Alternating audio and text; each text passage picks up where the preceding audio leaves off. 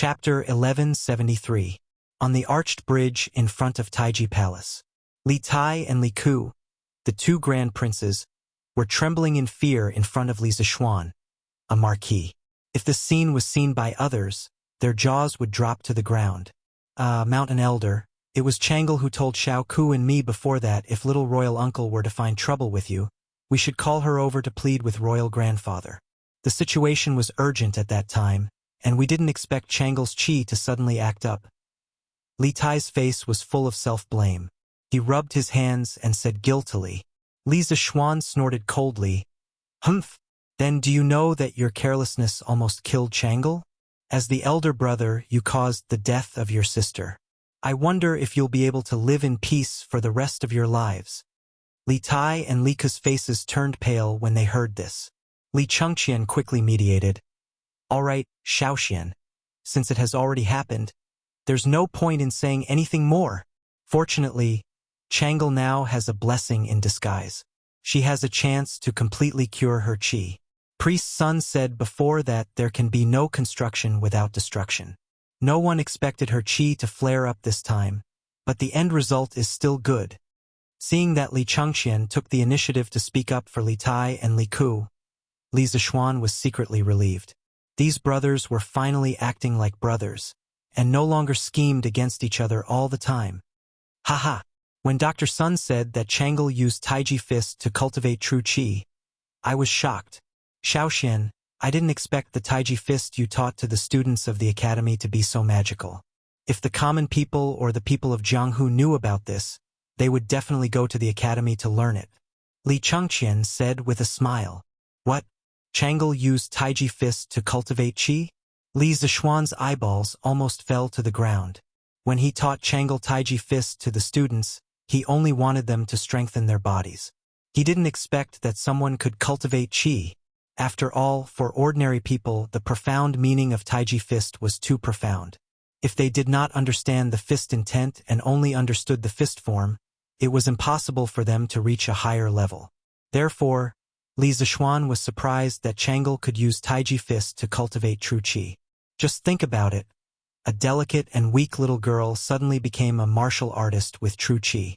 No matter how one listened to it, it felt unreal.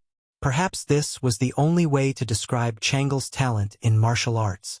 Yes, I'm ashamed to say that I came into contact with Taiji Fist earlier than Changle, but I neglected to practice it. My progress is not even 1,000th of Changle's. Li Chengqian nodded with a face full of regret. With Changle as a living example, the Li family no longer dared to underestimate Taiji Fist. They believed that after today, there would be a craze for Taiji Fist in the palace. Li Tai scratched his head and said embarrassedly, Ahem! I'm going to start practicing Tai Chi next semester. Maybe in a few years, I can become a martial arts expert like Yamacho. Li Zishuan rolled his eyes and couldn't be bothered with this little fatty. Was it so easy to become a martial arts expert? Let's not talk about it now. We'll talk another day. Li Zishuan waved his hand and prepared to go home. He had stayed in the palace for so long that his family must be worried sick. Yamacho, Qingke and I are going back to Yunshan too. Why don't we take a carriage back to Yunshan together? Li Ke's eyes flashed with worry as he hurriedly said. He was mainly worried that Li Zishuan would get into trouble while riding a horse in his current condition. That was why he suggested it in a roundabout way. Yes, all right then. Li Zishuan thought about it and accepted Li Ke's kindness. Riding a horse in such cold weather was indeed not a pleasant thing, especially in the north. The wind was like knives on the face. No matter how good one's martial arts were, it would not feel good. Husband, you're finally back. As evening approached, he finally returned to the residence. Han Yushi was waiting at the door. Seeing Li Zishuan return, she hurriedly got up and greeted him. Shen did the retired emperor make things difficult for you? Madame Li asked Li Zishuan as she stood up. Mother, it's nothing. It's mainly because something happened in the palace, so I was delayed for a while. Li Zishuan replied with a relaxed expression. Madame Li smiled as if relieved of a burden. Half an hour ago, Dao's son returned from Chang'an. Mother heard from Daoist's son that Princess Changle had a relapse. You were in the palace helping to treat her. How is Her Highness now? She's fine. According to Divine Doctor Sun, it's very likely that she'll recover in the future. Li Zishuan avoided the topic. Naturally, he could not tell his family that he had fainted because he had transferred qi to Changle in the palace. That's great. Her Highness is cute and kind. To be safe and healthy is truly a blessing to my great Tang. Madame Li sighed with joy. She had seen Changle when she came to the Li household. Moreover, she liked this little girl from the bottom of her heart. Now that she heard that the little girl's illness that had troubled her for several years could be cured, she naturally felt happy. Father, mother, grandfather, grandmother, please continue chatting. I'm a bit tired. I'll go in and rest for a while. Li Zishuan's body couldn't help but sway. He hurriedly regained his footing and said a few words to the elders in the room before heading to his bedroom. This time, his body had truly been hollowed out. At the very least, he would need to recuperate for several days before he could fully recover.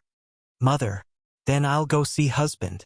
Han Yushi looked worriedly at Li Zishuan's back. She turned her head and said a few words before following after him. 2 days later, the civil and military officials who had taken 7 days of New Year's Eve finally returned to work in the imperial court. The first day of work after the New Year's Eve was unusually busy. Every department in the 3 provinces and 6 ministries had to report the backlog of problems to Li Er one by one. The morning court session lasted until noon, and it still hadn't ended. At this time, many officials' stomachs were already growling from hunger. Unexpectedly, Li Er released a shocking piece of news at this time. 2 days ago, Changle's illness suddenly flared up. The Duke of Yong and stabilized Changle's condition with his own efforts and used an ingenious prescription. There is hope that Changle's illness can be completely cured. All these years, Changle's illness has always been a sore point for me. Now that the Duke of Yong and has completely cured it, I am very happy. Therefore, I have decided to bestow the entire Lantian County to the Duke of Yong and as his fief. What do you think? Boom! Bestow the entire Lantian County to Li Zishuan? The moment he said that, the officials were in an uproar. Your Majesty, I don't think so. Although the Duke of Yong and has made great contributions, it's too much to bestow the entire Lantian County to him. Please retract your order, Your Majesty. Wei Zheng frowned. He felt that Li Er was completely acting on impulse. Thus, he took a step forward and spoke righteously. Chapter 1174. HM? Why is the reward too excessive? Changle is the apple of our eye. We have said before that if anyone can cure Changle's illness, we will give them half of the country. Right now, it is only a small Lantian county. Wei Zhuqing, are you looking down on us or Changle by saying that the reward is too excessive? Within the Taiji Palace, Li Er saw that Wei Zheng was the first to jump out to oppose and frowned. He paused and snorted with displeasure. But how could Wei Zheng retreat because of Li Er's displeasure? This fellow was the most typical thorn in the imperial court during the Jingguan era. Opposing Li Er had already become a common occurrence for him. Your Majesty, this old subject is not looking down on anyone, but if all the citizens of Lantian County are in fief to Marquis Yong and how is that different from Western Zhou's enfeoffment system? Could it be that Your Majesty wants to restore the Zhou system? Enfeoffment system. Hearing this sensitive word, the faces of all the officials in the palace turned serious. In the history of ancient China, ever since the Qin dynasty unified the 6 states, the biggest problem that the founding emperors of each dynasty faced was which system to adopt to manage the country and ensure that the country would always remain in the hands of their own people. Regarding this, the Qin first emperor thought of a way to abolish the enfeoffment system and change it to a county system.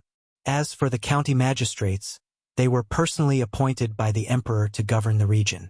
However, the Qin dynasty only existed for 15 years before disappearing. Later on, many founding emperors used the Qin dynasty's disappearance as a lesson and implemented the enfeoffment system. During the implementation of the enfeoffment system, because the emperor's relatives were watching over the country, they had a very close relationship. Thus, the citizens lived very well and there were very few disturbances. However, this could only be done when the founding emperor was on the throne.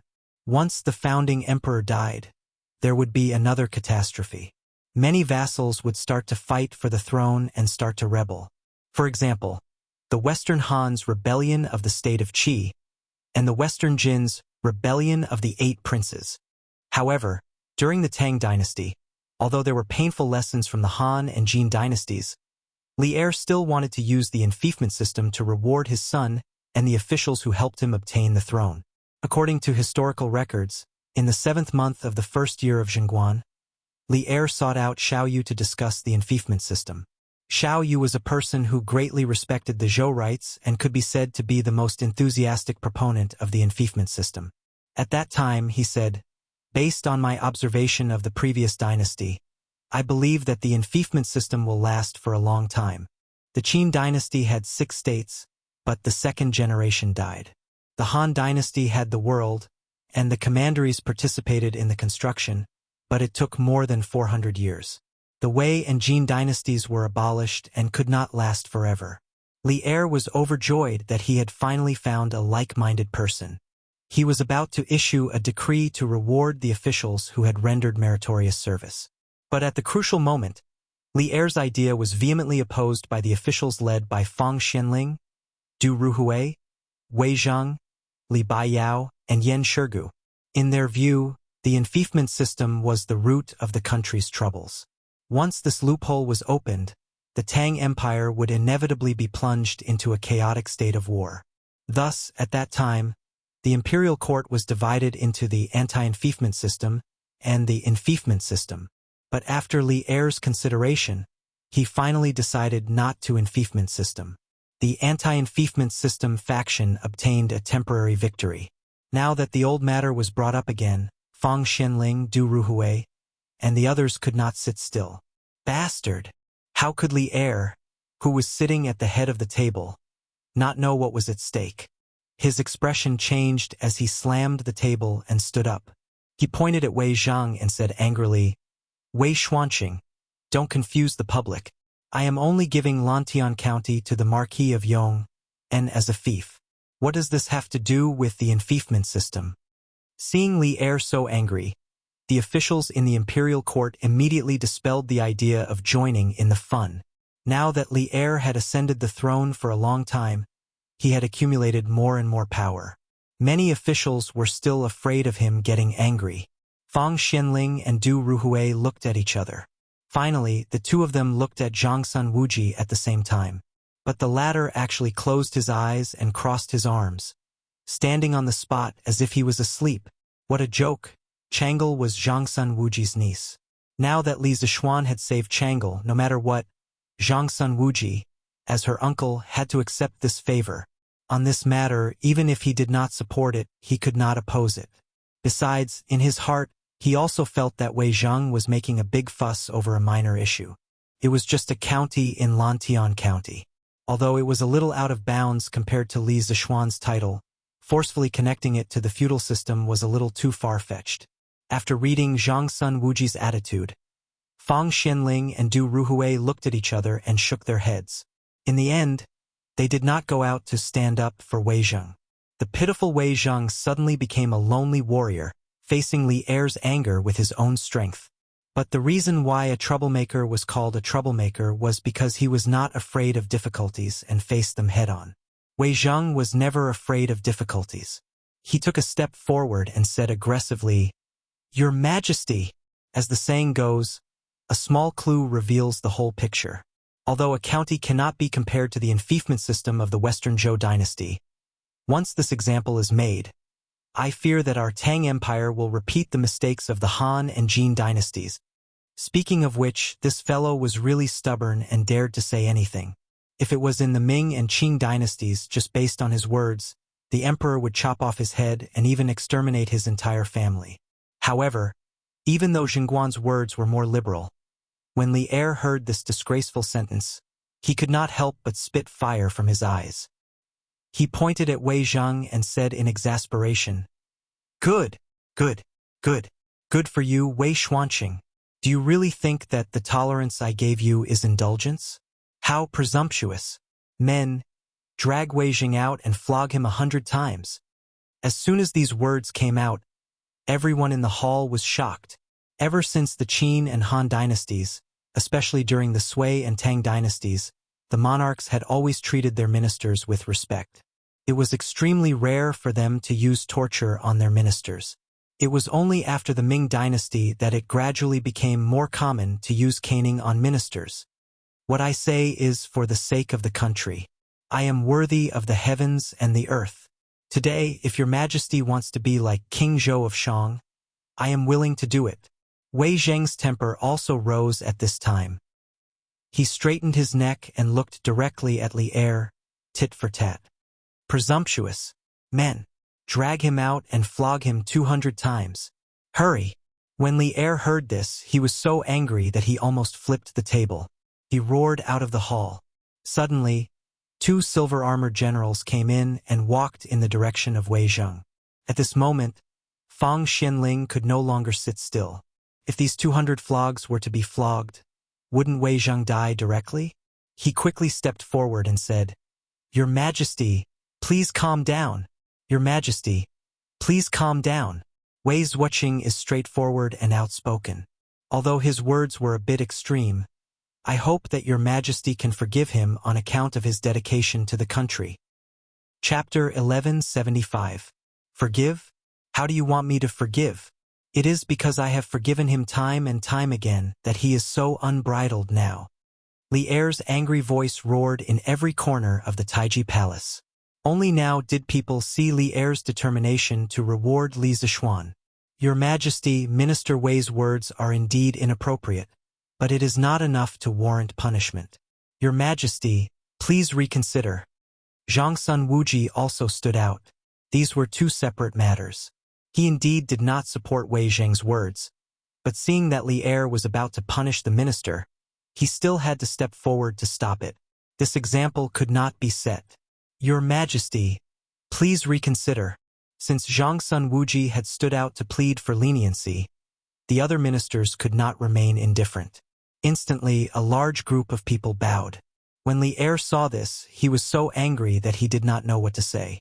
At this moment, Wei Zhang recklessly said, "This old minister's life and death are not important, but as your Majesty's minister, this minister should think for your Majesty's country. Giving Lantian County to the Marquis of Yong and is against the law, and this minister believes that the Marquis of Yong and will not agree.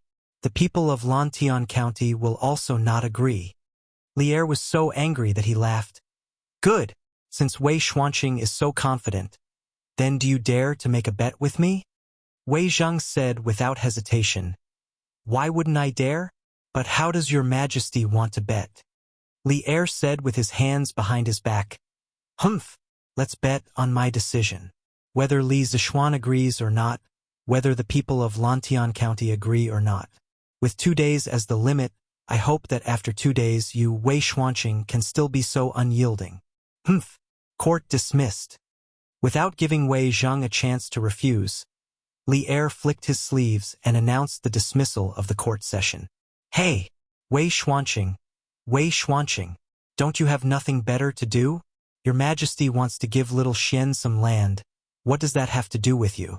Jumping out in such a hurry to object. Isn't this just finding trouble for yourself?" The officials had been hungry all morning and wanted to go home to eat. When Li Er announced the end of the court session, the officials went back to their homes. Chang Yaojin walked to Wei Zheng's side and patted his arm. As one of Li Zishuan's elders, he naturally stood on Li Zishuan's side in this matter. However, Li Zishuan's temper was too big in the morning assembly, so he didn't want to add fuel to the fire. He could only mock Wei Zheng after the assembly ended. "Humph! Lu Guogong. This old man is wholeheartedly devoted to the public. I only care about the matter, not the person. No matter who is involved in this matter today, this old man will come out and stop His Majesty from acting willfully." Wei Zheng rolled his eyes and snorted at Chang Yaojin. "Hey, what a stubborn old man. Just you wait. Old Chang, don't even need to look to know that you're going to lose this bet with His Majesty. Don't cry when the time comes. Ha ha. Cheng Yaojin waved his hand, not willing to waste any more time with a one-track-minded person like Wei Zheng. He left Taiji Palace and returned home. Damn it! This Wei Xuanqing has repeatedly contradicted me. It's really hateful. It seems that I have been too lenient with him in the past. After the assembly, Li Er came to the Sweet Dew Hall. Recalling everything that had happened in the morning assembly, he became angrier and angrier. In the end, he pushed away the memorials on the table and roared angrily. "Your Majesty, please calm down. Don't be angry." At this time, Empress Zhongsun happened to walk in from outside the hall.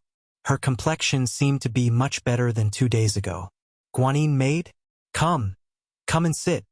When Li Er saw that it was Empress Zhongsun, he quickly restrained the anger on his face. After Zhongsun sat beside him, he asked with concern, "How is Chang'e recovering?"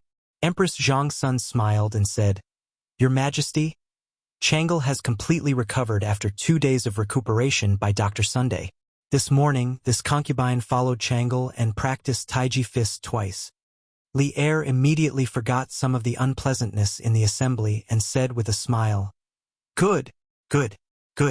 Guanyin maid, you have to practice Taiji fist every day in the future. If I have time, I will practice with you. I heard from the Marquis of Yong, and that even if ordinary people can't sense qi when practicing Taiji fist, if they practice more, it will only be good for the body.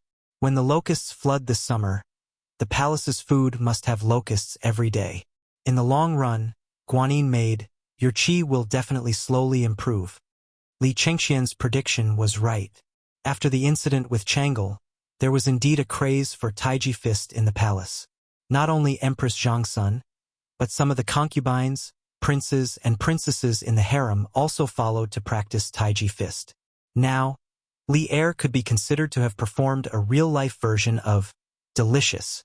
Last year, when the Academy used locusts to make the delicacy soaring to heaven, Li Er wanted to find trouble with Li Zishuan after learning the truth. Unexpectedly, he was now looking forward to eating locusts in the palace again. Yes, delicious.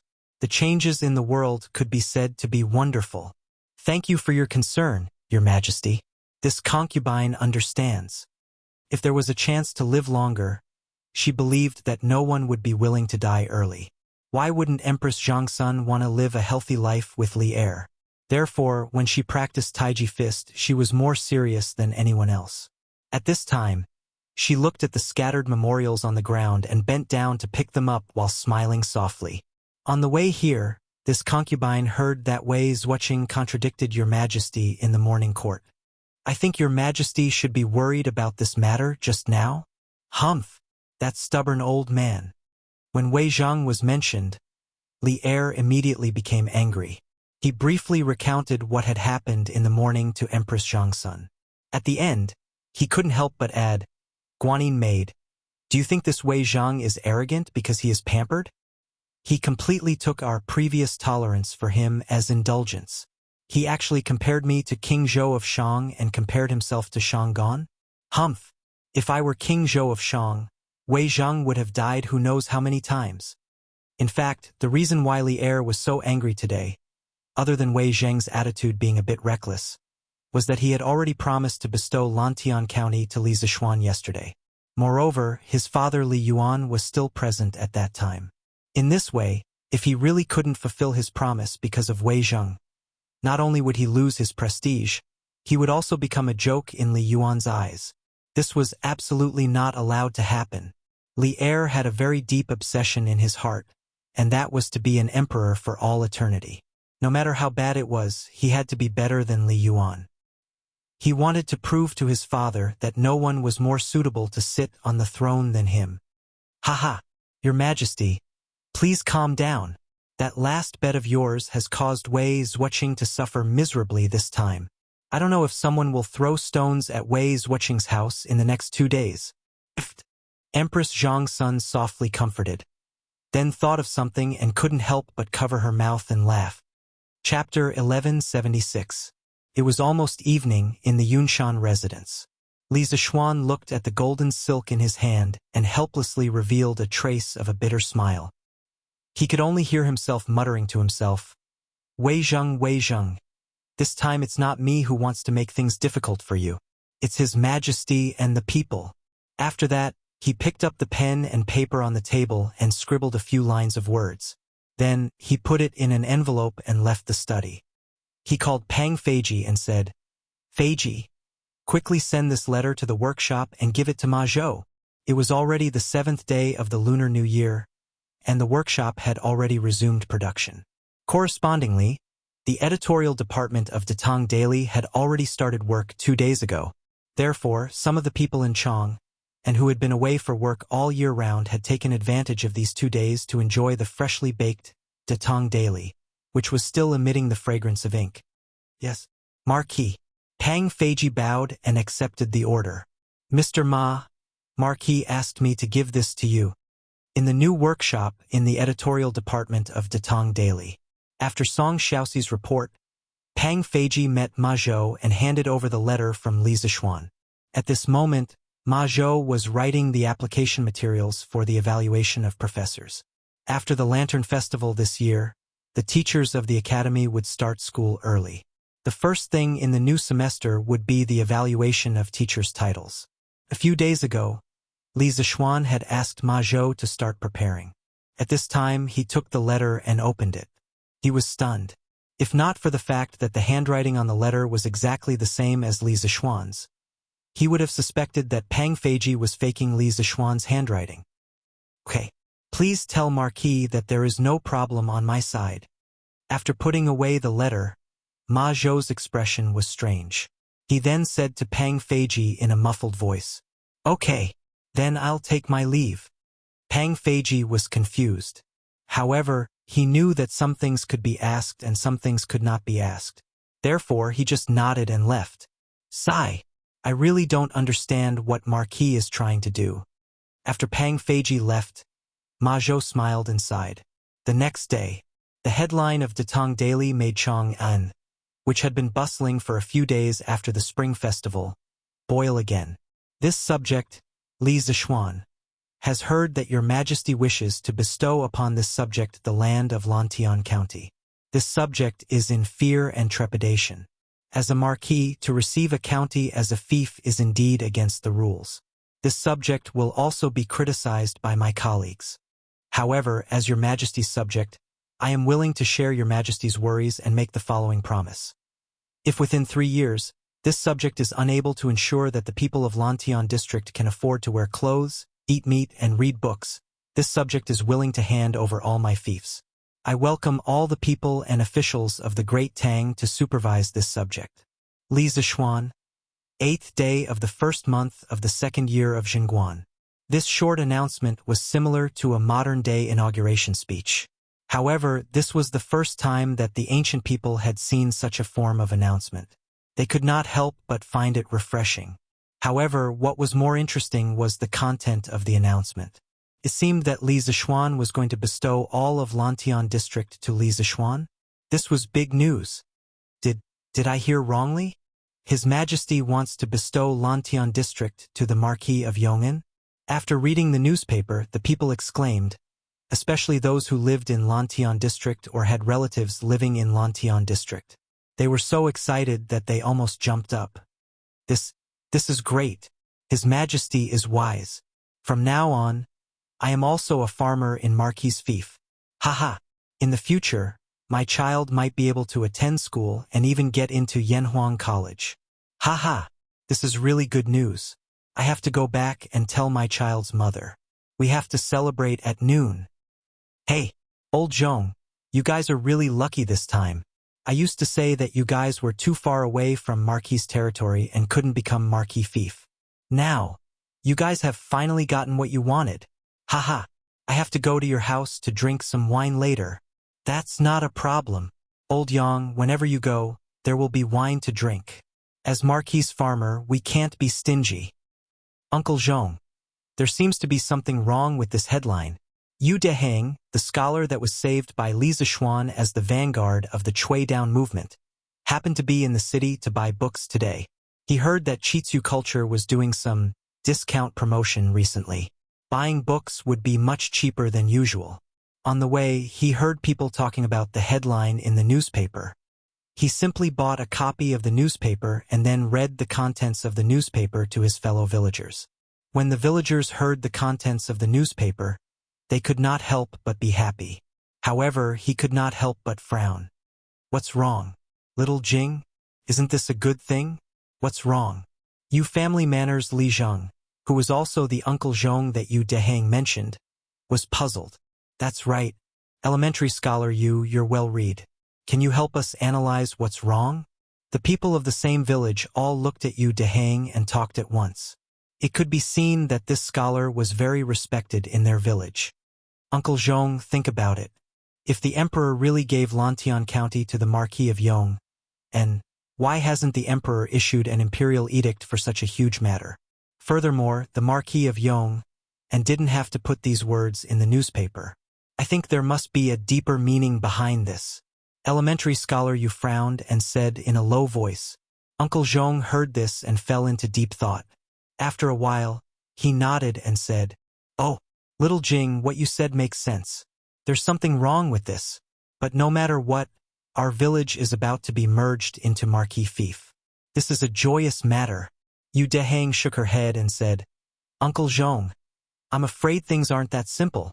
You see, Marquis said in the newspaper that as a Marquis, he received a county as his fief.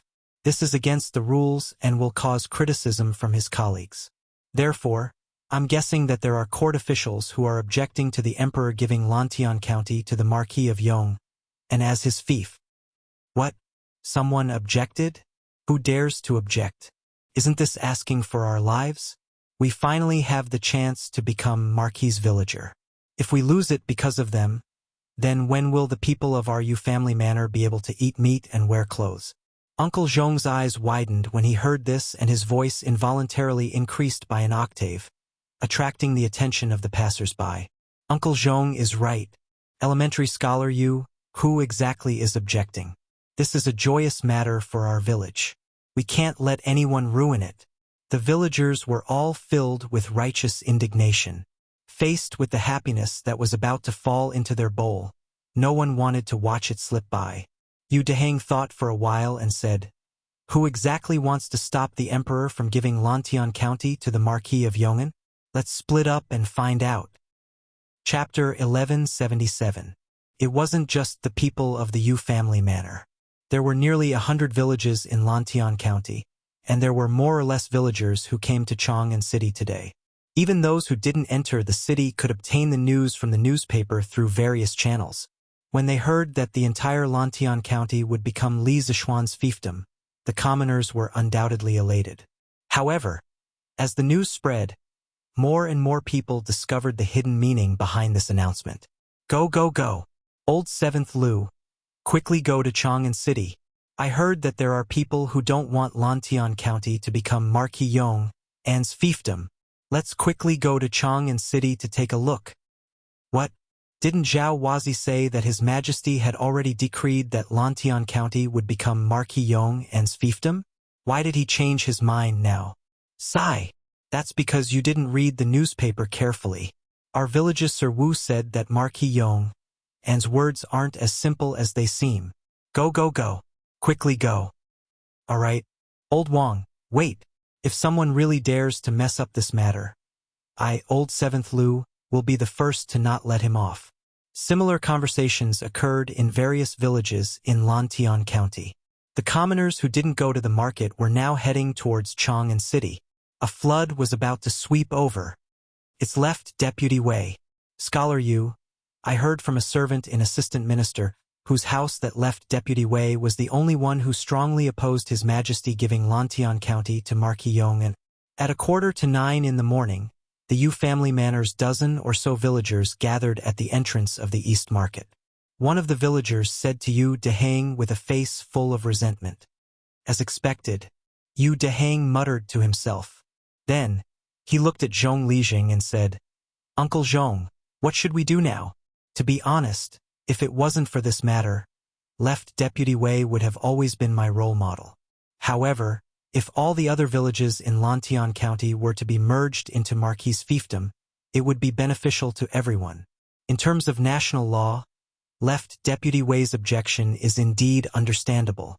However, he neglected the feelings of us ordinary villagers. Zhong Lijing's gaze darkened. He looked at the surrounding villagers, who were all agitated and eager to fight, and slowly opened his mouth to speak. Wei Wuchang is indeed a good official who cares about the people, but he can't just focus on the law and ignore the interests of the people of Lantian County. Let's go to Wei Wuchang's house and ask him for an explanation. Good. To demand an explanation. Let's go and demand an explanation. As soon as Zhong Lijing finished speaking, he immediately received unanimous approval from the villagers. In the past, their Yu family manor wasn't Li Zishuan's fief, but they still managed to get by. However, humans were creatures. Once they were given hope and then disappointed, most people wouldn't be able to accept it. The villagers of the Yu family manor were now in such a situation. They saw that they had the hope of leading their families to a good life, but it was all ruined by Wei Zhang alone. How could they tolerate this? In addition, after learning that Wei Zhang was the instigator behind this, the people of the other villages all rushed to Wei Zhang's house in Yongxing Lane. There were more and more people, and they gradually formed a mighty torrent. They came from different villages, but at this moment, they all had the same goal, and that was to make Wei Zhang yield and stop interfering with Li Zishuan's reward. Madam, not good. There are many people gathered outside the residence. The old gatekeeper of the Wei estate was the first to discover the abnormality and quickly reported it to the maidservants in the residence. The maidservants then ran to the rear courtyard to inform the mistress of the house, Madame Pei. When Madame Pei heard this, she said in surprise, "There are many people gathered outside the residence. Master has always been an honest official, so why would these people come to our house to cause trouble? Could it be that they were instigated by some vile people?" Madame Pei was born in a prestigious family, but she was willing to marry into the Wei family, which was in decline. What she valued was Wei Zhang's upright, honest, and outspoken nature. Although her life after marriage was very poor, with such a noble and clean husband, her spiritual life had always been quite fulfilling. Therefore, when she heard that there were people gathered outside the Wei estate today, she felt a burst of doubt. She might not dare to say anything else, but she felt that Wei Zhang's official and moral character were impeccable. "Madam, those people didn't cause trouble and didn't say anything else. They only said that they want to see Master and ask him to let them go." The maidservant bowed and replied. This group of people gathered in front of the Wei estate was much more rational and restrained compared to the group of people who gathered around the Chui estate last year. It was mainly because Wei Zhang's official reputation had always been very good, and most of the people felt that he was a good official. Although Wei Zhang might have made a mistake in the matter of Lantian County being awarded to Li Zishuan, the people still remembered that Wei Zhang had treated them well in the past and restrained their behavior. "Let them go? Let's go. Lu He, let's go out and take a look." Madame Pei thought about it and still couldn't understand how Wei Zhang had offended this group of people. So she stood up and said, "Madam, don't. You mustn't. There are too many people outside the estate. What if some bad people mixed in and hurt you? What should we do? Madam, you should wait for Master to return." When the maidservant heard this, she jumped in fright and hurriedly stopped her.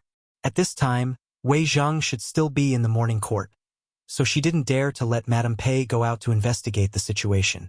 After all, the matter of the Chui estate being destroyed by the angry people more than a month ago was still fresh in the minds of many Chong and citizens.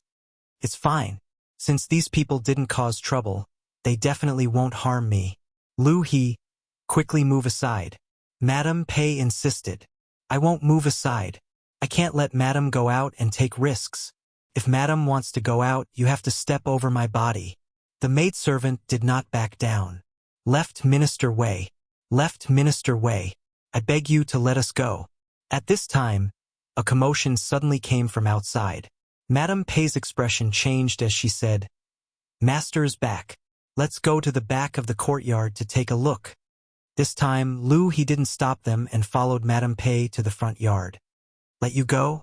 When have I ever done anything to harm you or restrict your freedom?" In front of the Wei estate, Wei Zheng had just returned from the morning court and saw many citizens gathered in front of the estate from afar. His heart sank and he hurriedly came to the front of the crowd.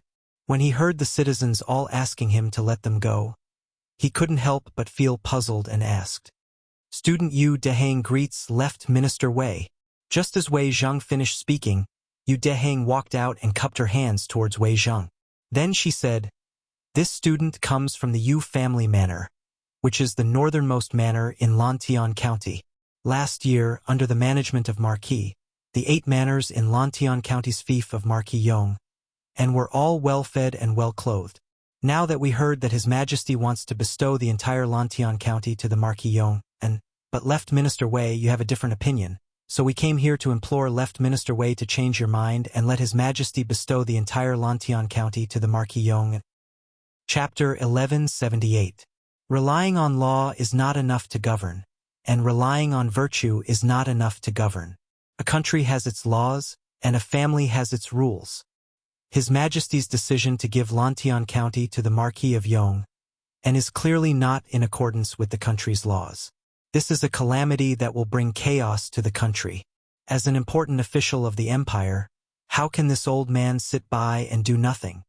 In front of the Wei residence, Wei Zheng looked at the aggressive commoners in front of him. There was not the slightest trace of fear on his face as he spoke righteously to Yu Dijin. Hearing this, Yu Dehang frowned and said in a low voice, "Left Minister Wei's words are incorrect. What does Lantian County have to do with Western Zhou's enfeoffment system? The Marquis of Yong is benevolent, and the commoners of his fief all love and respect him. Now that they hear that the other villages of Lantian County have the opportunity to become the Marquis of Yong's fief, countless commoners are overjoyed and scrambling like ducks. This is what the people want. Left Minister Wei, you keep saying that you are doing this for the sake of the country's laws and dignity, but you have disregarded the people's will and harmed the tens of thousands of commoners of Lantian County." Being spoken to like this by a late student, Wei Zheng's old face was somewhat embarrassed. Brushing his sleeves, he angrily said, "Foolish brat! Since the founding of the Great Tang, there have been many restrictions on the enfeoffment of the nobles. This old man has never heard of anyone being able to obtain the fief of tens of thousands of households as a marquis. With this example, I'm afraid that in the future, there will be many vassals in the Great Tang. The rebellion of Prince Qi of the Western Han and the rebellion of the 8 princes of the Western Jin are not far off. This old man will definitely not agree to this kind of politics that brings chaos to the country." His worries were not without reason. According to history, in the 13th year of Zhengguan, Li Er indeed brought up the old system again. However, at that time he changed the name to feudalism. The so-called feudalism was like the Western Zhou's enfeoffment of vassals, allowing the various princes and meritorious officials to hold a permanent position in a place that could be inherited by their descendants. This matter was clearly a reversal of history. As a result, it was strongly opposed by Fang Xinling, Wei Zheng, Zhang Sun Wuji, Ma Zhou, Li Baiyao, and Yu Jining. Afterwards, under the circumstances where the objections of all the officials were ineffective, it was the already married Princess Changle who personally stepped forward to persuade Li Er to withdraw the order. The enfeoffment system had its advantages, but it also had its drawbacks. During the Enlushan Rebellion at the end of the Tang dynasty, it was precisely due to the excessive power of the regional military commanders that caused the Great Tang dynasty to suffer an unprecedented blow. It was difficult for it to return to its former glory. Therefore, it was hard to say whether the enfeoffment system was good or bad. At this moment, facing his former spiritual idol, Yu Dehang inexplicably felt a little disappointed. He angrily said, "Left Prime Minister Wei, are you going to ignore the suffering of tens of thousands of people in Lantian County just to insist on your political views?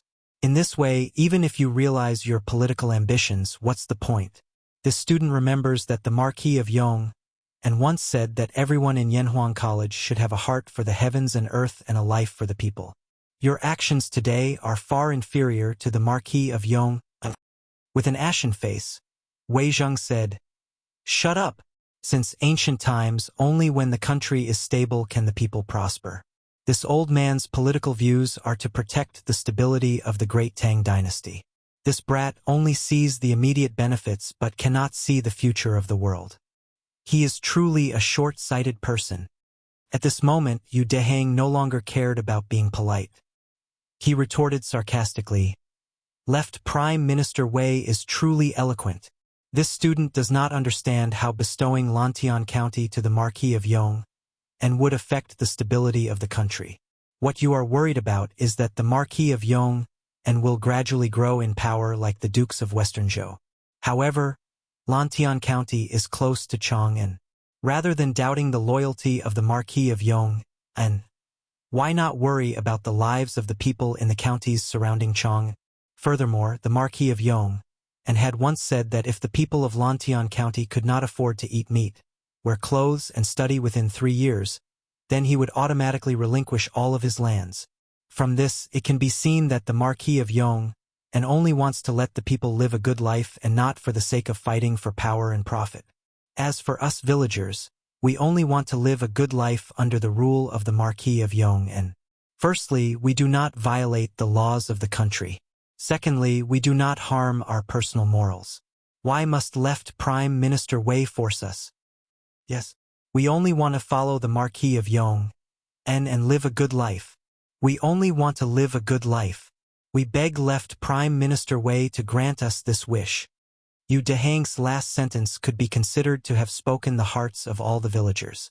Immediately, the several hundred villagers in front of the Wei residence all began to talk at once. Humph! Wei Zheng's insistence for many years was completely worthless by Yu Dehang's words. He wanted to say something, but when faced with the knife-like gazes of the people, he could only brush his sleeves and turn around to enter the house. Because at this moment, a trace of confusion appeared in his heart. Thinking about how he, Wei Zheng, had been cautious and conscientious all his life, wasn't it all to let the people live a good life? But now, he had become the target of the people's condemnation. Could it be that he had really done something wrong? "Old master, are you all right?" In the front yard of the Wei residence, Madame Pei came over with a gentle expression and asked Wei Zheng with concern. "Sigh. I'm fine."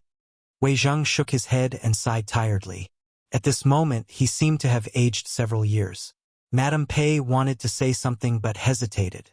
Seeing this, Wei Zheng smiled bitterly and said, "Madame also wants to persuade this old man to give up?"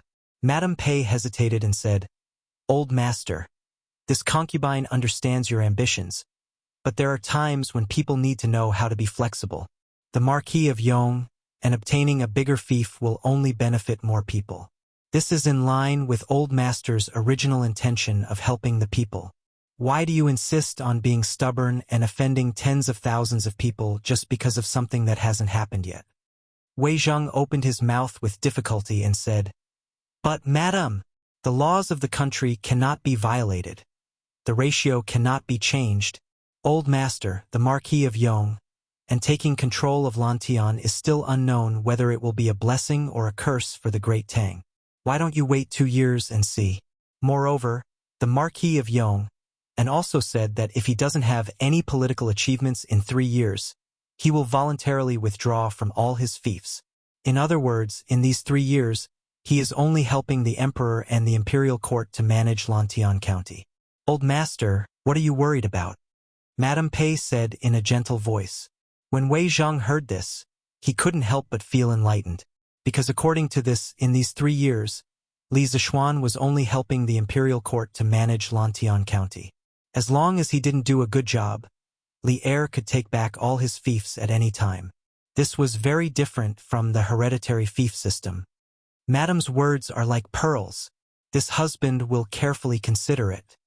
Wei Zheng was silent for a long time before he came back to his senses. He waved his hand at Madame Pei and then walked into the room. However, his back seemed a little bent at this moment. Chapter 1179. Shaojing. Did Wei Zhuqing agree or not? Zhong Lijing and the other villagers couldn't understand the battle of words between scholars. Seeing Wei Zheng flick his sleeves and leave, Zhong Lijing was a little puzzled. Yu Dehang shook her head and sighed. "Ah, Uncle Zhong, tell everyone to disperse. Let's go back and eat first." Zhong Lijing understood the hidden meaning in Yu Dehang's eyes. His expression darkened, and he turned around to look at the main entrance of the Wei estate. He let out a long sigh and then turned around to shout at the villagers of the Yu residence. "Let's go! Listen to Scholar Yu and go back first." "Ah, Lijing, we're going back just like that? Wei Zuoqing hasn't agreed to us yet," a villager said in surprise. Zhong Lijing said in a bad mood, "Just go when I tell you to go. Why are you talking nonsense?" Although the Yu residence's villagers were unwilling, they still obediently left because of Zhong Lijing's scolding. However, the other villagers weren't as good-tempered as Yu Dehang. "Hey, we originally had the chance to become a villager of the Marquis of Yong, but hateful Wei Zuoqing had to ruin it." "Bah, that's right. I heard that Wei Zuoqing was a good official, but now it seems that he's a treacherous official. Hey!" Some of the more irritable commoners cursed and spat at the Wei estate's gate or picked up stones on the ground and threw them into the Wei estate's courtyard. Bang! Ouch!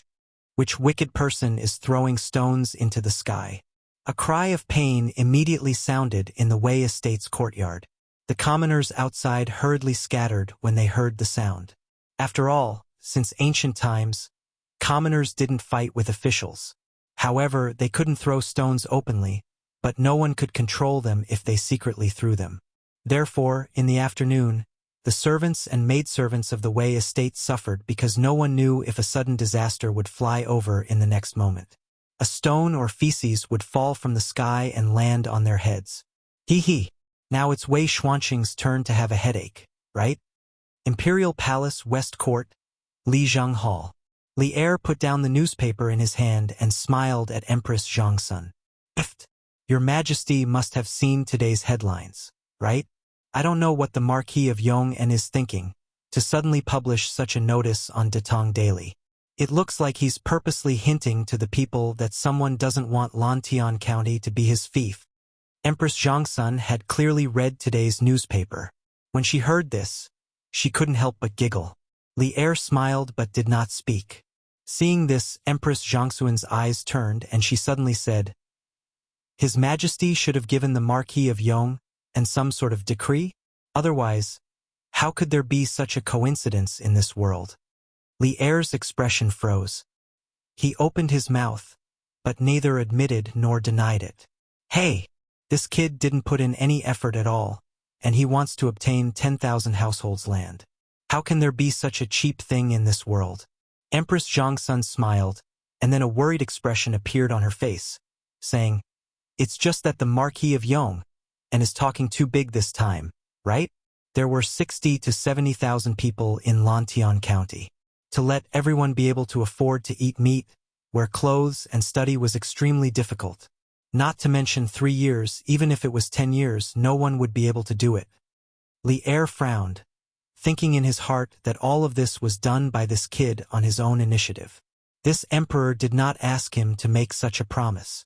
Although this was what he thought in his heart, but towards Li Zishuan's ability, Li Er still had a lot of trust. Thus he said, "Guanyin maid, rather than worrying about this, why don't you guess if Wei Zhang will admit defeat in tomorrow's morning court?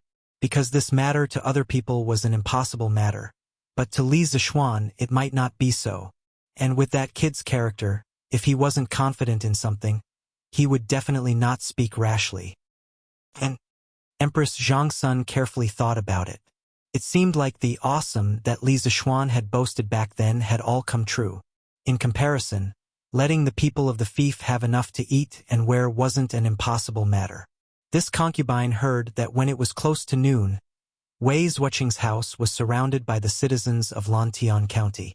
However, with Wei Zuoqing's unyielding character, I'm afraid that even if the citizens opposed, he wouldn't easily give up.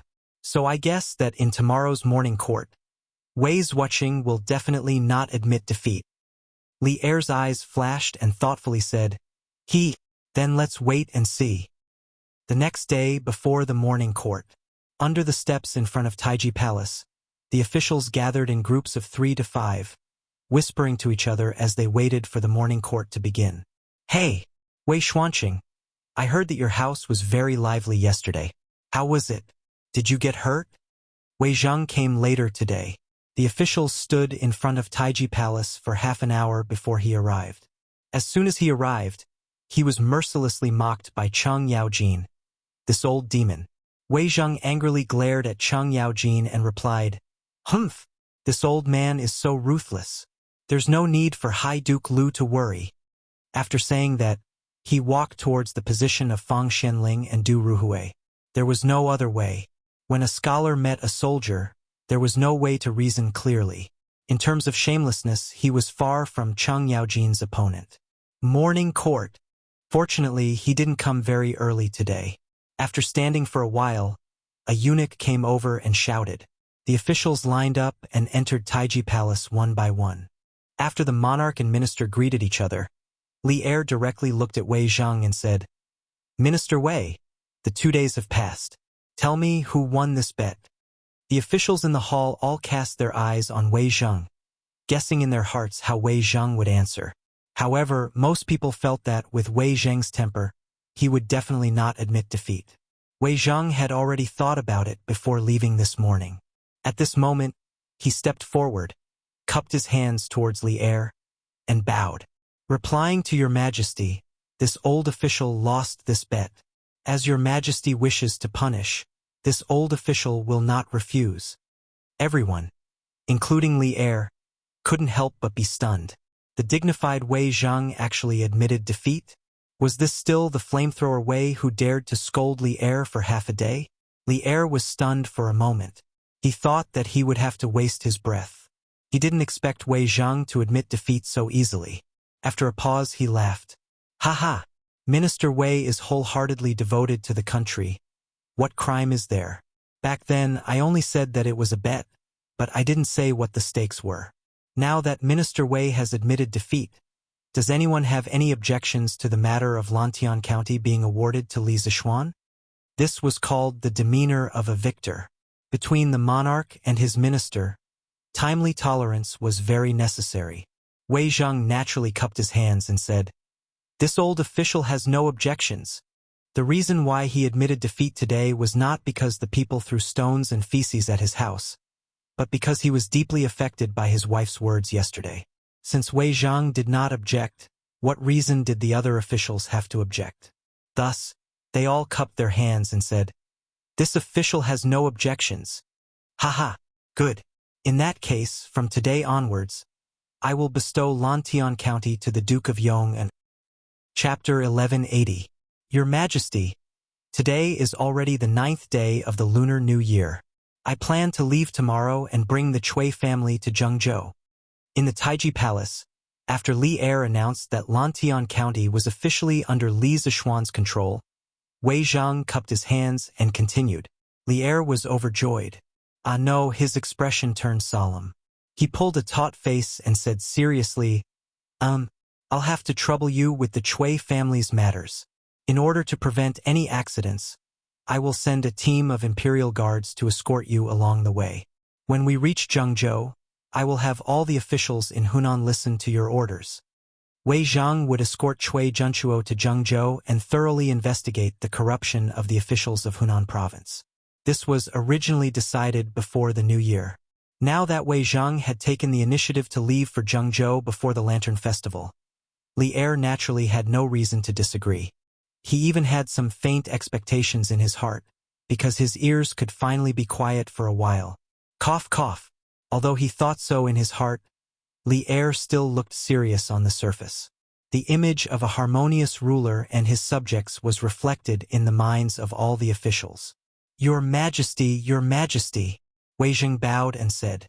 After experiencing this incident, Wei Zhang felt that there were still some areas that he needed to improve on in terms of governance.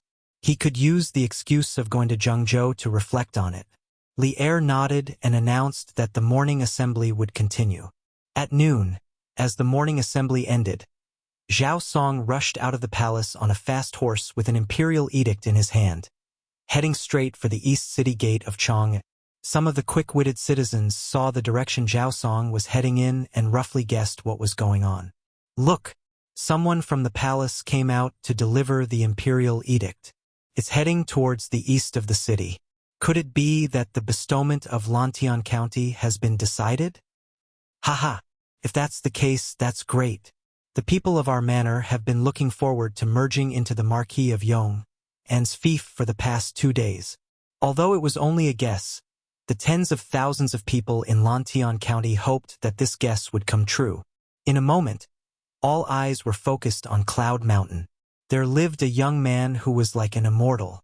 His chest was deep and he was talented. In the Cloud Mountain area, he could make clouds and rain with a flip of his hand.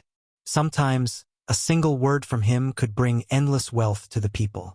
In the eyes of the merchants, he was the god of wealth. In the eyes of the people, he was the Yamacho of Yanhuang College. He was the Marquis of Yong and young master. Head steward Zhao was here. The imperial edict is here. In the imperial court, Li Zishuan and Wei Zheng had a battle of wits and courage. It was very lively. On Yunshan Mountain, Li Zishuan had just finished his lunch and was sitting in the small courtyard, watching the flowers bloom and wilt in front of the courtyard, watching the clouds roll and disperse in the sky, quite leisurely. At this moment, Xiao He hurriedly ran over, shouting as she ran. "Oh, I'm coming." Li Zishuan nodded and stood up. It had been 4 days since the incident in the palace. His body had more or less recovered. Not only did his strength not decline, but it had also improved slightly. However, it was only a slight improvement. If he wanted to break through, he would have to wait a few years under normal circumstances. However, Li Zishuan was not in a hurry. After all, he was still young. Moreover, with his talent and understanding, it was still very possible for him to enter the great Grandmaster realm in his lifetime. Haha! Head Steward Zhao, long time no see. Marquis of Yong, long time no see. After a while, Li Zishuan walked out of the house and saw Zhao Song in the front courtyard. The two old acquaintances naturally had to exchange a few pleasantries. After going through the ceremony to receive the imperial edict, they finally got to the main topic. Zhao Song opened the imperial edict and read, "The Emperor of the Tang Empire decrees. All great doctors must calm their nerves and resolve their illnesses. They must have no desires, and must first show great compassion to others. Today, there is the Marquis of Yong, who has superb medical skills and miraculous hands, who saved my beloved daughter Changle from danger. I am very happy and specially grant him Lantian County. In addition to his previous fief, he will have a total of 13,527 households to live in. I, Li Zishuan, accept the imperial edict and thank you for your kindness."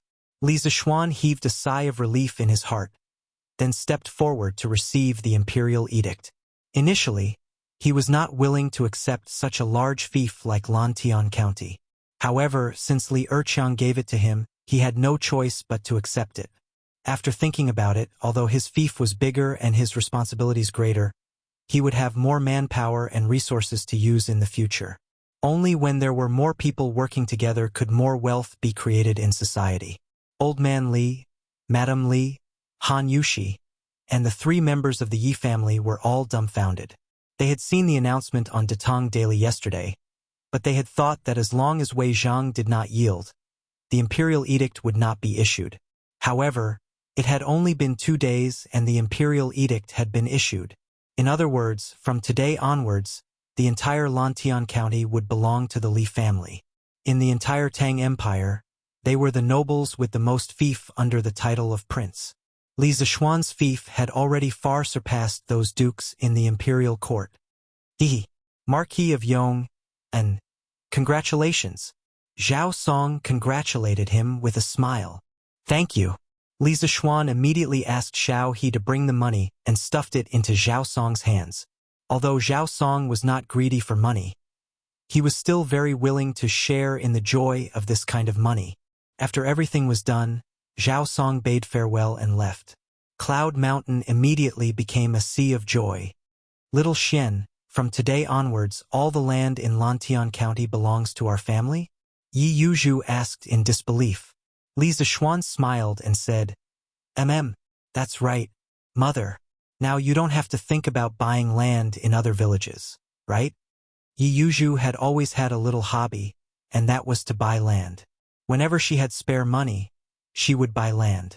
Before Li Zixuan returned to Chong, and last year, Yi Yuzhu had bought the entire Han family manor. Child, are you laughing at your mother? Ha ha, how could I? Mother, you must have misunderstood. Cloud Mountain was full of joy and harmony. The imperial edict has been issued to Cloud Mountain. From today onwards, Lantian County belongs to the Marquis of Yong and… Ha ha, that's great. This time, our manor has really become the Marquis's fief. Ha ha. At the foot of the mountain, as time passed, more and more people knew that Lantian County was going to belong to Li Zixuan. The commoners ran around to spread the news. In broad daylight, every household set off firecrackers. Standing on Cloud Mountain, Li Zixuan could hear the firecrackers coming from all around Cloud Mountain. The commoners were treating today as New Year's Eve. It was even livelier than New Year's Eve, because from today onwards, the commoners in the other villages in Lantian County could be as well-fed as the Han village and Plum village. To the commoners, there was suddenly hope for their lives. Of course, it was even livelier than New Year's Eve. Chapter 1181. The next day, a 10-mile pavilion outside Chong and city. Since the Qin and Han dynasties, there would be a pavilion every 10 miles outside the main city. Later on, there would be a short pavilion every 5 miles for pedestrians and friends to bid farewell to each other. Today, Wei Zhang led the imperial guards and escorted the Cui family to bid farewell to the officials and generals in the imperial court. Although Troll Wei's mouth was usually hated, most people still admired him for his conduct. His Majesty has arrived. Today's morning court was very short. The purpose was to make time for the officials to bid farewell to Wei Zhang. After the court, Li Er packed up in the palace and rushed over on a horse. "Greetings, Your Majesty." The officials bowed. Li Er said, "You may dispense with the formalities." Then, he went straight to Wei Zhang and said earnestly, "My dear Wei Zhang, this journey is long and dangerous. No matter what, you must take care of yourself. The Tang Empire can't do without you." Li Er's feelings for Wei Zhang were very complicated. When Wei Zhang scolded him, he wanted to kill the old man in front of him countless times. After all, as the emperor, he also needed to save face. But every time after that, he would be glad that Wei Zhang could reprimand him at the crucial moment. This person was like a mirror to him, always able to find his shortcomings. So, in general, he both loved and hated Wei Zhang. Although he had sent Wei Zhang to Hunan province partly for personal reasons, it was mostly for official business. He also didn't want anything to happen to Wei Zhang in Hunan. Without Wei Zhang, he would feel that something was missing in his life. Wei Zhang felt that the feelings in Li Er's words didn't seem to be fake. He raised his head and said expressionlessly, "Your Majesty, don't worry. No matter how difficult the road ahead is, this old official will not fail his mission and eliminate the officials in Hunan. It's getting late. This old official will take his leave. Your Majesty, please take care of your body." Then, Wei Zhang cupped his hands at Li Er and all the officials and turned to leave. "Retired emperor wants me to enter the palace again?"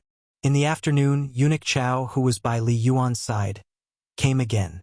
Everyone in the Li family felt a strong sense of vigilance rise in their hearts. A few days ago, Li Zixuan was invited by Eunuch Chao to the imperial palace. He only came back when it was almost night time. Moreover, when he came back, his face was exhausted. Clearly, his experience in the imperial palace was not easy. Although Li Zixuan said that there was nothing wrong, Li Jingma and Madame Li could more or less guess what was going on. Therefore, when Eunuch Chao invited Li Zixuan again today, the Li family members were somewhat repulsed. Marquis Yong'an, please don't misunderstand. The retired emperor only wants to invite you into the palace to chat with him. He doesn't have any other intentions." Eunuch Chao immediately understood when he sensed the vigilant aura coming from the Li family. He hurriedly said with a kind smile, "Yes." Then, "Please wait for a moment. This marquis will pack up and follow you into the palace." Li Zixuan nodded and turned to walk into the inner room. Han Yushi and Madame Li hurriedly followed in without batting an eyelid. Madame Li stepped forward and grabbed Li Zixuan's arm. She asked worriedly, Xianer, the retired emperor won't still hold a grudge against you, right? Li Zishuan smiled slightly and said, Mother, don't worry. The retired emperor already buried the hatchet with me last time. This time, he probably really just wants to chat with me. You and father shouldn't think too much. After experiencing the incident with Chang'e last time, Li Zishuan believed that Li Yuan would not harm him again. Although this old man was sometimes a bit overbearing, he could still distinguish between good and bad. If that's really the case, then mother can rest assured. Madame Li heard this and let out a long sigh of relief. Then, husband, this concubine will help you change your clothes. Han Yushi happily stepped forward and said, Okay. Putting on his court attire, Li Zishuan rode with Chao Cixi to Chang'an City. Actually, if Li Yuan had no ill intentions towards him, he would rather like this old man summoning him into the palace from time to time, because this way, he could ignore the confinement order and legitimately descend Cloud Mountain. Hehe, Marquis Yong'an, you're here? No need to be so courteous. Sit. Passing through Taiji Palace and arriving at Li Yuan's courtyard. Unlike the cold words last time, Li Zishuan received Li Yuan's warm reception this time, and Li Yuanchang, that little thing, was actually also there. The father and son sat around a table. There was even a wooden card on the table. Li Zishuan cupped his hands and bowed, then sat across from them. We heard about this kind of bandit fighting game from Qingke. Since we have nothing to do today, we wanted to find Marquis Yong and to play a few rounds. Li Yuan saw Li Zishuan put his gaze on the wooden card on the table and said with a smile. Li Zishuan glanced at Li Yuanchang beside him without leaving a trace, then said to Li Yuan, Since retired emperor has such a refined interest, then this subject is naturally willing to accompany you. Li Yuan laughed heartily and said, Haha, I heard that this bandit fighting game must have a prize to be interesting. Marquis Yong and's family is rich, so you definitely aren't someone who lacks money. Why don't we play a few rounds with 100 rounds as the base? Li Zishuan couldn't help but be amused. He thought to himself that it was rare for him to go out, and he actually met someone who wanted to take the initiative to give him money. If he didn't agree to this kind of thing, then there was really something wrong with his brain. This subject has no objection. As long as retired emperor has fun. It should be as long as he loses happily, Li Zishuan silently added in his heart. Although he didn't know how Li Yuan's card skills were, he, as the founder of Bandit Fighting, was confident that his grasp of the rules and skills would definitely win against the two people on the field. Besides, with his powerful mental strength, his brain was simply a natural card holder. Facing him, this human cheat, what could Li Yuan and Li Yuanchang use to fight with him?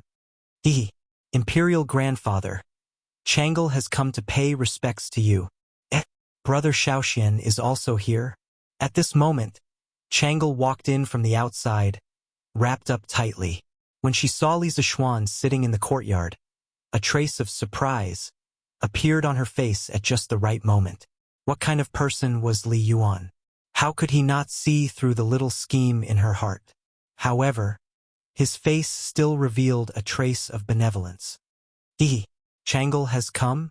Come in quickly. It's cold outside. Don't catch a cold. It just so happens that your Imperial Grandfather wants to play 2 rounds of bandit fighting with the Marquis Yong, and you can learn from the side. After you learn, come and play with Imperial Grandfather often. Then Chang'e will learn well from Imperial Grandfather. Chang'e responded crisply, then turned her head to glance at Li Zishuan. A complicated emotion flashed through her eyes and disappeared. Brother Shaoxian, thank you for saving me that day. Otherwise, Chang'e? Chapter 1182. Call bandit. Don't call. Don't call. Super double. Taiji Palace, in the palace where Li Yuan was, 3 people were sitting around a table and happily playing bandit. Chang'e was at the side holding her chin and blinking her eyes at the changing game on the table. Of course, her little eyes would also glance at Li Zishuan from time to time. It was worth mentioning that there was already a pile of small notes with a red seal in front of Li Zishuan. This thing was something like a banknote that he made on the spot. One note was 100 strings of coins, and it was stamped with Li Yuan's private seal. Each person was given a banknote of 5,000 strings of coins, and they would settle the bill together after the game. After all, silver was not in circulation in this era. Their game was relatively big, and the base bet was 100 strings of coins. Sometimes they would even raise it if they caught a bomb or something. Just 100 strings of coins could fill a cart. According to their way of playing, even if the room was full of coins, it would not be enough for them to play for half a day. Li Yuanchang, this unlucky child, was in pain and joy at the moment. He was happy because the fun of bandit fighting was far beyond his understanding, and he was completely addicted to it. Of course, he was in pain because he had lost at least 3,000 to 4,000 strings of coins. This was all his private money, and he was not like Li Tai and Li Chengqian, who had shares in Strange Interest Pavilion or Strange Interest Culture. He could enjoy dividends of tens of thousands of strings of coins every year. It was not easy for him to get money usually, and these 3,000 to 4,000 strings of coins had already hurt him a little. But if he shrank back and stopped playing at this time, he would feel weak and would be looked down upon by Li Zishuan. Therefore, he was really in pain and joy as he gritted his teeth and persevered. Besides, he still had a trace of luck in his heart, and that was to recoup his losses and even win some money from Li Zishuan. Hey! 3 with a pair. I only have 1 card left. Li Zishuan casually threw out 5 cards, then crossed his legs and looked at Li Yuanchang with a smile that was not a smile. Although he did not care about money, anything that could make the enemy suffer was worth him being happy. This kid deliberately tricked him before, no matter what, he had to make him bleed a lot today. Li Yuanchang opened his mouth, and a sense of helplessness suddenly overwhelmed him. This was all part of Li Zishuan's plan. Now, the remaining cards on the field couldn't control the 3 circles of a pair of 10. I can't afford it. Li Yuanchang sighed helplessly and shook his head. Li Yuan also shook his head. Without any suspense, Li Zishuan won another round and earned 200 strings of cash. Speaking of which, there were probably not many people in the entire Tang dynasty who could earn money faster than him. 1 round only took 1 or 2 minutes, and if he was lucky, he could earn 100 or 200 strings of cash. His wealth was simply amazing. Haha, this bandit fight was really interesting. Marquis Yong, and your card skills have also made us look at you in a new light. At the end of the round, Changle acted as the beautiful dealer and helped to shuffle the cards. Li Yuan laughed heartily at this time. Li Zishuan smiled slightly and said, Your Majesty, you flatter me. I just played more and am more familiar with it. In fact, after playing for so long, Li Yuan did not lose much money. Li Zishuan mainly focused his firepower on Li Yuanchang, so relatively speaking, Li Yuan could understand the fun in the card game more. Hee. Alright, it's getting late. Today's card game will end here. Changle, go back and rest. Li Yuan raised his head and looked at the sky, then said with a smile. Changle nodded. She had watched the card game from the side for the whole afternoon and also saw that Li Yuan had no malice towards Li Zishuan, so she had nothing to worry about at the moment. She got up and said goodbye. Then, Imperial Grandfather, Brother Shaoxian, Changle will go back first. And, Changle, take care. Li Zishuan nodded and watched Changle leave. Heh, Cixi, come over and calculate how much money should be given to whom for me. If you agree to bet, you must accept defeat. This cannot be sloppy. Li Yuan raised his eyes and looked at Eunuch Chao standing beside him and instructed. Li Zishuan shook his head. Actually, there was no need for Chao Cixi to calculate. He already knew the result in his heart. After all, he was a master of mathematics in everyone's eyes. How could he not have this bit of ability? However, although he knew in his heart, he did not say anything to stop it. Chao Cixi responded, then called over 2 little eunuchs to help count together. After a moment, Chao Cixi cupped his hands and said carefully, Your Majesty, the result is out. His Highness King Lu lost a total of 4,400 strings of cash. You lost a total of 1,200 strings of cash. Only Marquis Yong and won. A total of 5,600 strings of cash. Li Yuan did not get angry after hearing this. He pointed at Li Zishuan, as if reproaching, but more like half-joking, and said, Good. Marquis Yong, I did not expect that I called you here today to give you money in the end. How do you plan on thanking me? 5,000 strings of cash was definitely not a small amount.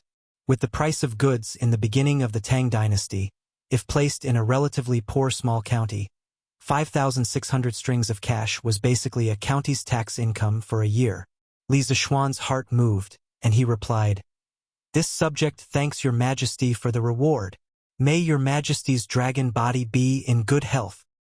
"Haha, good." Li Yuan laughed loudly, then said to Li Yuanchang, "Yuanchang, tomorrow send the money you lost along with my money to Yunshan. If you agree to bet, you must accept defeat. As a person, you cannot go back on your words. Do you understand?" For some reason, Li Yuanchang seemed to be very honest today. In the entire process of the mahjong game, he did not deliberately create trouble for Li Zishuan like before, nor did he fan the flames at the side. At this moment, he nodded obediently and said, "Father Emperor, don't worry. This subject's son will take care of these matters tomorrow." Li Yuan said again, "And then you go back first. We still have some things to discuss with Marquis Yong and this subject's son will take his leave." Li Yuanchang cupped his fists and left. However, Li Zishuan's eyes flashed, secretly thinking that today's main topic had finally arrived. The afternoon mahjong game was just an appetizer.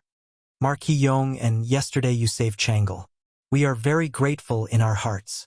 We still have a request today. I wonder if you can agree to it?" As expected, once Li Yuan opened his mouth, nothing good would come out of it. Li Zishuan cupped his fists and said, "Your Majesty's words are too serious. This subject's ability is limited. Within the limits of my ability, if your Majesty has any request, this subject will definitely do my best to fulfill it." When Li Yuan heard that, he sighed helplessly and said, "You really are a slippery fellow. Forget it. We won't beat around the bush with you either. You are very young, and your future is also limitless. We just want to ask you for a favor. I hope that after our 100 years you can take care of Yuanchang a little. It can also be considered as lessening some of Erlang's sins." Li Zishuan's heart skipped a beat. He thought to himself, "I reckon that in the entire imperial palace, only Li Yuan dares to say such words, right?" He frowned and pondered for a long time. Then, he said word by word, "Your Majesty, this subject cannot make things difficult for Prince of Lu. However, there is a saying, when the heavens commit a sin, it can be forgiven. When one commits a sin, one cannot live. His Highness Prince of Lu's future life and death is not in this subject's hands, nor is it in your Majesty's hands. It is only in his own hands." Chapter 1183. Thinking about it carefully, Li Yuan had a good plan. Today, he first called Li Zishuan over to play cards, but there was another person at the table, Li Yuanchang. His goal was not as simple as it seemed on the surface. He wanted to use the card game to let Li Zishuan and Li Zishuan ease the relationship between each other, lose some money at the same time, and give some favors without leaving any trace. Finally, he would raise this request to Li Zishuan. The whole thing was one loop after another. Li Yuan's wishful thinking could be said to be well planned. Making this plan was nothing more than after hearing Li Zishuan's words yesterday, he realized the possible ending that Li Yuanchang might face in the future. As the saying goes, no one knows a son better than his father. Now, in the entire Tang Empire, besides Empress Zhangsun, he was the only one who understood Li Er. He knew very well that with Li Er's style of doing things, when he rode the crane deity in the future, if Li Yuanchang still had the same temperament today, then it would definitely be an ending of brothers killing each other. That was why he said that his arrangement was to lessen Li Er's sins. But Li Zishuan would not fall for this old fellow's trick. Under Emperor Li Er's wise leadership, the Tang Empire would only become stronger and stronger. He had no need to help Li Yuanchang, this pile of mud. At that time, not only would it be a thankless task, he might even get himself into trouble. Not to mention that there was originally some unhappiness between him and Li Yuanchang. Li Yuan wanted to use this small favor from this afternoon to resolve the enmity between him and Li Yuanchang. That was undoubtedly a fool's dream. Li Yuan's gaze was like lightning, staring at Li Zishuan for a very long time. Then he muttered with a sigh. The newborn calf is not afraid of the tiger. Young people are indeed full of vigor. Actually, I don't have any other requests. I just want to entrust Marquis Yong and to save Yuan Chang's life at the crucial moment. You don't need to care about anything else. It all depends on his luck. If it was in the past, if someone dared to reject him, the other party would definitely not have a good ending. But today his power had fallen and he was past his prime. His heart no longer had the heroic spirit and domineering spirit of the past. Deep in his heart, he only wished for the safety of his children. The Black Tortoise Gate incident 2 years ago had not only dyed the imperial palace red with blood, it had also extinguished his lofty ambitions, causing his heart to turn to ash. Because in this world, there was probably nothing more tragic than seeing one's own flesh and blood being torn apart. It was precisely because he had experienced it that he felt fear in his heart. Li Zishuan's words a few days ago had awakened him from his drunken stupor after losing the throne. There were some things that could not be solved by running away. Li Zishuan shook his head and said, "Please forgive me, retired emperor. There are some things that I can help with, but there are some things that I really can't help with." King Lu's life was in his own hands. If he really did something outrageous in the future, no one in the world would be able to save him. It's already late. I have to leave the city as soon as possible. I'll take my leave. After he finished speaking, he bowed, and then slowly retreated towards the outside of the hall. Li Yuan stared at Li Zishuan's back and didn't make a sound to stop him. His expression changed indeterminately, and after a long time, he lightly sighed with emotion. Brothers fighting and killing each other. Could it be that this is the destiny that I, Li Yuan's son, can never walk out of? Your Majesty, that's all. In the Sweet Dew Hall, Zhao Song recounted everything that Li Zishuan had experienced at Li Yuan's place in detail to Li Er. Obviously, Li Er had also planted spies at Li Yuan's place. Hey, this kid actually came to the imperial palace to earn money today, and he even earned more than 5,000 strings of coins. He's really something. After listening to Zhao Song's narration, Li Er scolded with a pained expression. Li Yuan's life in his later years was extremely luxurious. That was all money that he, Li Er, had dug out from under his fingernails. Last year, when the Tang Empire's treasury was at its most difficult, Li Er did not reduce Li Yuan's expenses. Because even though he had seized the throne, Li Yuan was still his father after all. When it came to filial piety, Li Er never dared to be sloppy. Therefore, the money that Li Zishuan had won today could be said to be Li Er's money. Because most of Li Yuanchang's money was obtained from Li Yuan, therefore, in general, it was Li Er's loss. What else did Imperial Father say to Li Zishuan? Shaking his head, Li Er asked again. He valued Li Zishuan very much. Even though he was filial to Li Yuan, he still had a trace of vigilance in his heart. Now that Li Zishuan was getting closer to Li Yuan, it was inevitable that he would be wary. Zhao Song cupped his hands and answered, Your Majesty, just now before the Marquis of Yong'an left, I spent half an hour alone with him. However, as for what they talked about, this old servant has no way of knowing. Li Er closed his eyes and pondered for a moment, then waved his hand and said, All right, we already know, you can leave first. Zhao Song cupped his hands and left. The hall fell into silence. Spent half an hour alone with him? Imperial Father, what did you tell Li Zishuan about? Li Er sat on the dragon bed, his eyes flickering as he muttered softly. On the afternoon of the second day, Li Yuanchang indeed personally brought people to deliver dozens of carriages of copper coins to Li Zishuan. The mighty fleet of carriages looked very spectacular. Han Yushi and Madame Li found out last night that Li Zishuan had accompanied Li Yuan to fight the bandits in the imperial palace and won more than 5,000 strings of coins. Therefore, today the servants and accountants here were already waiting waiting for Li Yuanchang to deliver the money. Marquis of Yong, and this is 5,600 strings of coins. Have someone count it. Li Yuanchang cupped his hands and said.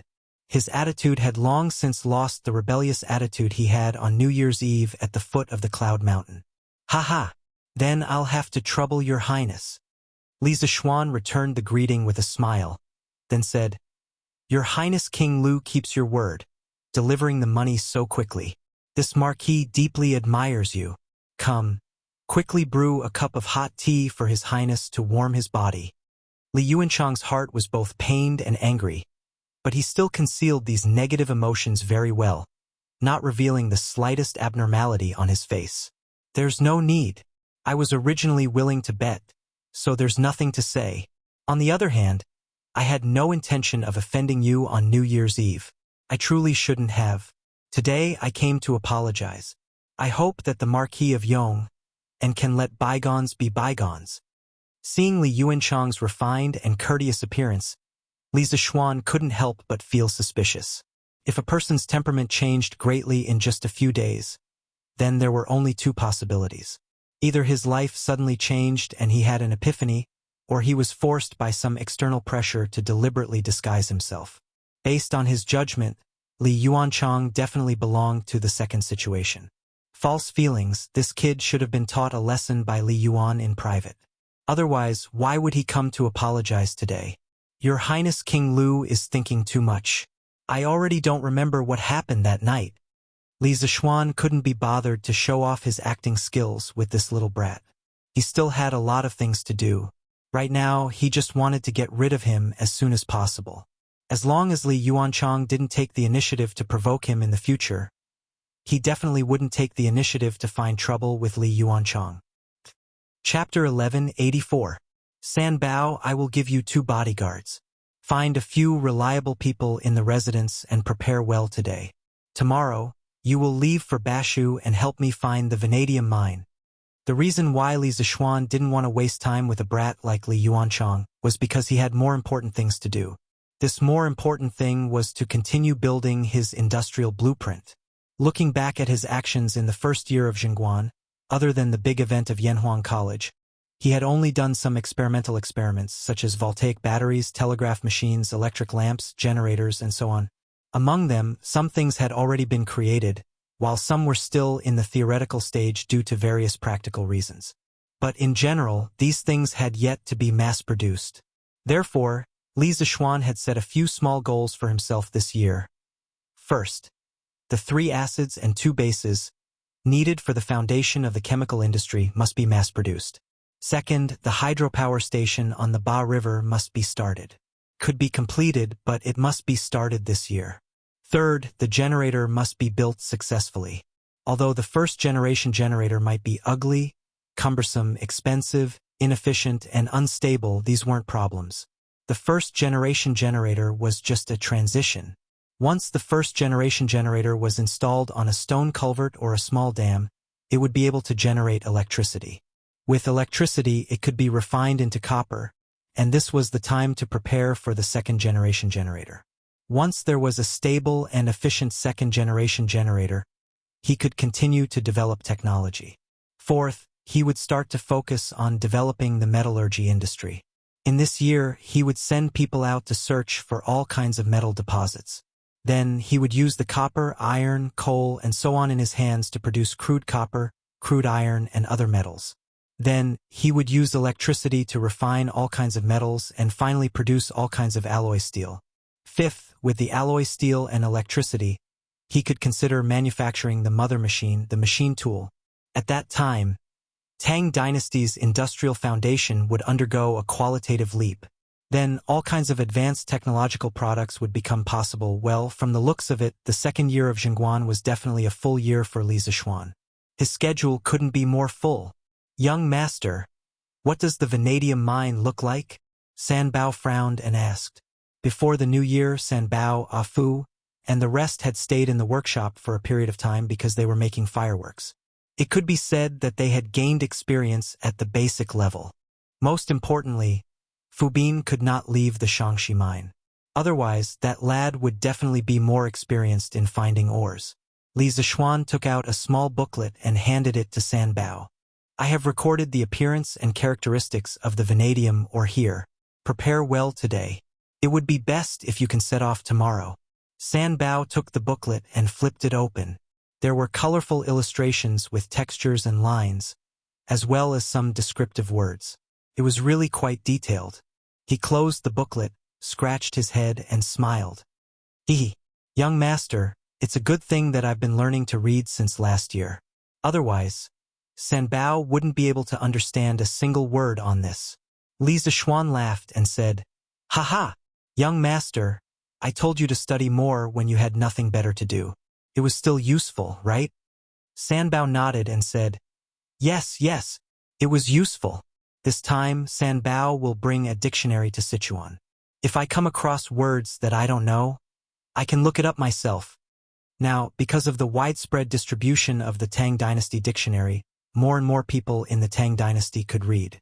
According to Kong Ingda, Fang Xianling, and the rest, the number of people participating in the Tang Dynasty's imperial examination would increase by a lot in 3 to 5 years. Haha, you're worth teaching. Li Zixuan laughed heartily and said, Sanbao, this mind search is also a kind of experience for you. In the land of Sichuan, all kinds of forces are tangled and complicated. You all need to be careful on this trip and try not to provoke the local forces. Once you have ascertained the location of the vanadium mine, come back immediately. At that time, this young master will naturally ask His Majesty for an imperial edict and then open the mine legitimately. The ancient Sichuan referred to the modern Sichuan Basin and some of its neighboring areas. It was not only a geographical concept, but also a cultural one. The land of Sichuan was surrounded by mountains. To the north was the Qinling Mountains, to the northwest was the Qinghai-Tibet Plateau, to the south was the Yungue Plateau, and to the east was the Yangtze River. It was very inconvenient to travel outside. In the north, only the Boxi and Ziwu roads were connected to Guangzhong and Guangdong. In the south, there were many valleys, and in the east, there were mountains. The east sewer was also very dangerous, and only the western plains were slightly more convenient. Hence, the land of Sichuan became a relatively isolated geographical unit far away from the mainland. Although the Bashu region had been incorporated into the political system of the Central Dynasty a long time ago, due to the geographical isolation and the distance from the political center, as well as the large number of Di, Chong, Man, and Liao clans living in Bashu and around the basin, the land of Bashu had actually become the edge of the dynasty. In this place, sometimes the words of a clan leader might be more useful than those of Li Er. Since the Han Dynasty, the Sichuan region had many separatist regimes and large-scale rebellions. Hence, it formed the impression that the people of Sichuan were chaotic. Especially the local powers represented by the Sichuan tribes, which were said to be strong. At the end of the Sui Dynasty and the beginning of the Tang Dynasty, the world was in turmoil. However, the land of Sichuan was relatively peaceful. However, that was only relative to the outside. Inside, there were many powers.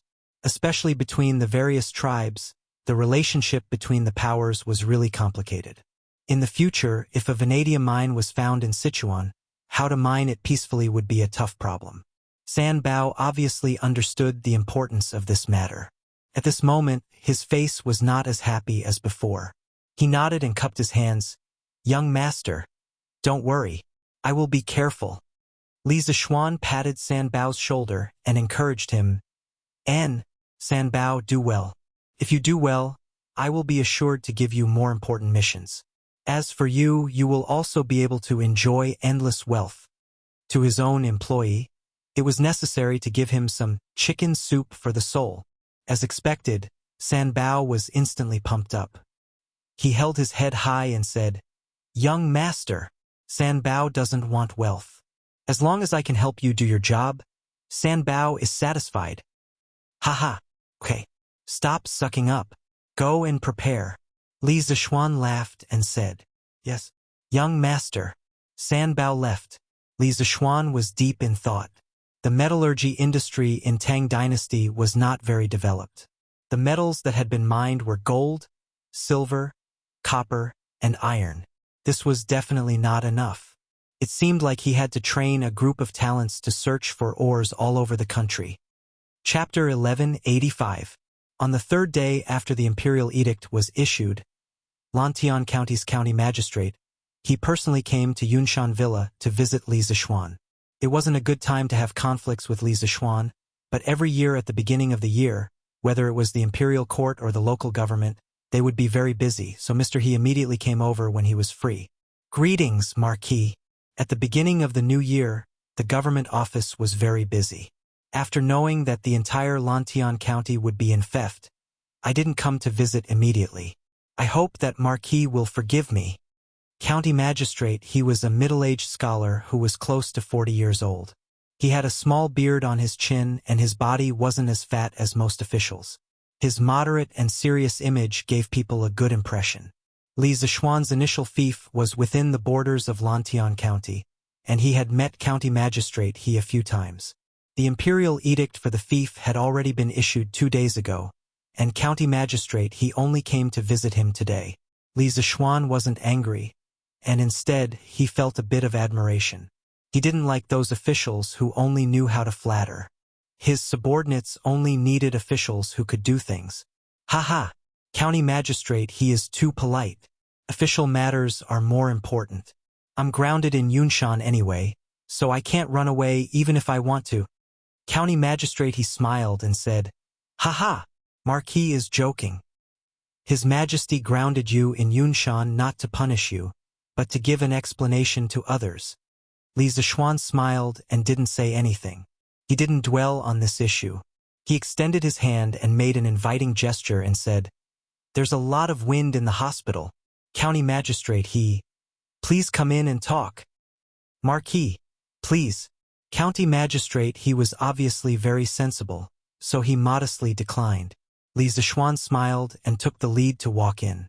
After the two entered the house, Li Zishuan asked someone to brew a cup of hot tea for County Magistrate He.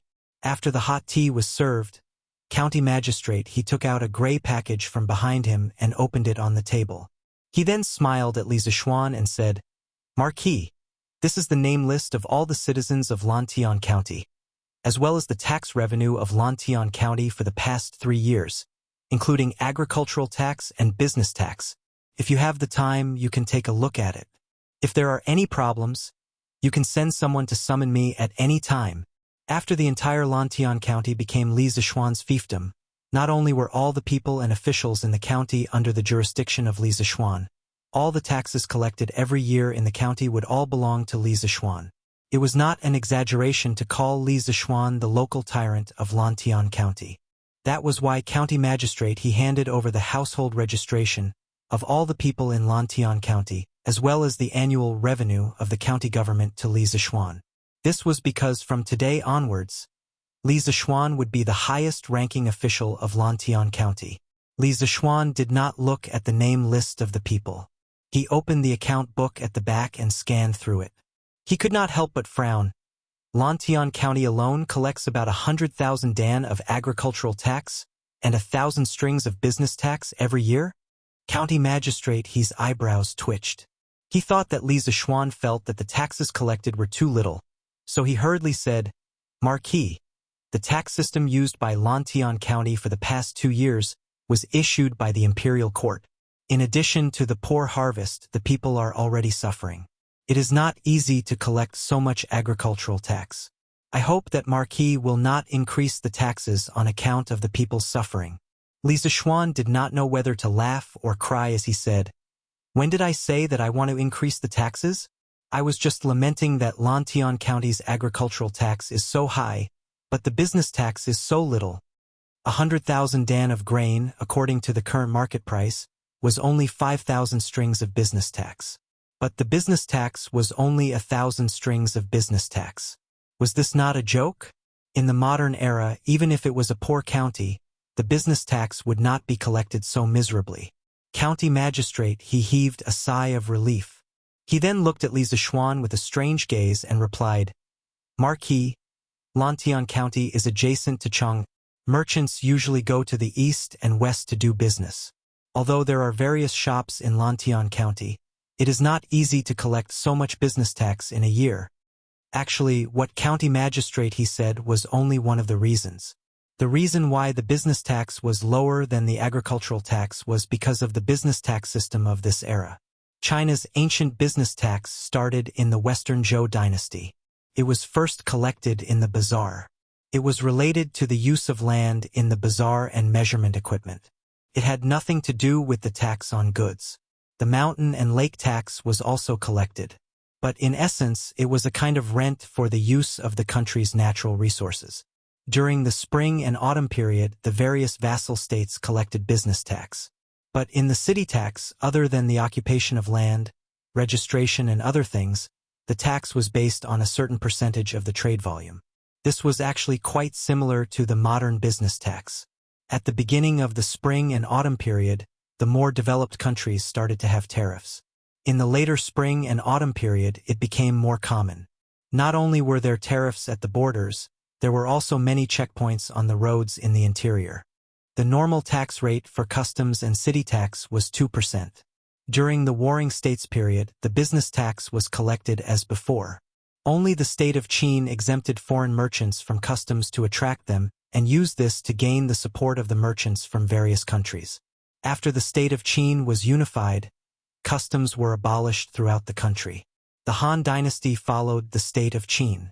During the northern and southern dynasties, the northern regime focused on land rent. During the time of Emperor Xiaowen of Northern Wei, business tax was not collected. In the later period of Northern Wei, city tax was collected. The shops were divided into 5 categories. There was also a city tax.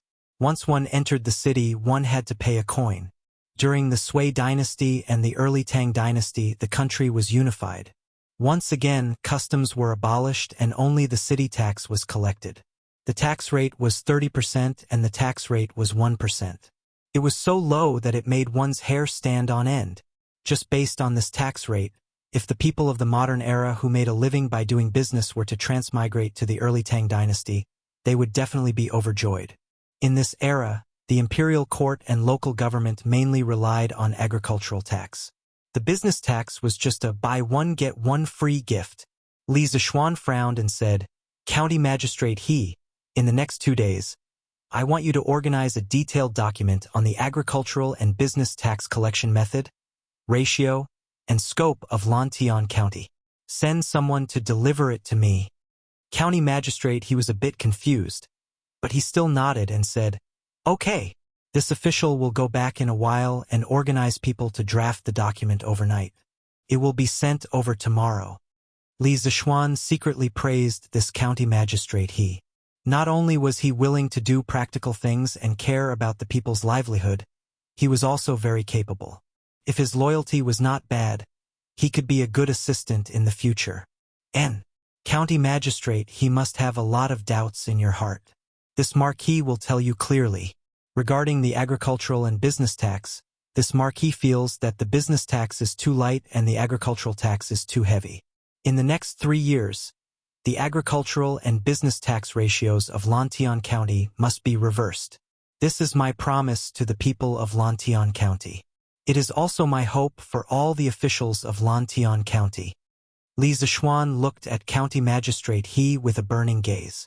His words did not stop until he was shocked to death. Chapter 1186. Yunshan Courtyard, Li Residence Main Hall.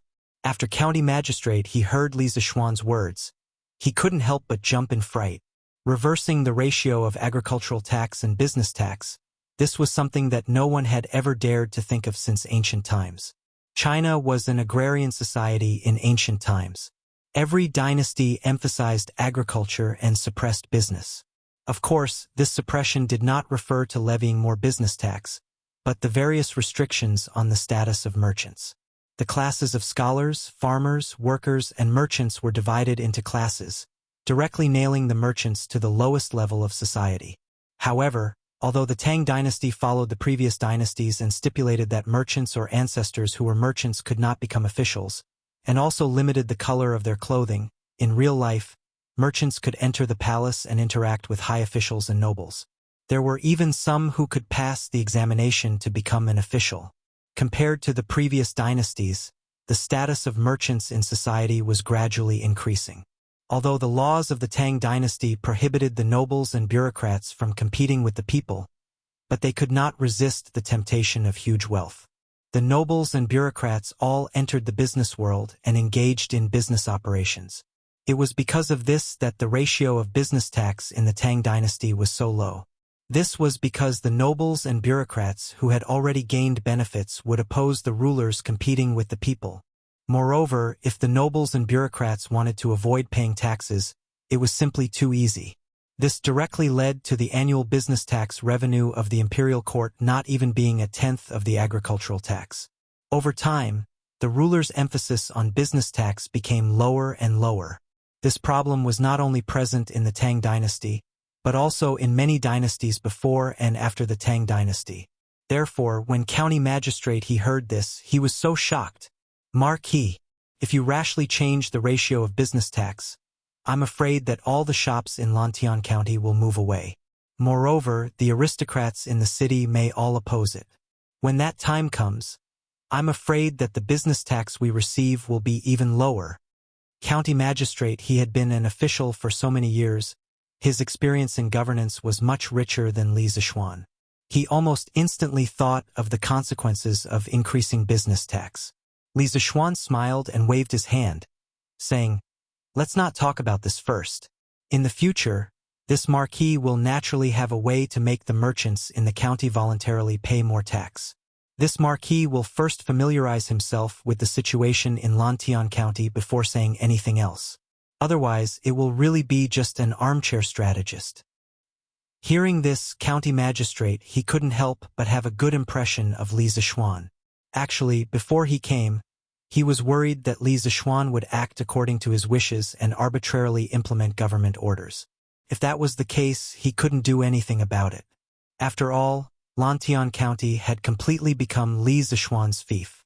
As long as Li Zishuan didn't rebel, no one could control him.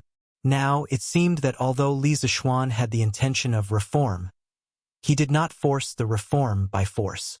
That made him feel a little relieved.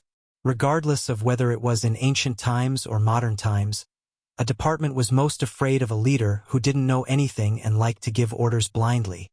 "Marquis, you're too modest." Over the next few days, this lowly official and the deputy magistrate of the Yamen will organize the situation of the various villages in Lantian County into a book. When the time comes, I will send it to you, Marquis. County magistrate, he cupped his hands and said, "Then I'll have to trouble you." Thinking that he had become the king of Lantian County and could give orders, Li Zishuan couldn't help but feel slightly excited. In his previous life, he had played City Skyline and other similar city simulation games. He felt that being a mayor, planning a city, and giving his citizens a good life was a very satisfying thing.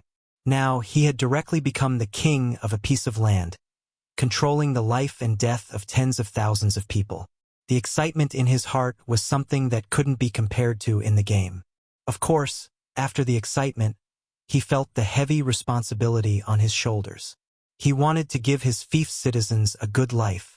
He wanted Lantian County to become the richest county in the entire Tang dynasty, and even the entire world. County magistrate, he hurriedly waved his hands, indicating that there was no need to stand on ceremony. Then, he seemed to have thought of something and said, "Right, Marquis. The location of your residence in the county has already been planned. The county Yamen will be recruiting craftsmen to help you renovate the residence. If you have any needs or requests, just send someone to inform this lowly official." Although Li Zishuan had residences in Chang'an and Yunshan, now that he had been granted the entire Lantian County, he had to buy a residence in the county. Firstly, it was to announce his identity as the owner of Lantian County.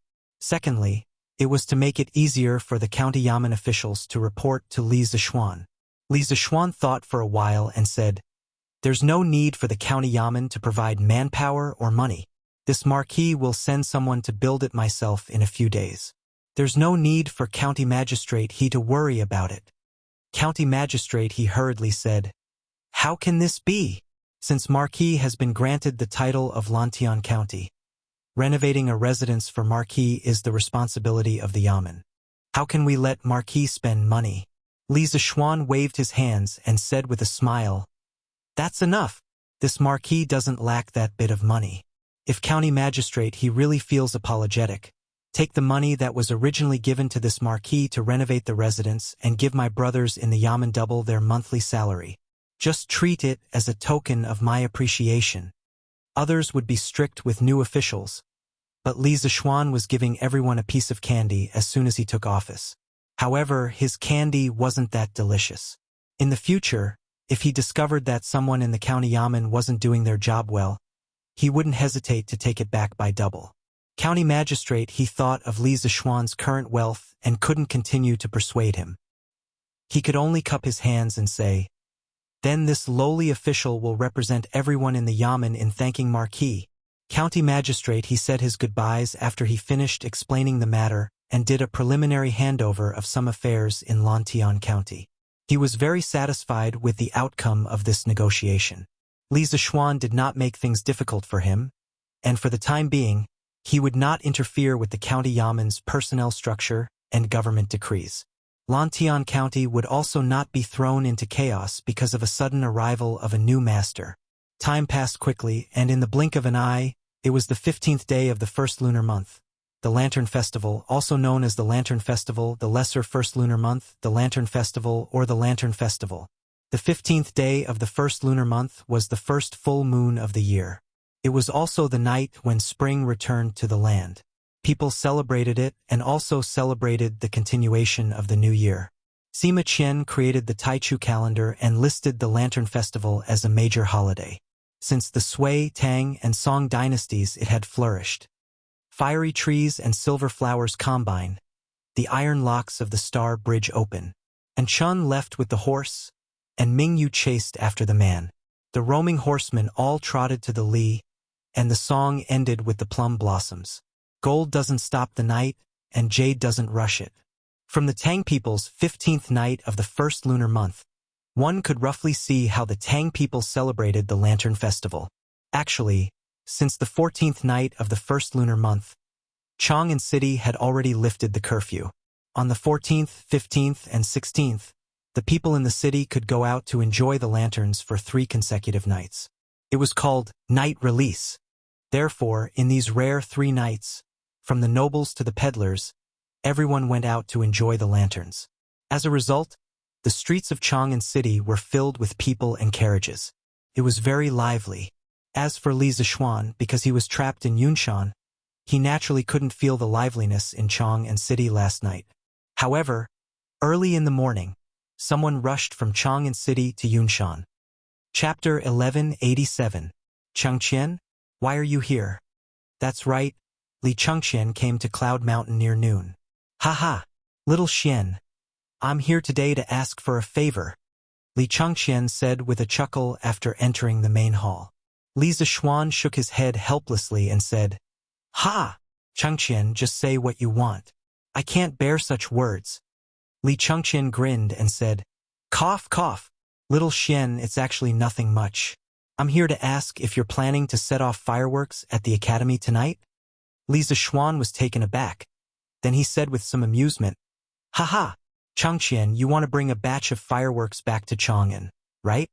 He would never believe that Li Chengqian came all the way here just to ask such a boring question. The only possible explanation was that this fellow was here to ask for fireworks. Haha, to be honest, I want to make use of the Lantern Festival to set up a fireworks show in the palace this time to make father, mother, grandfather, and Changle happy, Li Chengqian said with some embarrassment. Seriously speaking, this fireworks show was Li Zishuan's original patent. It felt a little strange for him to ask for it at this time. Li Zishuan did not care about this. He smiled and said, Haha, I was wondering what it was. So it's fireworks. Chengqian, why did you have to come personally for such a small matter? There will indeed be a small fireworks show at the academy tonight, but there are still extra fireworks in the warehouse. I'll get someone to send them to the palace later. Compared to New Year's Eve, Li Zishuan prepared plenty of fireworks this time. The day before yesterday, he even got someone to send an ox cart of fireworks to Old Chang. Old Chang had pre-ordered this long ago. Something would happen if he did not give it to him. Even so, he was still quite rich. He did not plan to sell this in the short term. It was good to give it to Li Chengqian. Haha, then I'll thank you, Li Chengqian said with a smile and cupped his hands. But Chengqian, you have to take care of the fireworks and prohibit all sources of fire from getting close. Otherwise, this thing will cause a lot of damage. No. I'll send a craftsman over to take care of the fireworks for you. The imperial palace was an important place. Once an explosion or fire occurred, the impact would be no small matter. Li Zishuan had no choice but to be cautious. Yes, that's for the best. When the time comes, I will also send some people to watch over them carefully. Li Chengqian nodded seriously and replied. Li Zishuan explained some other things to take note of. Seeing that it was already noon, Li Zishuan symbolically asked Li Chengqian to stay for lunch. Unexpectedly, Li Chengqian agreed without hesitation. It turned out that this guy was not only here to ask for fireworks, but also to freeload a meal. After all, the food here was even more delicious than the ones in the palace. At 5 in the afternoon, the sky gradually darkened, but Chang'an City was brightly lit. Since ancient times, the Lantern Festival was the last festival of all kinds of festivals during the Spring Festival. After this festival, everyone would settle down and do what they needed to do. Therefore, the people also attached great importance to this festival. Before the sky turned dark, every household and every neighborhood hung 2 lanterns in front of their doors. The eastern and western cities did not implement a curfew tonight, and all the big shops were operating as usual. Neat rows of lanterns were hung on both sides of the street. There were many types of lanterns, and each had its own characteristics. There were egrets twirling flowers, yellow dragons spitting water, golden mallards, silver swallows, transient light cave, star-gathering pavilion, and so on. It was dazzling. Such a beautiful display of lanterns naturally attracted all the people, from the emperor to the commoners. When the sky turned dark, the city was immediately filled with carriages and horses. No one cared about the people. The families of the kings and lords made merry on horseback, praising and competing with each other. The scholars all composed poems to record the event. After dinner, most of the commoners in Chang'an City brought their families out to shop. Some restaurants and shops took the opportunity to launch some promotional activities to attract a large number of rich people to spend money in their shops. They all wanted to make a lot of money tonight. Ahem, except for the men who would go out, the women also went out tonight. According to records, on the night of the Shangyuan festival, Chang'an City was as bright as day. The mountain shed was more than 100 feet high. After the divine dragon, there were many decorations. Scholars and women all went out at night, and the roads were blocked by carriages and horses. The Lantern Festival was also known as the Valentine's Day in ancient China. The beauties in ancient times were usually very honest. Basically, they lived a monotonous life of not going out of the house, not going out of the house. They were watched too strictly. However, it was different during the Lantern Festival. Not only could they go out of the house, but they could also go out at night. This made the ladies very excited. Therefore, many Tang poems left verses of beauties playing and looking at the lanterns during the Lantern Festival. There are many beauties on the river and bridge. There are many fragrant carriages on the road. The South Mo black silk ride, the East neighbor pink dress, and so on. As a result, the night of the Shangyuan festival was even more lively. Everywhere in Chang'an City could be seen children chasing each other, girls playing, and single men giggling. On Yunshan Mountain, the festive atmosphere was also quite strong. Although the number of lanterns was definitely not as many as those in Chang'an City, the variety was not inferior at all. The entire Yunshan Mountain was decorated and surrounded by lanterns. Looking up from the bottom of the mountain, it was as if there was a dreamy fairy palace on the mountain. Chumo, why don't you go back to Chang'an for the festival? Maybe you can bump into a lady on the street. If you two catch each other's eye, Uncle Chung will be very gratified. After Li Zishuan came to the brightly lit academy, he met Chang Chumo, Li Tai, Sun Zifan, and the others who were fighting bandits on the lawn in front of Guanghua Building. He couldn't help but make fun of them. There was no other way. Chang Chumo was the only leftover man among them. If he didn't make fun of him, who else could he make fun of? Ah, what lady? Pair of sharp, eh? Chang Chumo didn't hear too clearly. He saw that Li Tai in addition to a pair of Ks and quickly threw out a pair of As. Can't afford it. Li Tai replied subconsciously. Lady, pair of As. Can't afford it. On the other hand, Li Zixuan was dumbfounded and almost laughed out loud, because the unintentional conversation between these two guys reminded him of some modern jokes. Cough, cough. He coughed twice and shook off the nonsensical thoughts in his mind. Then he repeated the words just now to Chang Chumo. Lady? Forget it. Those ladies from the noble families in Chang, and were all so weak that they couldn't even lift a finger. They were so weak that they couldn't even stand a gust of wind. Fighting bandits is more fun. Come, come, come. 3, 4, 5, 6, 7, straight. Chang Chumo curled his lips and complained. In the blink of an eye, he continued to join the battle. Chapter 1188. Yamacho, will there be lanterns at the academy tonight? After the game, a piece of paper appeared on Chang Chumo's forehead. While the cards were being shuffled, Li Tai raised his head and asked Li Zixuan. Of course, not only will there be lanterns, but there will also be riddles. The riddles will begin at 5:45 p.m. Li Zixuan nodded. Riddles? Are they going to write riddles on the lanterns for people to guess? Li Tai was puzzled. Although lanterns were popular in the Tang dynasty, riddles had not appeared yet. Riddles were riddles written on lanterns. They originated from China's folk and were later turned into riddles by scholars. They had a long history in China. During the spring and autumn period and the Warring States period, there were riddles. During the Qin and Han dynasties, riddles were written creations. During the Three Kingdoms period, riddles were popular. However, it was not until the Song dynasty that riddles officially appeared. People tied riddles to colorful lanterns for people to guess. Li Zixuan nodded and praised.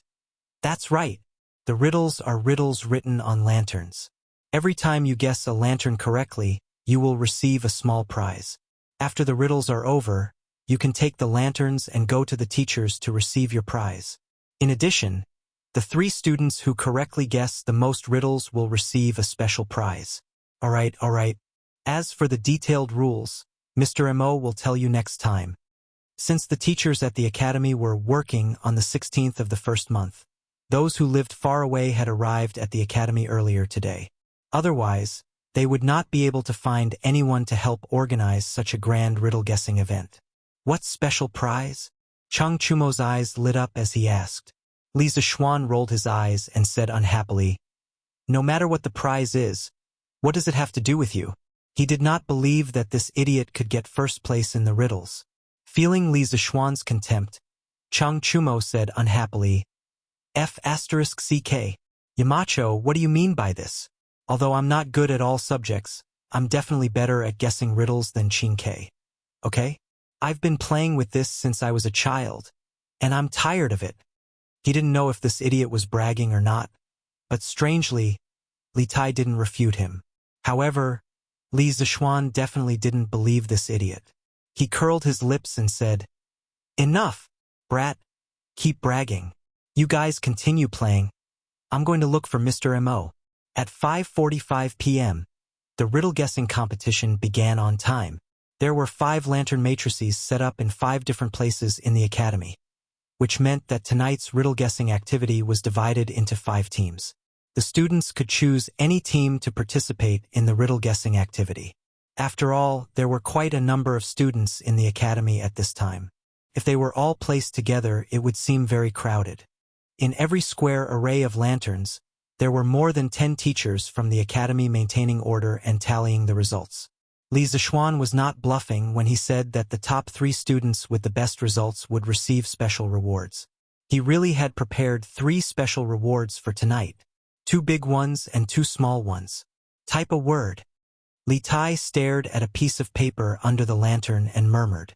In fact, guessing riddles was not his strong point.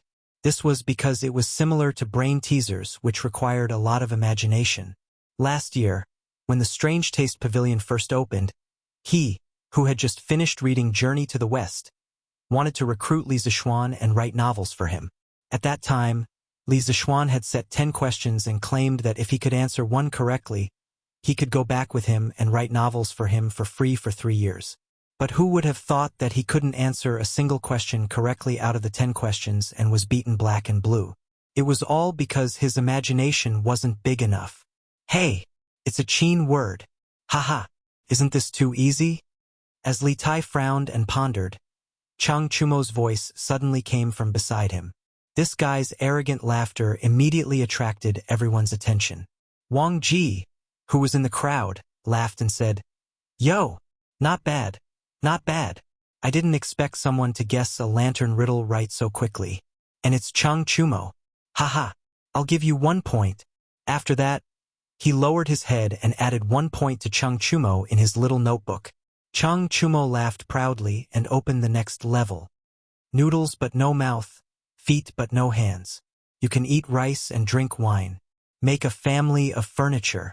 Hee hee, I've got it. Chang Chumo seemed to have the help of God tonight.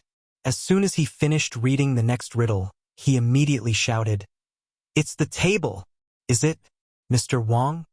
Wang Ji was surprised. He thought that Chang Chumo's usual grades were not good. Why was he like a child prodigy when he guessed the riddle? The answer came out of his mouth easily, and his accuracy was surprisingly high. That's right, it's the table. Chang Chumo, at another point, the students were in an uproar. They all looked at Chang Chumo in surprise.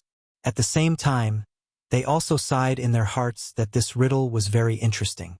It was much more interesting than just guessing riddles. Chonyo, how can you guess so accurately? When did you become so good? Sun Zifen could not help but tug at Chang Chumo's arm and wonder. Chang Chumo said proudly, What else could it be? It's because I'm a prodigy." Sun Zifen rolled his eyes and almost spat out last night's meal. F***CK. Stop bragging. Chumo, you call yourself a prodigy? Your grades are not even as high as mine in every exam. If you're a prodigy, then what am I? Tell me the truth. Don't talk nonsense. Chang Chumo looked embarrassed. He scratched his head and said the truth. Actually, there are many riddles here that I've seen before. At that time, my favorite thing to do was to guess riddles. I used this to win a lot of money from Zhang Sun Chong. Zhang Sun Chong, who was guessing the riddles in another square of lanterns, could not help but sneeze. Chang Chumo continued to break through all the obstacles, and his score continued to soar.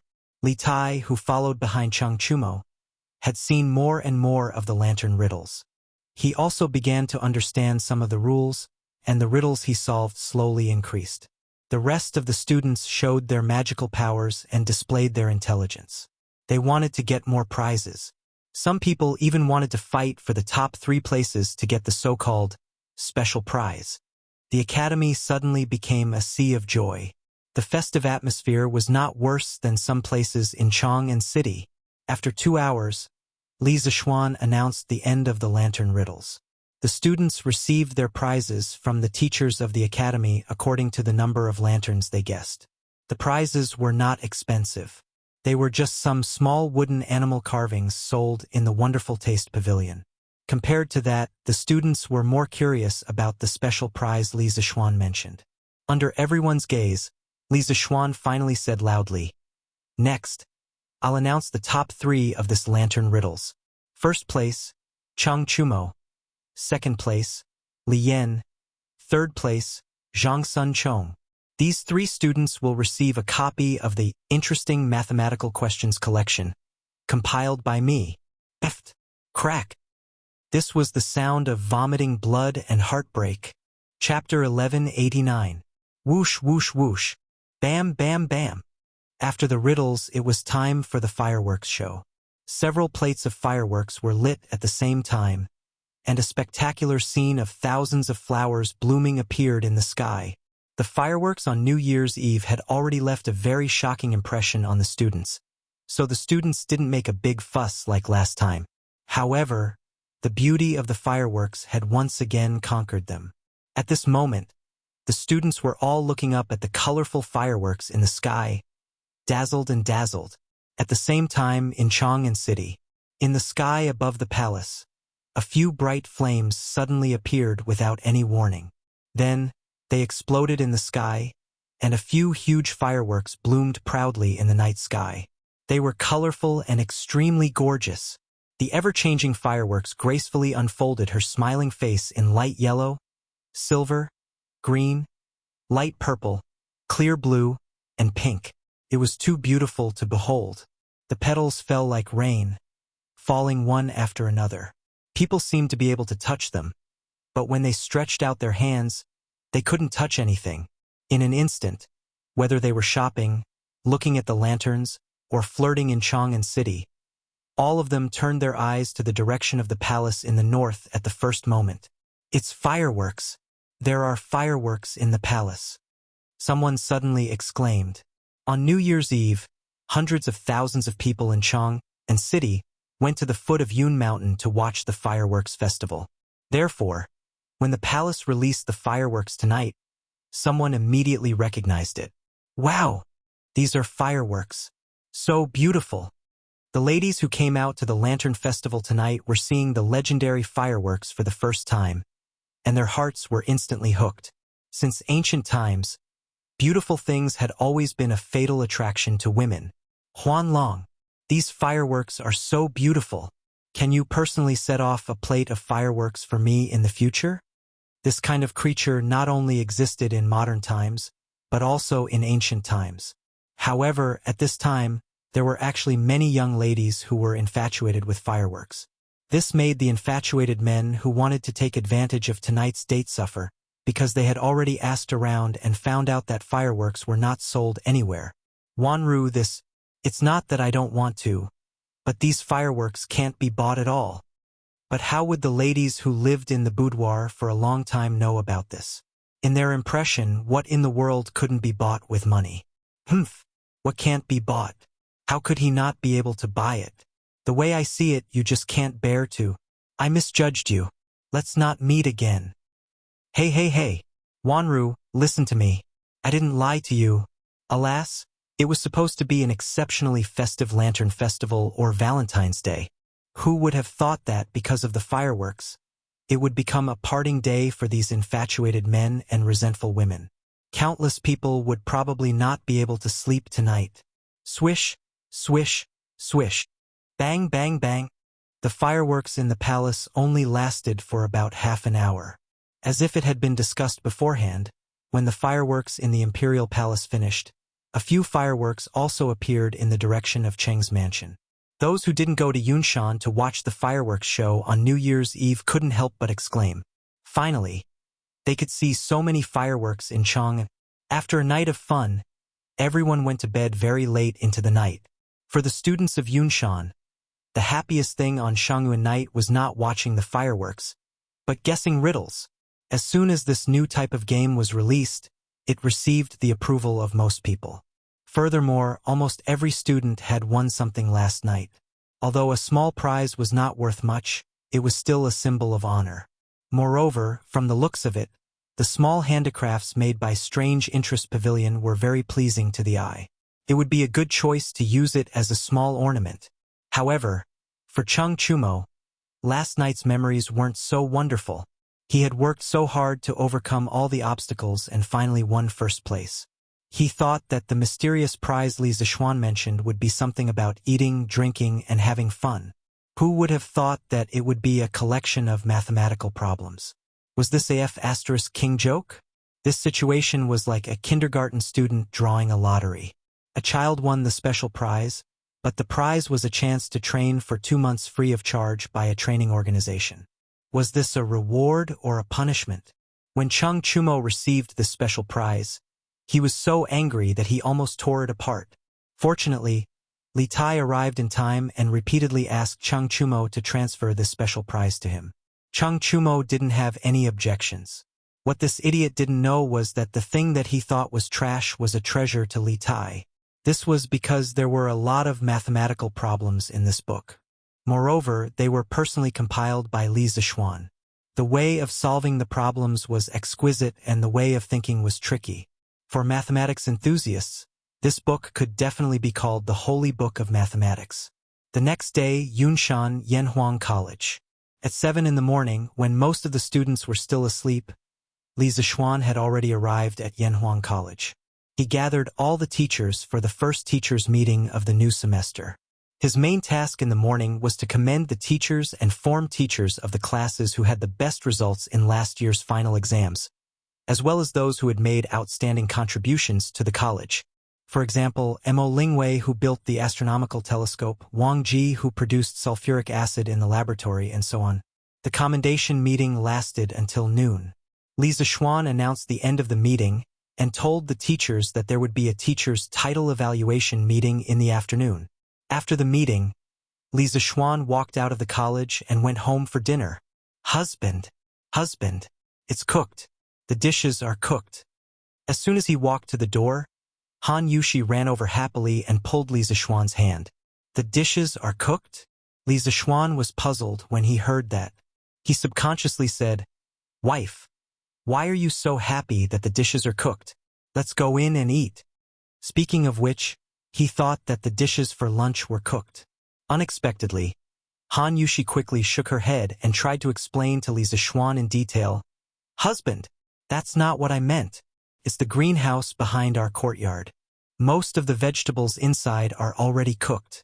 Especially the cucumbers, they've already grown so long."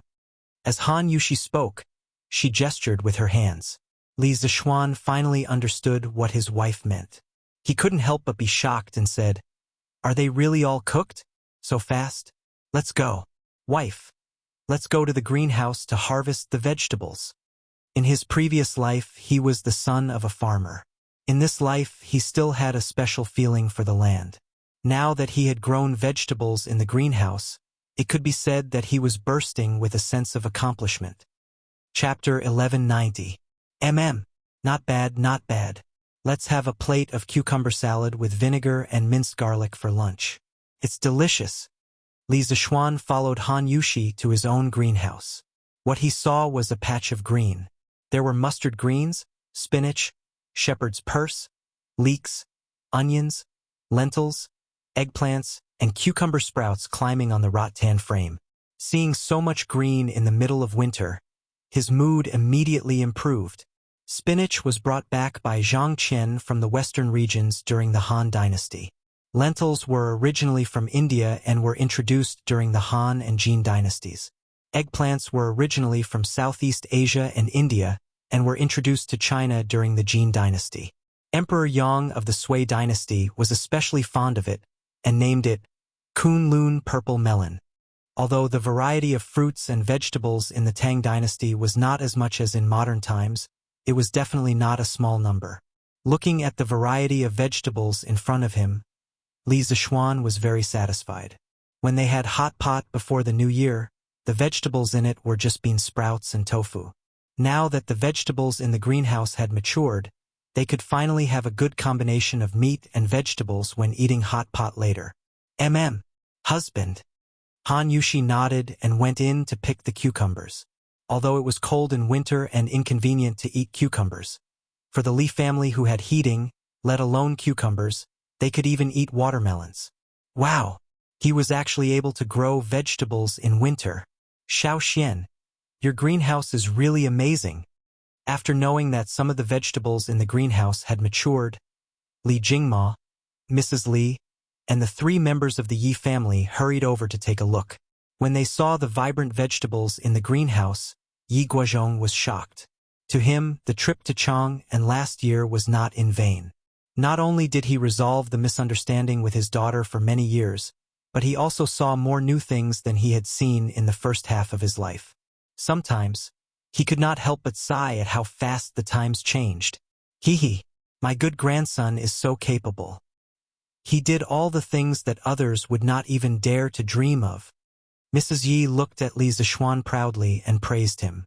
Yi Fashion personally went up to take a look at the vegetables in the field. He pursed his lips and didn't say anything. This old-fashioned brat still felt that Li Zixuan had violated the natural laws of spring planting and autumn harvesting. At noon, a hot pot was set up in the courtyard again. Lan who used to have a special fondness for mutton rolls, only ate spinach, shepherd's purse today, especially the cabbage. The tender leaves were boiled in the hot pot for a moment, then dipped in the dipping sauce bowl and put into the mouth to chew. It could be said to be fresh and juicy, perfectly neutralizing the saltiness of the dipping sauce. At the end, there was still the sweetness of the cabbage juice at the root of the tongue. It was simply an endless aftertaste. Brother, this dish is too delicious. How come Lawner has never eaten such delicious spinach before?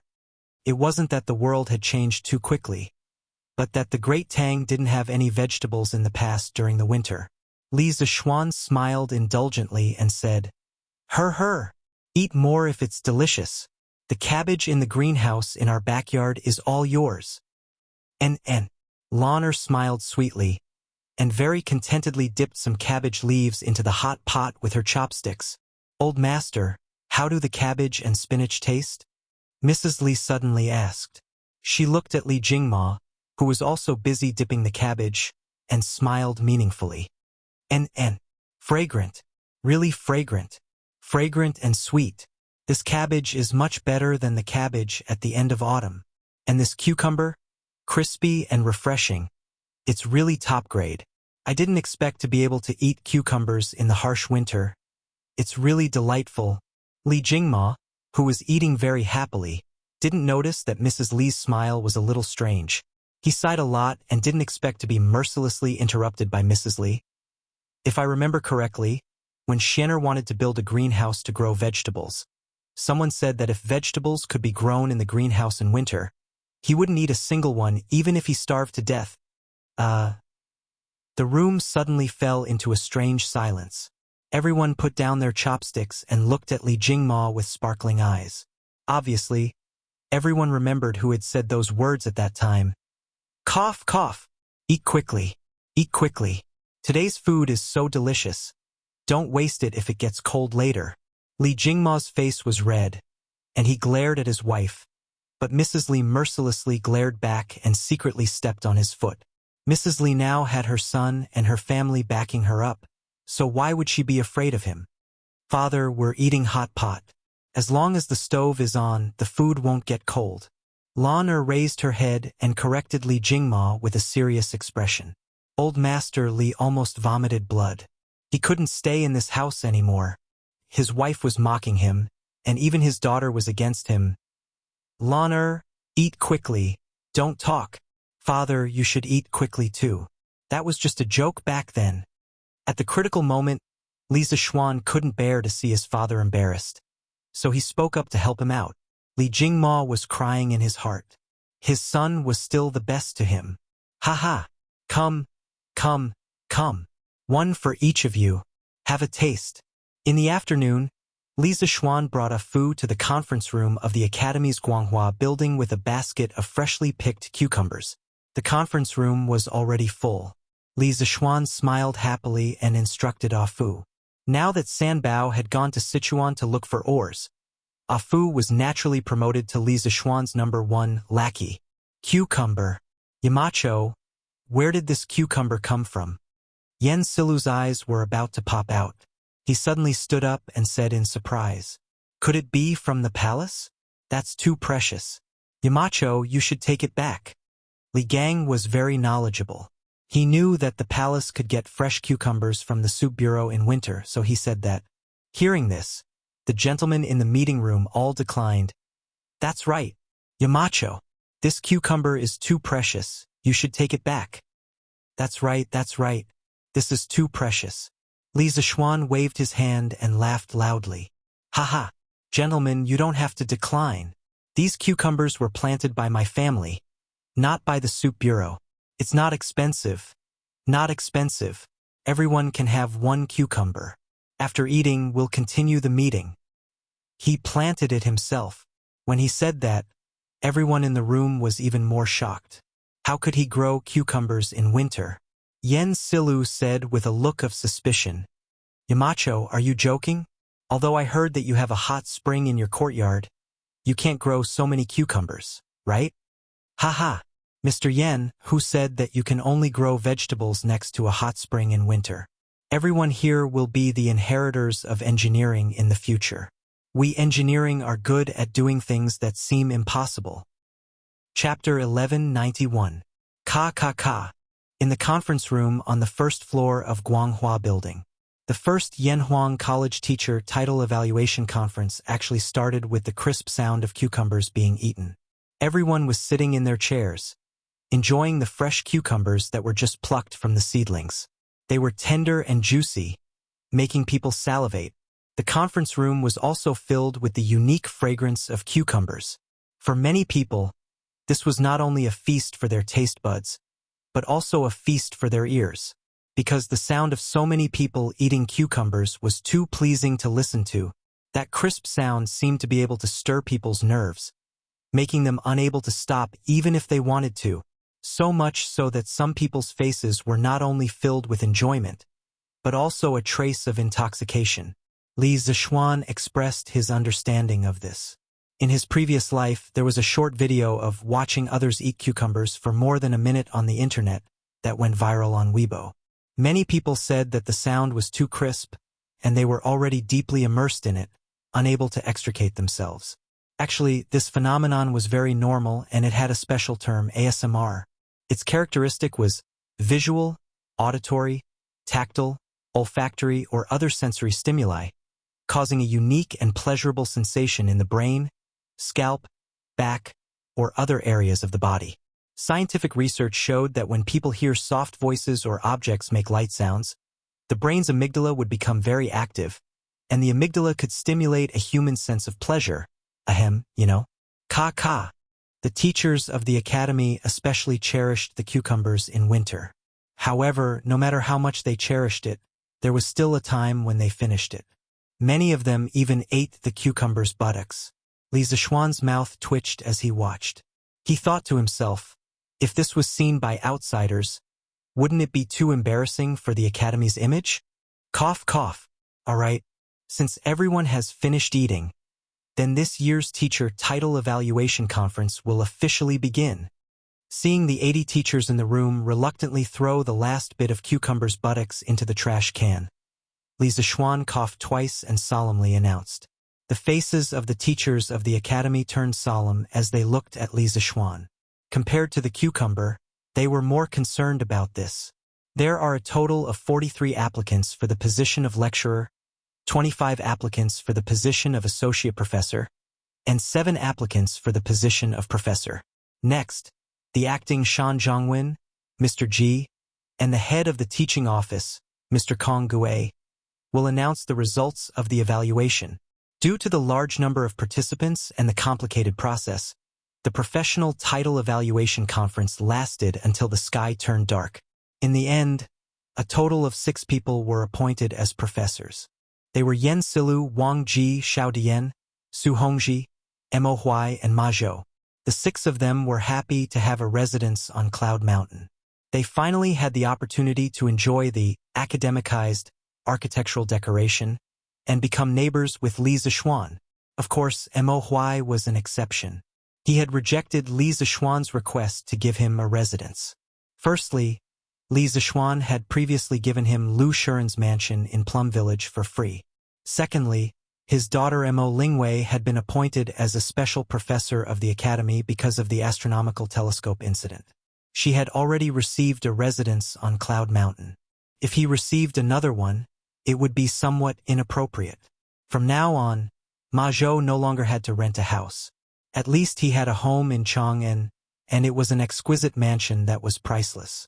As for Wang Ji, he no longer had to live in the academy's teacher's dormitory. After class in the afternoon, he could also warm 2 pots of wine at home. It was worth mentioning that Yan Xiaoning was not appointed as a professor, but only as an associate professor.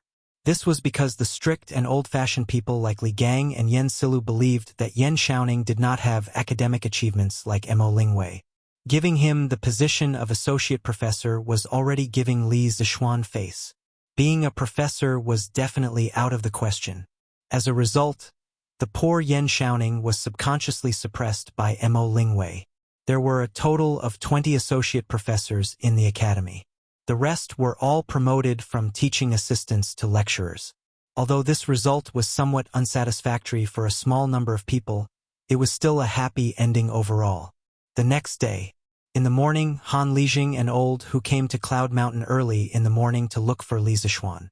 Father-in-law, Uncle Hu, Come and sit. As the academy had officially started work, Li Zishuan did not sleep in today. He had already woken up at this time. Seeing Han Lijing and Old Hu coming together, he quickly greeted them. The three of them sat down in order. Han Yushi brought 2 cups of hot tea for Han Lijing and Hu Hanyun.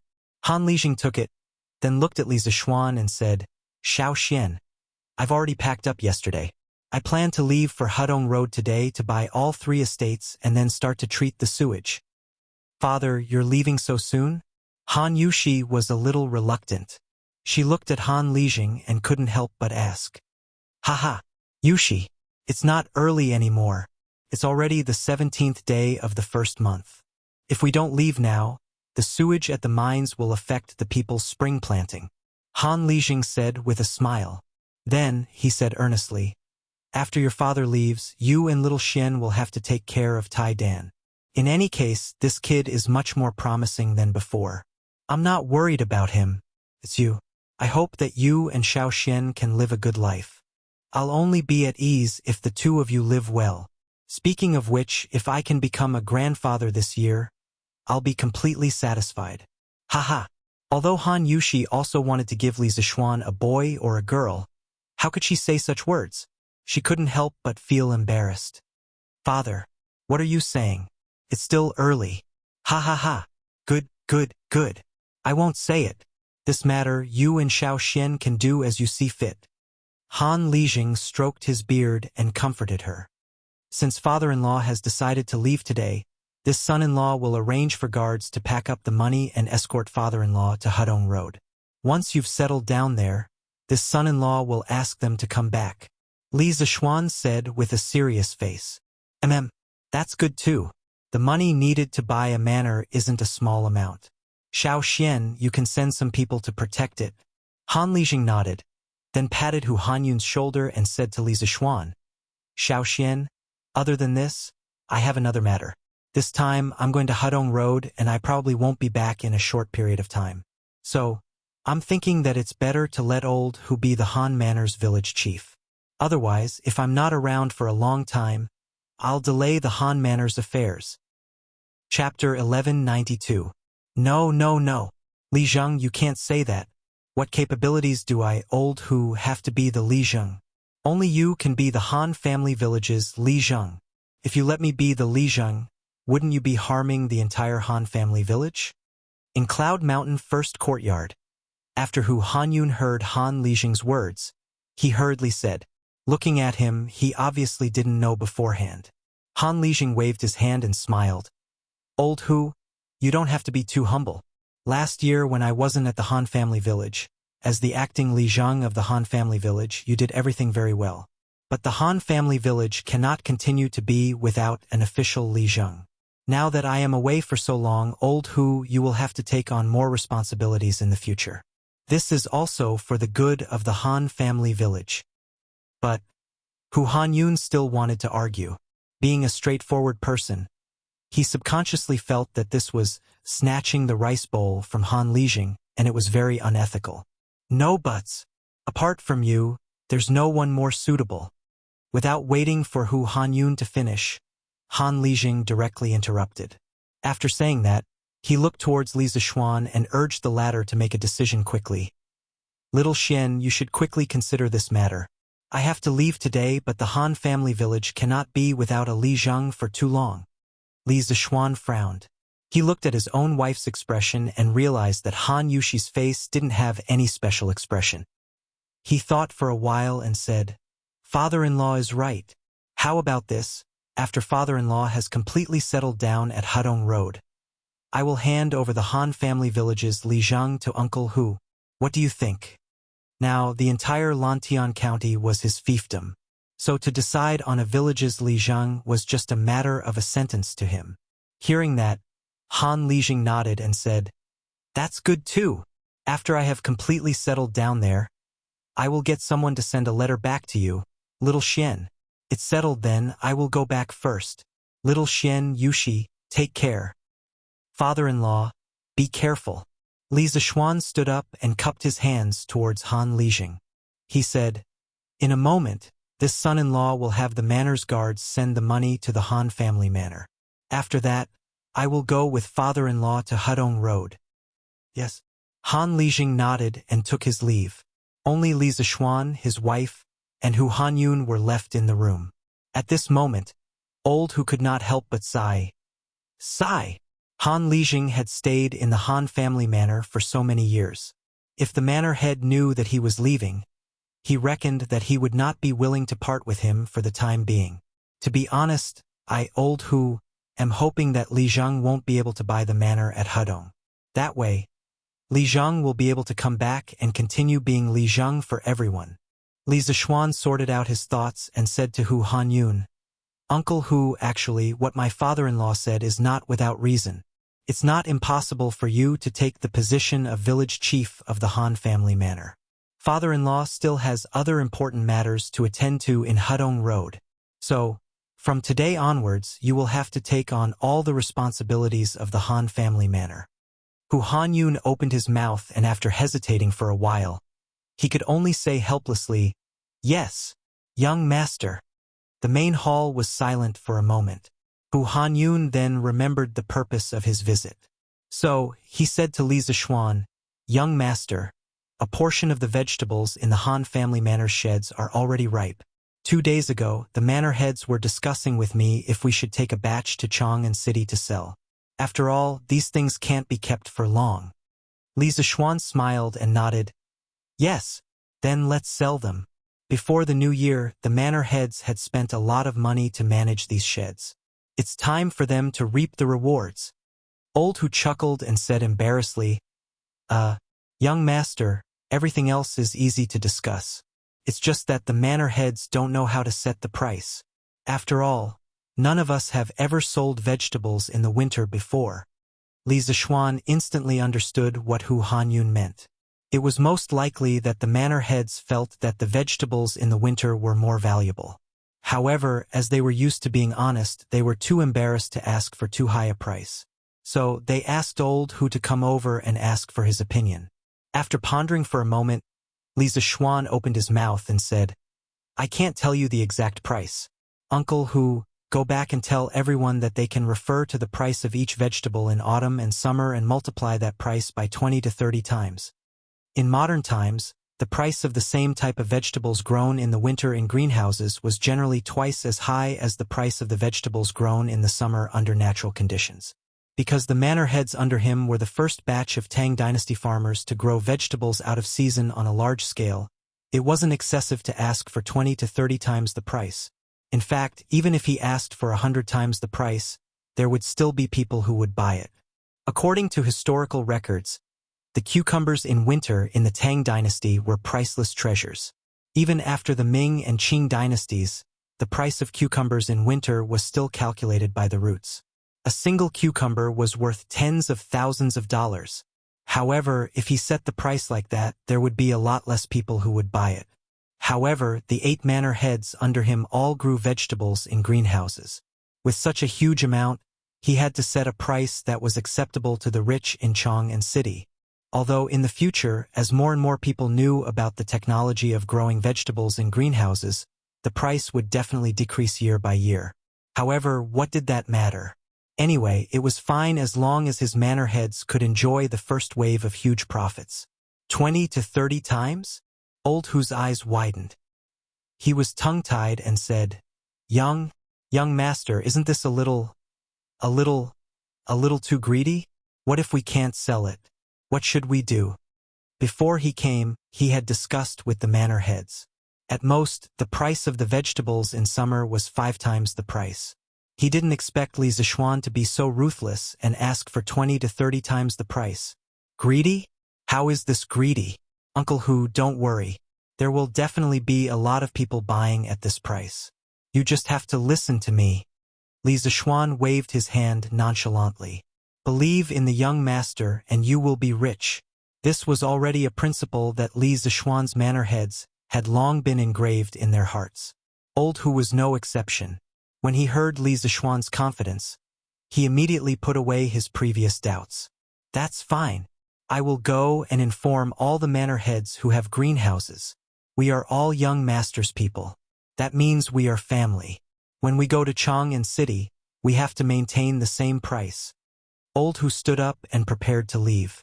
Li Zishuan laughed in his heart. He didn't expect Old Hu to be so meticulous. He even came up with the idea of a uniform price. This way, it would be very good to avoid the vicious competition between the manor heads and the manor heads. Good. Uncle Hu, take care.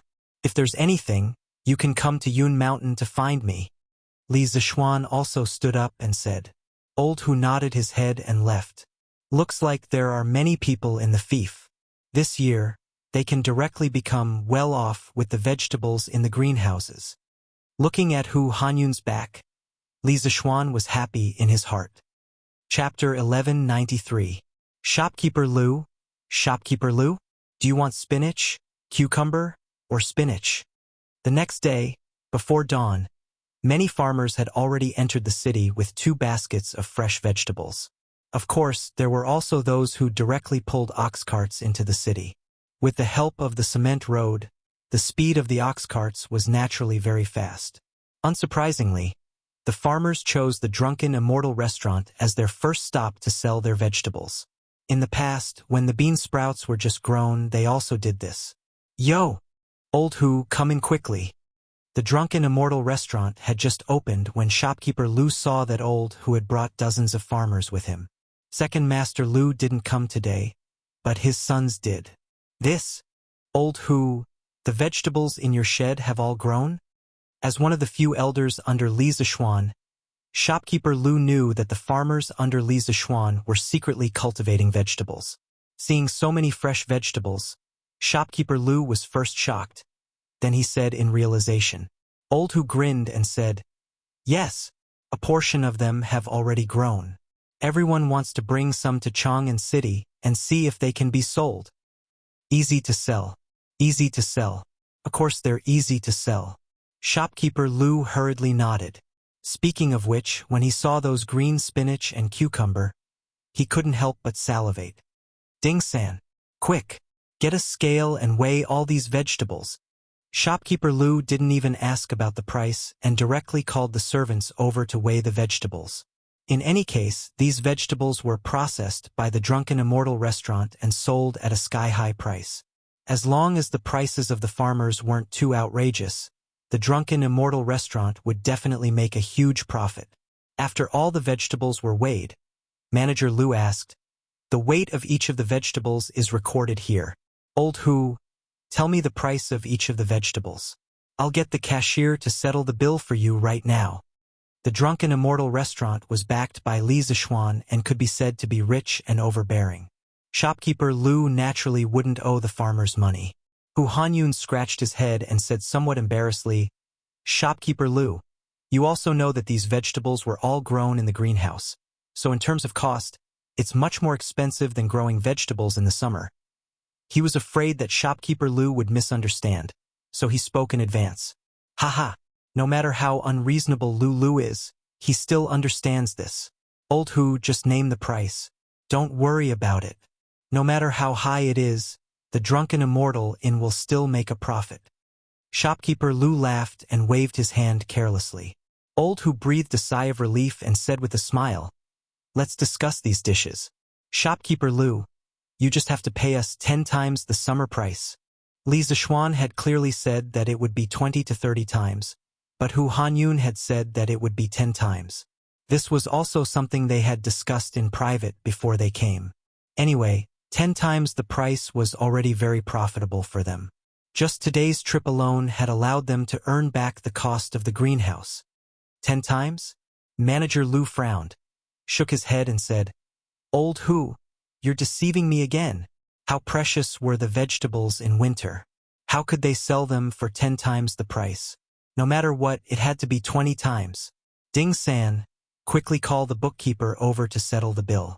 Let's settle it at 20 times the price. Speaking of which, shopkeeper Lu was also a person who had seen the world. Although Li Zishuan had never told him about the guiding price of the vegetables in the greenhouse, with his shrewd eyes, how could he not see that Hu Hanyun was deliberately lowering the price for the sake of the Drunken Immortal Inn? Ah, you can't. Shopkeeper Lu, These vegetables aren't worth this price. That's right. Shopkeeper Lu. 10 times is too much. Old Hu and the others were shocked and shouted from behind, but shopkeeper Lu went straight to the backyard without looking back. Master, master, there are people selling fresh cucumbers, spinach in the East Market. Chongren Square, Chow family's courtyard. A servant girl ran in excitedly and said, "What? Fresh cucumbers? How is that possible?" Chow Wendong stood up in shock and said in disbelief. This servant girl was in charge of buying fruits and vegetables in the Chow family's kitchen. Seeing that her master didn't believe her, she almost swore to the heavens. "Master, it's true. This servant saw it with my own eyes in the East Market. And there's more than one seller."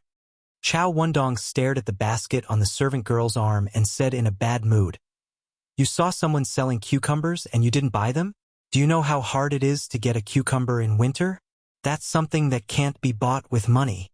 That servant girl was about to cry. "Master, that cucumber is too expensive. It's 30 times more expensive than summer cucumbers. This servant doesn't dare to buy it." Chow Wendong said resentfully, "What's so expensive about it? You call this expensive? Go quickly. Get someone to carry the money and go quickly. Buy as much as you can for this old man. Don't you know that your master likes to eat cucumbers the most?" "Yes, master. This servant will go right away." Chow Wendong's family wasn't the only one who knew the news. Chong'an City was a place where high officials and nobles gathered. With so many rich and powerful families, which family didn't have a servant in charge of purchasing vegetables? A large number of fresh fruits and vegetables suddenly appeared in the market in winter, which naturally attracted their attention. As a result, countless servants of rich families used ox carts to pull copper coins and hurriedly rushed to the East Market. After all, these fresh fruits and vegetables were in high demand. Everyone was afraid that they wouldn't be able to buy them if they were late. "Your Majesty, Your Majesty." This servant heard from the steward of the imperial kitchen that there are cucumbers and vegetables in the East Market, and they are all freshly picked. In the imperial palace's west court, a palace maid hurriedly walked in and said to Empress Zhongsun, "Oh, there are actually fresh cucumbers in the market?" Empress Zhongsun frowned and said doubtfully, "Could it be that someone in the imperial kitchen sold cucumbers to civilian merchants without authorization and used this opportunity to make a huge profit?"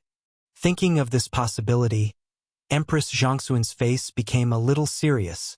The palace maid raised her head and replied, "Your Majesty, that's not it.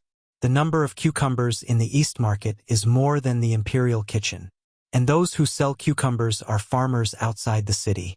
Even if the imperial kitchen is willing to sell them cucumbers, they can't afford it." "Oh, that's even stranger. How can these farmers have the conditions to grow cucumbers in the harsh winter?" Empress Zhongsun's mind was full of doubts. At this time, even if her imagination was rich, she couldn't think of the reason. This was mainly because the farmers under Li Zishuan were very tight-lipped. The greenhouse vegetables were only spread among the farmers, and it was difficult for outsiders to know. "Your Majesty, the cucumbers sold by the farmers are not only fresh and in large quantities, but also not cheap. This servant heard that 1 jean of cucumbers costs 600 coins. Ordinary people can't afford it." The palace maid said again. If it weren't for the fact that cucumbers in winter were too expensive, she would have bought some to satisfy her cravings. After all, after a winter, everyone wanted to eat some fresh vegetables. Chapter 1194. Have you heard? There are many fresh cucumbers, spinach and lentils in the East Market.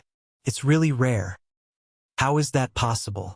In the middle of winter, other than the tastemaker, where else would there be fresh vegetables? It's true. Brother Meng, if you don't believe me then forget it. Anyway, I have to hurry and buy a caddy of cucumbers. After a whole winter, I'm really craving for them. Hey, Brother Zhou, wait for me. I'll go and buy some too. Within Chong'an City, similar conversations were happening in every corner. Those who heard the news immediately rushed to the East Market. What? Cucumbers for 600 copper coins per caddy? In summer, the most expensive is only 20 copper coins. The crowd who came to watch the show couldn't help but be flabbergasted when they heard the price of the cucumbers. Che, you already said that it's summer. It's winter now. Have you seen cucumbers in winter? 600 copper coins is already very cheap. Immediately, someone who knew the industry refuted. Aren't these people from the Han village? No. There are also people from the Plum village and the Liujia village. Oh my God! Why do they have so many cucumbers and vegetables? Although the spectators couldn't afford it, there were still many who recognized the villagers who were busy selling vegetables and collecting money. No, strictly speaking, they are all villagers under the Marquis of Yong, and could it be that the Marquis of Yong and taught them to grow these vegetables? Someone thought of a very serious question and instantly attracted a round of exclamations. Oh my God! If that's really the case, then wouldn't the villagers under the Marquis of Yong and have completely struck it rich this time? Sigh! Why don't I have the fate to become a villager under the Marquis of Yong'an? These people were lamenting the good luck of the Han village and the Plum village while lamenting that they couldn't be in their place. As for those farmers who came to sell their vegetables with baskets, they had already been surrounded by the servants of those rich families. They couldn't even win money. Hey, my master wants all the cucumbers you have here. Can you help me send them to my master's residence? A well-dressed manservant shouted at a villager.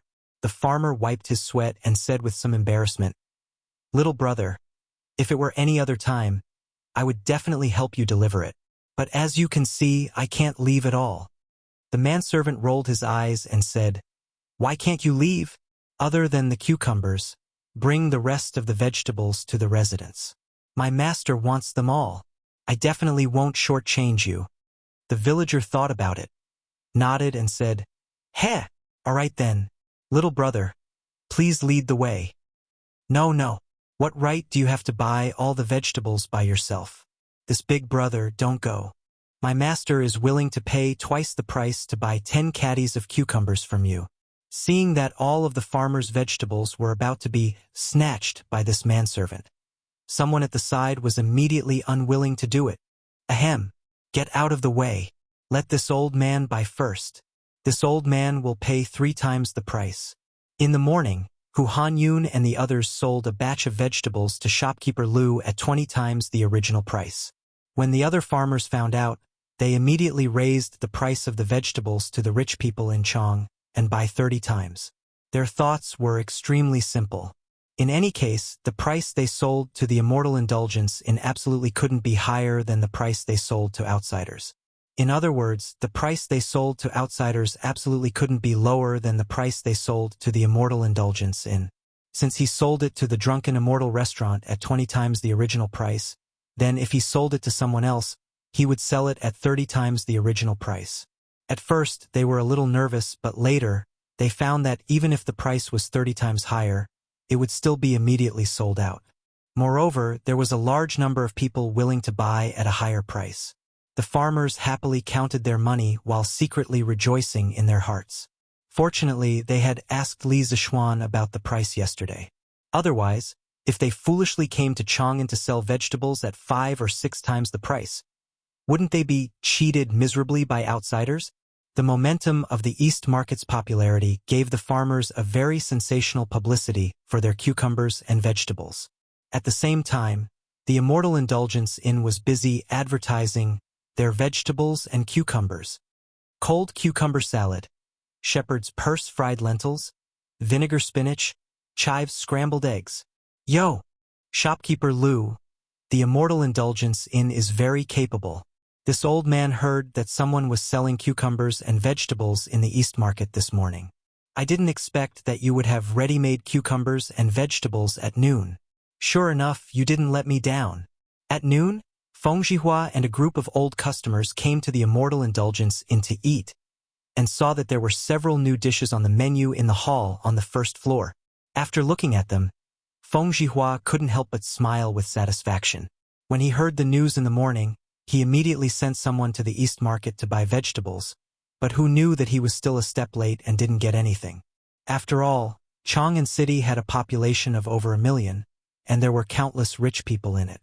Although there were many farmers who came to sell vegetables, there were still so many people who came to buy at the same time. Therefore, Feng Zhihua, who didn't get any fresh vegetables, wanted to come to the Immortal Indulgence to try his luck. He didn't expect that he would really come across it. Since things had developed to this point, many people had already guessed that behind this group of farmers selling vegetables, it was very likely that Li Zishuan had taught them how to grow vegetables in winter. Feng Zhihua also thought so. Otherwise, he wouldn't have chosen to come to the Immortal Indulgence to try his luck. Hee. Boss Feng, you flatter me. What do you want to eat today? Shopkeeper Lu smiled like a Maitreya Buddha as he greeted. Feng Zhihua asked for the opinions of a few friends who came with him, then smiled and said, I'll have to trouble Shopkeeper Lu to order all the new vegetables that were released today. To be honest, just thinking about these dishes makes this old man's mouth feel a little hungry. This winter, I'm really tired of eating meat and pickles. Although the price of each dish was indicated at the bottom of the menu, Feng Zhihua didn't look at the price from beginning to end. Now that he had status, and wealth, he was indifferent to money. No matter how expensive these dishes were, as long as they were delicious and made people happy, it was fine. Shopkeeper Lu chuckled and said, Haha, good. Ding-san, quickly serve Boss Feng to a seat. The market price of these greenhouse vegetables was about 30 times the price of the same type of vegetables in summer. After the Immortal Indulgence's vegetables had undergone secondary processing, the price naturally doubled or even more than the original price. For example, a plate of cucumber salad was actually sold as high as 3 strings of coins. A moment later, all the dishes were served. Kaka. Feng Zhihua picked up a piece of cucumber salad with his chopsticks and put it into his mouth to chew for a moment. Accompanied by a series of crunching sounds, the clear and sweet juice of the cucumber, mixed with the aroma of garlic and vinegar, instantly made all his taste buds active. He couldn't help but praise, crispy and juicy, sweet and refreshing. It's been a long time since I've eaten such a refreshing cucumber. Moreover, the chef of this Immortal Indulgence is amazing. A plate of cucumber can actually make such a delicious dish. It's really not a wasted trip. Chapter 1195. The news of the Drunken Immortal restaurant releasing a large amount of fresh fruits and vegetables spread throughout Chang'an City in a very short time. Countless customers rushed over upon hearing the news. The Drunken Immortal restaurant, which usually had good business, was suddenly filled to the brim. Although the vegetables released by the Drunken Immortal restaurant were generally expensive, with a plate of cold cucumber costing 3 strings of cash and a plate of vinegar spinach costing 3 strings of cash, fresh vegetables in winter were exclusively provided by the royal family. It had always been difficult for the commoners to obtain them, so what if they were a little more expensive? And relatively speaking, this price was not outrageous at all. Those who were slightly wealthier were completely able to accept it. Thinking back to the grand occasion when the bean sprouts were first released, the diners standing outside the Drunken Immortal restaurant had a bright idea and clamored for Manager Lu to provide a takeout service. Thus, the grand occasion from 2 months ago reappeared. The street in front of the Drunken Immortal restaurant was packed with people. Some people carried the food they bought from the Drunken Immortal restaurant and directly ate in the carriages parked by the side of the road or in the shops next to it. In an instant, the fragrance spread everywhere. The people near the West City could even smell the fragrance of the vegetables in the air. Li Zishuan's farmers are selling cucumbers and vegetables in Chang'an City? In the Sweet Dew Hall, Li Er, who had just finished his morning court session, heard Empress Zhangsun come over to say this piece of news. His heart stirred, and he subconsciously thought that the vegetables sold by the farmers might very well have come from Li Zishuan's hands. Your Majesty, I feel that these farmers should have grasped the techniques of growing vegetables in winter, and the person who taught them these techniques is the Marquis of Yong'an. This concubine also asked Steward Zhao just now. The vegetables sold by the farmers should mature in 1 to 2 months. And a month ago, the Marquis of Yong'an only had 8 farms. Now, the farmers who came to Chang'an City to sell vegetables almost all came from those 8 farms. Doesn't this mean that the Marquis of Yong'an taught the farmers the methods of growing vegetables in winter more than a month ago? Empress Zhangxuan's reason, although a little far-fetched, had her reasons. It was because Li Zishuan had only obtained the entire Lantian County this year that only the farmers from the original 8 farms knew how to grow vegetables in winter. Hearing this, Li Er nodded and said, "This kind of thing that no one else can do, it must be done by that kid without a doubt. In the whole world, only he has this ability. As for how he did it, I am very curious." Zhao Song. "Your Majesty." Zhao Song, who was standing at the side, quickly came over and cupped his hands. Li Er asked, "Those 8 farms must have planted a lot of vegetables. Do you know how they grow vegetables in winter?" Zhao Song's face darkened, and he said carefully, "Your Majesty, in the past month or so, the manor under the Marquis of Yong, and did not have any big movements. This old servant did not pay attention to that side. So, this old servant has failed in his duty. Please punish me." This matter could not be blamed on Zhao Song. The main reason was that the villagers were too tight-lipped. Not only did they not tell outsiders, even when their relatives came, they were determined not to let them even half a step closer to the shed. This was a secret that the thousands of people in the 8 villages worked together to keep strictly. If anyone accidentally leaked this secret, they would become everyone's mortal enemy. At the very least, they would not be able to continue living in Lantian County. People who had experienced poverty, once they had the hope of living a good life, they would not easily destroy this prosperous state. The farmers knew that they were now farmers in Li Zishuan's fief. Just based on this identity, they were envied by countless people. They could not destroy this hard-won happiness. As for Zhao Song, he would definitely not send people to investigate the 8 farms that seemed peaceful on the surface for no reason. Naturally, it was even more impossible for him to know about the existence of the greenhouses. Li Er waved his hand and laughed. "Haha, you can't be blamed. It should be that the farmers under that kid were too tight-lipped. Who would have thought? In more than a month, there was no news at all. From this, it can be seen that this kid is very good at governing the people. As the emperor of the human world, how could Li Er not know that it was easy for one person to keep a secret, but it was harder for 1,000 people to keep a secret? It was because of this that he could not help but be impressed by Li Zishuan's ability to control the people in his fief. "Thank you, Your Majesty, for your mercy." Zhao Song heaved a sigh of relief and bowed. Empress Zhongxuan's brows relaxed and said, "Your Majesty, I suddenly remembered that more than a month ago, the price of cloth in Chong and city skyrocketed, but it was quickly suppressed. Most of the people who came to Chong and city to buy cloth seemed to be farmers under the Marquis of Yong, and I wonder if there is any connection between the two." Hearing this, Li Er's eyes lit up. "Yes, I also remember. At that time, I was still wondering why the commoners bought so much coarse cloth. However, I was busy with official business and put this matter aside. Now that I think about it, the coarse cloth that the commoners bought back is definitely related to the vegetables that appeared in the Eastern market today. Since I have nothing to do in the afternoon, I will go to Lantian County to take a look. Your Majesty, may I accompany you?" Empress Zhongxun also wanted to see how the farmers grew vegetables in winter and ensure that the vegetables did not freeze to death. As a result, when Li Er's voice fell, she requested. Li Er shook his head and said, "Guanyin maid, it is freezing outside. You should not go to avoid a relapse. When I return, I will clearly tell you what I have seen and heard." A few days ago, Princess Changle had suffered a relapse due to the invasion of cold air. How could Li Er dare to let Empress Zhongxun go out in such cold weather? Li Er himself did not believe it. At this moment, he even faintly hoped that the plague of locusts would quickly arrive. This was because he knew that locusts were very beneficial to Empress Zhongxuan's illness. Unfortunately, there were no locusts in this season. Using the words of modern people, as long as the locusts came, old Li would definitely let his wife eat until she exploded. Then, "Many thanks to Your Majesty."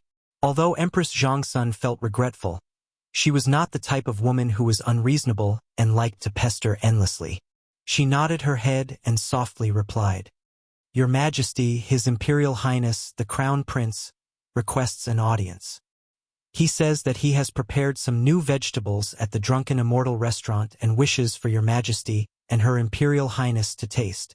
At this moment, an attendant walked in through the yellow door and bowed in salute. Oh, haha, it is likely to be vegetables from the Drunken Immortal restaurant. This is perfect. I can see the difference between the vegetables from the Drunken Immortal restaurant and those from the palace. Quickly let Changqian in. Li Er and Empress Zhang Sun looked at each other and then laughed heartily. Chapter 1196. Husband, you're back? Quickly go sit down and rest. In Liujia village, a man walked into a dilapidated courtyard.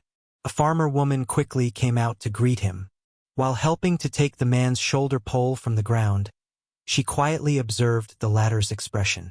Seeing that the man's face was full of joy, she couldn't help but ask, "Husband, the 2 baskets of vegetables we picked last night have all been sold out." The man nodded. His voice carried excitement as he excitedly said, "Haha, they're all sold out. My child's mother, kill that old hen at noon and give it to Wuxia to nourish his body. In 2 days, I'll prepare some gifts and go to the village entrance to find old Mr. Sunday. I'll see if Wuxia can go to the village school this year." So this man was Lu Mang from Liujia village. Previously, when Li Zishuan gave the villagers interest-free loans to build the greenhouses, he also went.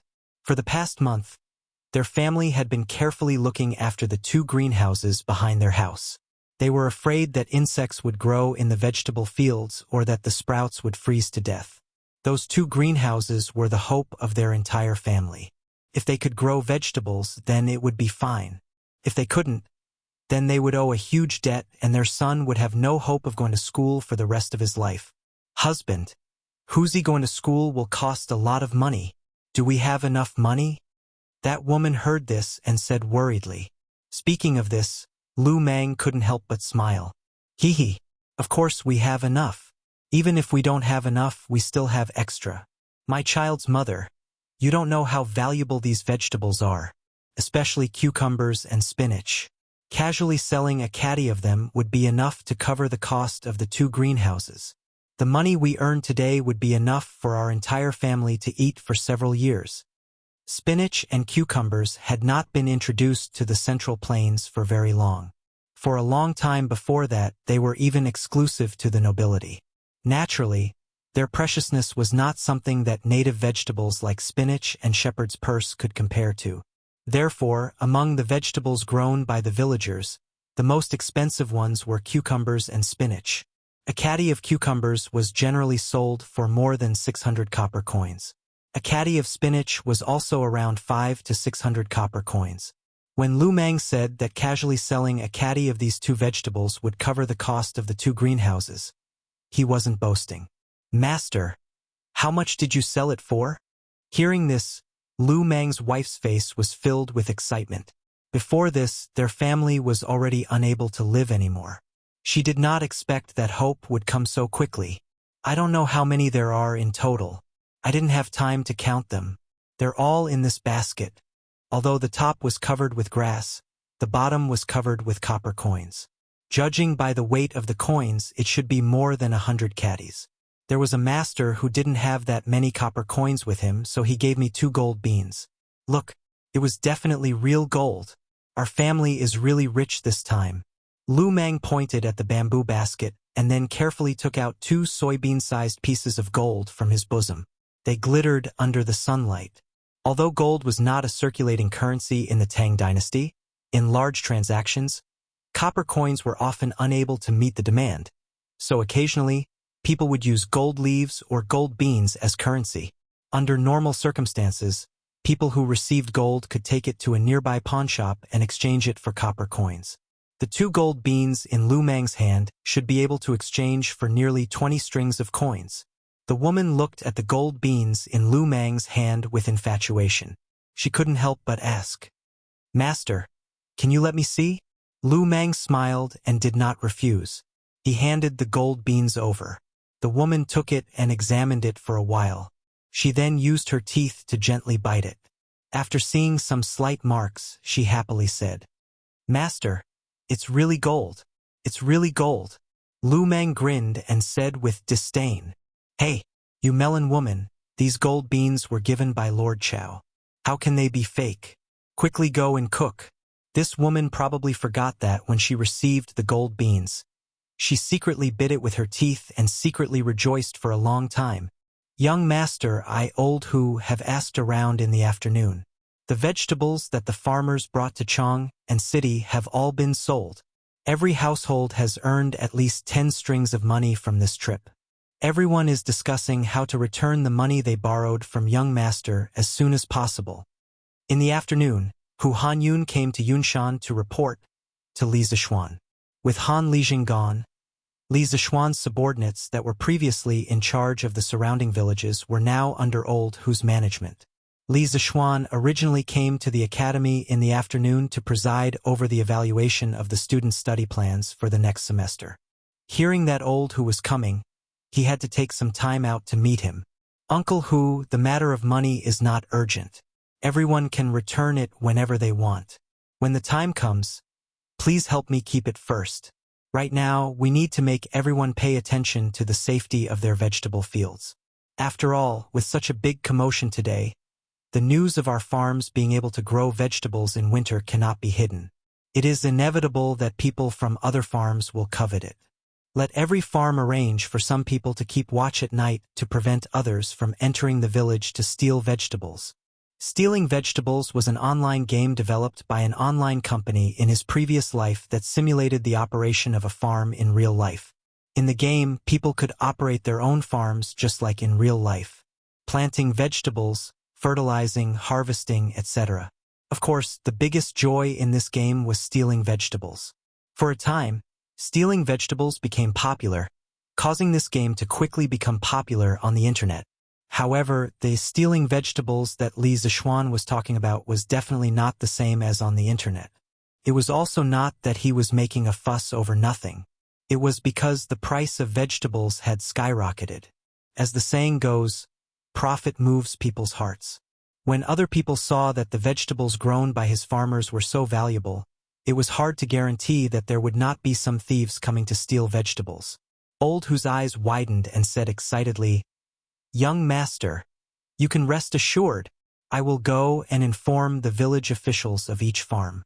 If anyone dares to steal vegetables, they will not be able to return." Li Zishuan's eyebrows twitched and quickly said, "Uncle Hu, be careful. Don't kill anyone." In this era where people relied on the heavens to make a living, there were some people who came out to steal. It was probably because they were forced to make a living. Their crime did not warrant death. Moreover, if they really killed someone, the authorities would hold them accountable and it would be a troublesome matter. Old Hu laughed and said, "Young master, Old Hu knows what to do." After saying that, Hu Hanyun said goodbye and left. Li Zishuan was about to leave. Li Gang and the rest were still waiting for him to attend a meeting. If he did not go over, the old man would probably get angry. Hu knew that just as he stood up, he heard footsteps outside the door. Then came Li Er's energetic voice. "Haha, you are trapped in Yunshan, but you can still control the situation. Not bad, not bad." Chapter 1197. Greetings, Your Majesty. Yanhuang Academy, Guanghua Tower. In a small meeting room, Li Zishuan clasped his hands and bowed to Li Er. He had already guessed the purpose of Li Er's visit. It must be for the vegetables in the greenhouse. After all, there was such a big commotion in Chang'an City today. As the ruler of the empire, it was impossible for Li Er not to have received any news. "Ha! You have done so many things behind my back. Aren't you going to explain to me?" Li Er walked in with his hands behind his back and sat on the sofa at the head of the table. He crossed his legs and looked at Li Zishuan. Li Zishuan stared blankly at first, then felt a chill run down his spine. From Li Er's tone, why did it feel like a resentful housewife complaining that he had an affair outside? He quickly shook his head to get rid of the messy thoughts in his mind. Li Zishuan went forward and cupped his hands. "Your Majesty, are you talking about the farmers growing vegetables?" Li Er grunted and said unhappily, "If not, what else could it be? You are asking the obvious again." Li Zishuan answered truthfully, "Your Majesty, this method of growing vegetables in winter was something that I came up with by chance. I saw that most of the farmers in my fief lived in poverty, so I imparted this method to them. However, I didn't expect that the farmers would be so tight-lipped and have kept the secret until now. Lier thought to himself, you are not the only one who didn't think of it. I didn't think of it either. I have to say, the farmers in your fief are quite united. As for growing vegetables in the winter, tell me how you did it. Lier looked at Li Zishuan and said calmly. Li Zishuan thought for a while and cupped his hands. Your Majesty, there are 2 vegetable fields on Yunshan Mountain. Why don't you take a look at them personally? Lier's eyes lit up. Oh, that's great. Lead the way then. Please wait a moment, Your Majesty. I will speak to Mr. Wenji and come immediately. This is where you grow vegetables. 15 minutes later, Li Zishuan brought Lier to the large shed in the backyard of his courtyard. Lier looked at the 2 long sheds in front of him and asked with a frown. Alas, Li Zishuan had never studied biology. Li Zishuan had no choice but to patiently explain, Your Majesty, the reason why the soup supervisor can grow vegetables in the winter is mainly because of the warm and humid climate near the hot spring, which is suitable for the growth of vegetables. I used this kind of coarse cloth soaked in tung oil to build these 2 houses in order to maintain the temperature and provide a suitable environment for the growth of vegetables. In this way, it is not difficult to grow vegetables in the winter. Lier nodded in realization and said, Oh, so that's how it is. More than a month ago, countless people poured into Chang'an City and bought coarse cloth wantonly, causing the price of cloth in Chang'an City to soar. Presumably, this was the reason. Li Zishuan was not surprised that Lier could think of this. He cupped his hands and said, Your Majesty is wise. More than a month ago, the people did go to Chang'an City to buy coarse cloth in order to build sheds. It was indeed so. Lier could not help but secretly rejoice at his own brilliant foresight. After a while, he opened his mouth and said, Let's go. Follow me in to take a look. Yes. Your Majesty. Li Zishuan did not have any objections. He stepped forward and helped Lier open the door to the greenhouse. He extended his hand and said, Your Majesty, please. Lier nodded his head and walked in. Inside the greenhouse, when Lier saw the tender green vegetables in the field, the shock on his face could no longer be concealed. After taking 2 steps, he suddenly felt a little thirsty and wanted to pick a cucumber to quench his thirst. But when he walked into the cucumber vine and saw the bare cucumber sprouts, his head was filled with question marks. Marquis Yong'an, did your house get burglarized recently? When Li Zishuan heard this, he was a little confused. But when he followed Lier's gaze and looked at the cucumber vine, he suddenly understood and hurriedly replied, Your Majesty, it was not burglarized. It was just that the cucumbers on the seedlings were all plucked yesterday. Then, he explained to Lier in a few words. Yesterday, during Yanhuang College's first teacher title evaluation conference, Li Zishuan treated each teacher of the college to a cucumber. Although 1 cucumber per person did not seem like much, there were many teachers in the college. In the blink of an eye, 40 to 50 caddies of cucumbers were gone just like that. His greenhouse was only so big. It would be strange if the cucumber vine was not bare. Teacher Title Evaluation Conference? When Lier heard this, his eyes flashed and he said lightly, Tell me the results of the evaluation in detail. Your Majesty, there were a total of 6 people who were evaluated as professors yesterday. They were respectively, as they walked out of the greenhouse, Li Zishuan explained the Academy's Teacher Title Evaluation Conference in detail to Lier. After listening, Lier nodded his head and said, Your Teacher Title Evaluation Conference was very interesting. You can continue to stay in the college in the future. Just as you said before, I also hope that Yanhuang College can truly become a place where only talents are valued.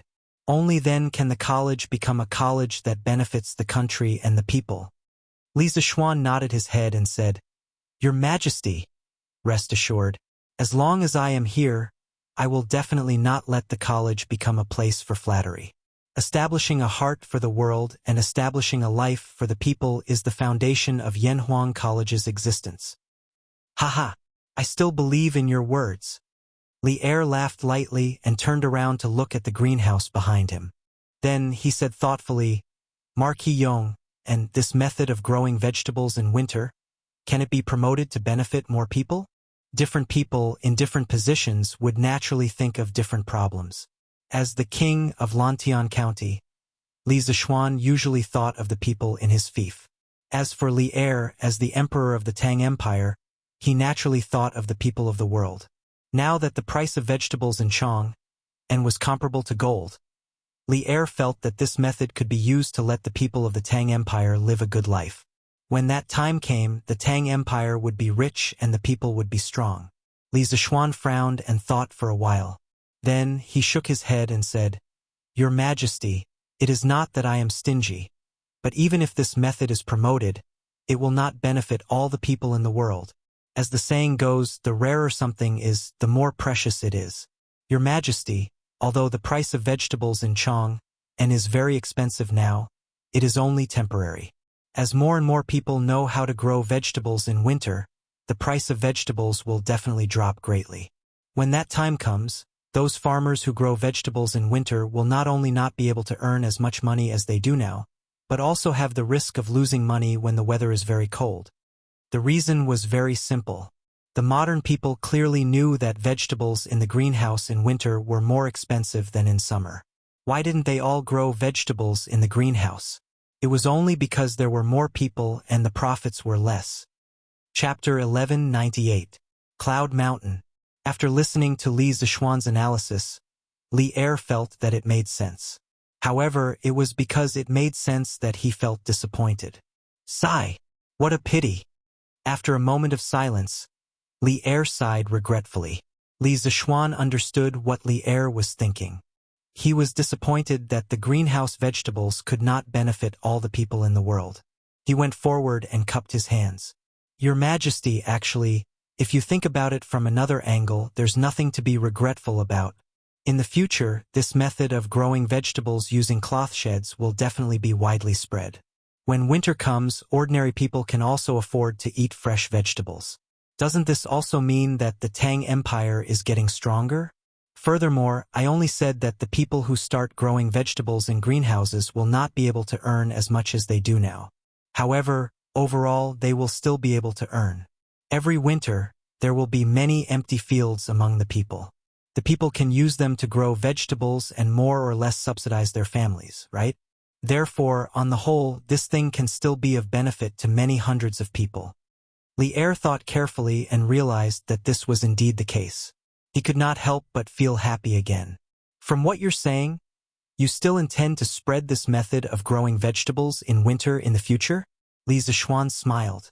"Your Majesty, actually, even if I don't say it, this method of growing vegetables will slowly spread out. There's no secret in this world that can be kept forever." Now, his farmers had sold a huge amount of vegetables in Chang'an City and caused a huge sensation. Naturally, more and more people would be attracted. It would definitely be more and more difficult to keep a secret in the future. In fact, according to Li Zishuan's intentions, it would be fine as long as his farmers could earn the first huge amount of profit from the birth of the greenhouse vegetables. He could even give the rest of the profits to the farmers of other farms. This was like eating fish. His people only needed to eat the head of the fish and leave the body and tail for others to eat. "Haha, you're quite open-minded." Li Er didn't expect Li Zishuan to be so open-minded. When he came, he was still thinking about how to persuade Li Zishuan to hand over the method of growing vegetables in winter. He didn't expect that Li Zishuan had already thought of this without his persuasion. He couldn't help but point at Li Zishuan and sigh. "Your Majesty, this subject is deeply indebted to the country, so it is only natural for this subject to do something for the people of the Great Tang." After Li Zishuan expressed his political position, he took the opportunity to say, "Your Majesty, I plan to build a dam beside the Ba River in Mei Village to accumulate water from upstream. Please allow it, Your Majesty." Now that the entire Lantian County was his fief, this section of the Ba River was naturally under his control. In principle, there was no need to report to the court about the construction of the dam. He only needed to give Li Er a heads up. Building a dam? Why are you building a dam?" Li Er was confused by Li Zishuan's words and couldn't help but ask. Li Zishuan was already prepared. He cupped his hands and said, "Your Majesty, This subject is building a dam to prepare for a rainy day. Previously, this subject told your majesty that in June this year, locusts will appear all over Guangzhou. As the saying goes, a drought and locusts are inseparable. After a drought, there will be locusts. Thus, this subject estimates that this year's drought will also be very serious. This subject wants to build a dam to accumulate water in advance for a rainy day. Li Er frowned. Previously, he had been thinking about how to prevent a plague of locusts but had forgotten that after a drought, there would be locusts. After Li Zishuan's reminder, his mood instantly became gloomy again. It's hard for you to be so meticulous. If there really is a drought this year, then I should make preparations in advance. However, will the dam you're building on the Ba River really work? Not to mention other places, just Lantian County alone has millions of mu of fertile land. How much water do you need to accumulate to ensure that all the fields can be watered by a mere Ba River? Hearing this, Li Zishuan furrowed his brows and thought for a moment. He shook his head and said, "Your Majesty is right. A single Ba River is indeed unable to solve the drought in all of Lantian County. However, this is the only method I can think of. I can only do it first and talk later." This subject still believes that nothing in the world is difficult. If one has the will, there will definitely be other methods before the drought arrives.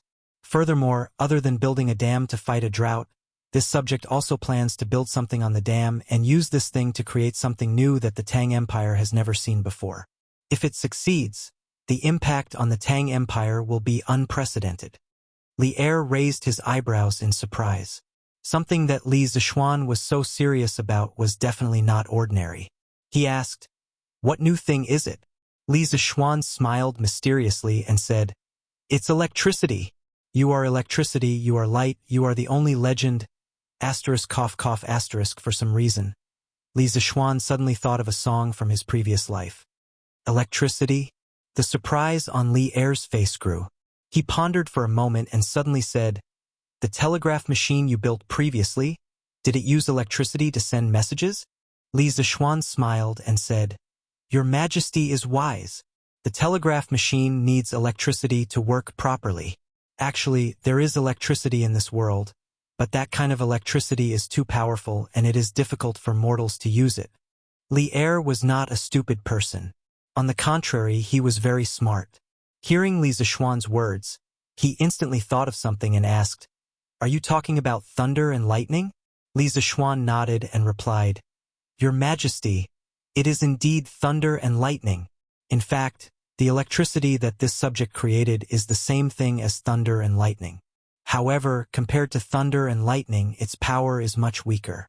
However, it is just right for our daily use. In the future, if we want to popularize the telegraph machine on a large scale, we must have an endless supply of electricity to support it. That is why this subject said that as long as we can create a machine that can generate electricity, it will definitely have an unprecedented impact on our Tang Empire." Li Er's gaze became deep. Now, it seemed that the dam on the Ba River must be built. He said decisively, "Since this dam is so important, then build it, and build it immediately. Build it as big as you can. I really want to see what the Tang Empire will look like with electricity." Li Zishuan heard this and was delighted. He rubbed his hands and laughed. "Hee. Thank you, Your Majesty. Then, Your Majesty, the money for the dam, what do you think? This guy wants money." Cough, cough. I suddenly remembered that there are still important matters in the palace. You should build the dam as soon as possible. I will return to the palace first. Li Er's expression changed. He hurriedly waved his hand at Li Zishuan and then turned to leave without looking back. Seeing this, Li Zishuan was stunned. F***CK. F***CK. You are really a miser. You are so stingy. Li Zishuan only regained his senses after Li Er had walked away. He was dumbfounded. Chapter 1199. Emperor Li Er walked away slowly, leaving Li Zishuan alone in the wind in a mess. Actually, to Li Zishuan, even if the imperial court did not give him the money, he would still build the dam. The reason why he asked Li Er was just to test him. If old Li gave him the money, he would naturally make a killing. If not, he would not lose out either.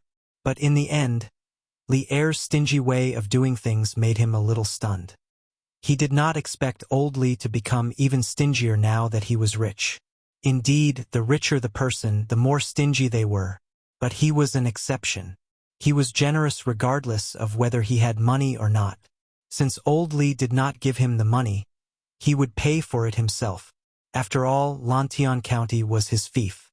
He would not lose out by building some public facilities for his fief.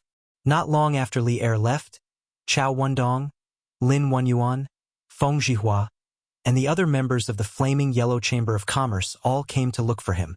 Marquis, we are here today to ask for fresh vegetables from Marquis's farm. Li Zishuan brought them to the main hall of the Cloud Mountain residence. After taking a seat, Chao Wendong directly stated the purpose of their visit. Obviously, not only did Li Zishuan guess that the fresh vegetables sold by the farmers today came from Li Zishuan, these merchants also more or less guessed that this matter had something to do with Li Zishuan. That was why they came to look for him. Li Zishuan did not deny it. He leaned back in his chair and smiled slightly. Oh, you are also interested in these fresh vegetables? Chao Wendong coughed dryly and said embarrassedly, "Cough, cough. To be honest, Marquis, we all have restaurants, so we also want to sell some fresh vegetables recently. But Marquis, don't worry. After we buy the vegetables from the farmers, we will not provide them to the restaurants in Chang'an City. We will sell them to the restaurants in other states and counties, so it will not affect the business of the Drunken Immortal restaurant." Chao Wendong had been in the business world for so many years, so he had a sense of propriety when he spoke and did things. After hearing what he said, the other people who came with him also nodded in agreement. Li Zishuan waved his hand and said, "Ha! Everyone, there's no need to be like this. This Marquis is not that petty. There are over 1 million residents in Chang'an City, and the Drunken Immortal in alone is unable to meet such a huge demand. So even if you have restaurants in Chang'an City, you should sell them. You don't have to worry about forcing the Drunken Immortal in out of business. Speaking of which, this Marquis is very confident in the culinary skills of the chefs in my restaurant. Today, the Drunken Immortal restaurant was just an insignificant property in Li Zishuan's hands. He no longer valued it as much as he did last year. Besides, he wasn't so overbearing as to allow only his family to open a restaurant in Chang'an City. Hearing this, everyone looked at each other, and a trace of joy flashed in their eyes. They all stood up and cupped their fists. "Thank you, Marquis, for your understanding." Li Zishuan waved his hand and smiled. "Boss Chao, just now you said that you want to buy fresh vegetables from the farmers. What price do you plan to buy them at?" Compared to other things, this was the question that Li Zishuan was concerned about. Now, in the Tang Empire, there was no other place that could grow vegetables in greenhouses except for his. Although Cheng Yaojin and Qin Qiong also grew vegetables, they weren't ripe yet. So he was fully qualified and had the confidence to fight for more benefits for the farmers. Chao Wendong cupped his fists and said, "Marquis, we've discussed and decided to buy the vegetables at the price that the farmers sell them in Chang'an City today. This way, not only will they not make less money, but it will also save them a trip. What do you think?"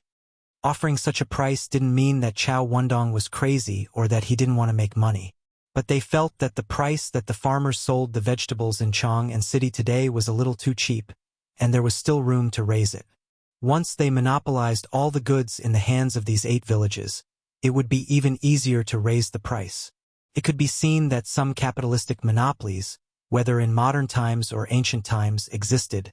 In this way, we can't let you suffer a loss. As for the so-called purchase price, I allow you to fluctuate according to the market demand. Because according to my speculation, the current high price of vegetables won't last long. In another half a month, all the vegetables in the Chang and Qin families' farms would be ripe. At that time, the price of vegetables in Chang'an City would definitely drop. So Li Zishuan added such a rule for Chao Wendong and the others. Otherwise, this group of people would definitely suffer a loss in the end. They were all members of his Chamber of Commerce and could be considered as his own people. He didn't need to cheat them for such a small amount of money. Chao Wendong and the others were delighted. "Thank you very much, Marquis." Li Zishuan waved his hand and said, "In a while, I will send someone to pass down the order." When the time comes, you can go directly to each farmer. They will assist you to buy vegetables or cucumbers from the farmers. But all of this depends on the farmer's willingness. If they want to sell it themselves and don't sell it to you, you can't force them. Of course. Chow Wendong and the others hurriedly responded. Li Zixuan thought for a while and said, "In my opinion, in order to ensure the freshness of the vegetables, you can wake up early every day and come here. Let the farmers who want to sell you vegetables help you pick the vegetables, and then use the carriages to transport them to Chang'an. Now that the official road between here and Chang'an city has been paved with cement, a round trip can save a lot of time and ensure the freshness of the vegetables to the greatest extent." Chow Wendong nodded happily and said, "Marquee idea is indeed a good idea. The freshness of the vegetables is the key. With the cement road, we can quickly transport the freshly picked vegetables to the restaurant and start selling them. In terms of freshness, there is naturally no problem." "That's great." The others also felt that Chow Wendong's words were reasonable and nodded in agreement. After chatting for a while, Chow Wendong and the others finally bid farewell and left. Li Zixuan hurriedly called Pang Feiji and told him that Chow Wendong and the others wanted to buy vegetables before spring. He also sent him to inform the farmers of the 8 big farmers to cooperate with Chow Wenzhong and the others. In fact, this was a good thing for the farmers, because with Chow Wenzhong and the others in charge of buying the vegetables, not only could they save a few trips, but in terms of price, Chow Wendong and the others were professional businessmen. Their ability to control the price would definitely be better than the farmers. Chapter 1200. The next day, Chow Wendong, Lin Wenyuan, and the other members of the Yanhuang Chamber of Commerce arrived at Li Zixuan's farmsteads early in the morning. Dozens of carriages were parked at the entrance of each farmstead. The farmers must have received the notice last night. Before dawn, they had already woken up to pick vegetables in their greenhouses. When Chow Wendong's group of carriages arrived, they immediately began to load the vegetables into the carriages. The money each household earned from selling vegetables was recorded in the ledger. In order to save time, Chow Wendong and the rest decided to collect the vegetables first, and then send someone to settle the bill in the afternoon. The farmers also knew that Chow Wendong and the rest were Li Zixuan's men, and were not worried that Chow Wendong and the rest would go back on their word. Every single one of them sent over all the vegetables they had picked in their greenhouses. As early as yesterday afternoon, Chow Wendong and the rest had calculated the total amount of vegetables they had to collect each day. They also informed the village leaders of the 8 farmsteads, and the number of vegetables each farmstead received was up to them to decide. Then, the village leaders of each farmstead would inform the farmers of the amount of vegetables they had to collect according to their village's allocation. Because there weren't any good methods of keeping fresh in this era, vegetables couldn't be kept for a long time. The best way was to pick them up and sell them immediately. Anyway, every kind of vegetable had a relatively long maturity period, so it wouldn't go bad even if it was left in the field. This way, they could also achieve a long-term result. Otherwise, if they collected this batch today, they would not be able to collect any more in the future. Even so, Chow Wendong and company's trip had made every household earn more than yesterday. Every household earned at least 20 strings of coins. If all the vegetables in the greenhouses were sold out in the future, the income of the farmers would definitely be more than 100 strings of coins. 100 strings of coins was an astronomical figure to the commoners. It was basically money they would not be able to earn in their entire lives. The farmers of the Han family farmstead, Plum Village, and the other farmsteads had relied on the vegetables in the greenhouses to enter the well-off class in one fell swoop. At the very least, these farmers who had enjoyed the benefits of the first batch of greenhouses would not have to worry about food and clothing in the future. Look, isn't that old Chow's carriage from Chang'an City? They're collecting vegetables in Plum Village. Wow, so the people of Plum Village really do know how to grow vegetables in winter? Of course, I guess Marquis taught them. They've made a fortune this time. Yesterday, I heard that they were selling vegetables in Chang'an City. Just cucumbers alone cost 600 copper coins per caddy. 600 copper coins per caddy. Then, wouldn't each household be able to earn at least 100 strings of coins? At the very least, TSK. It's a pity that our manor was only incorporated into Marquis' fief this year. Otherwise, we would definitely be able to make a fortune like them. Yes, what a pity. Hey, why are you guys being so jealous over there? Now that we are all farmers under Marquis following behind Marquis, do we still have to worry about not being able to earn money and eat meat in the future? It was Zhong Lijing from the Yu family manor. He couldn't help but scold these people after hearing their envy. Chao Wendong and the rest naturally couldn't hide the fact that they were collecting vegetables in such a big way. When the farmers from the surrounding villages passed by and saw this scene, they were filled with envy. However, no one was jealous. Now that their farmsteads had become Li Zishuan's fief, although they didn't have the huge profits of the first batch of greenhouse vegetables, as long as Li Zishuan was there, they would definitely be able to live a good life in the future. This wasn't blind confidence in Li Zishuan, but the consensus that everyone in the world had for Li Zishuan. In the world, the person who was the best at creating wealth was definitely Li Zishuan. Uncle Zhong is right. As long as we follow behind Marquis and do whatever Marquis asks us to do, we will definitely not have to worry about food or clothes in the future. Everyone will even have the opportunity to read and write. Yu Dehang also happened to pass by today. He encouraged the villagers around him. Scholar, you said it well. Following behind Marquis will lead a good life. Yes, following behind Marquis will lead a good life. What Li Zishuan didn't expect was that this group of farmers who had just joined his fief, after seeing the Han family manor and the other farmsteads making a lot of money, not only were they not jealous, but they were even more loyal to him. Head of the household, how much did you sell today? Liujia Manor, Lu Mang's house. After the large group of people who came to collect vegetables left, Lu Mang's wife quickly came over and asked anxiously.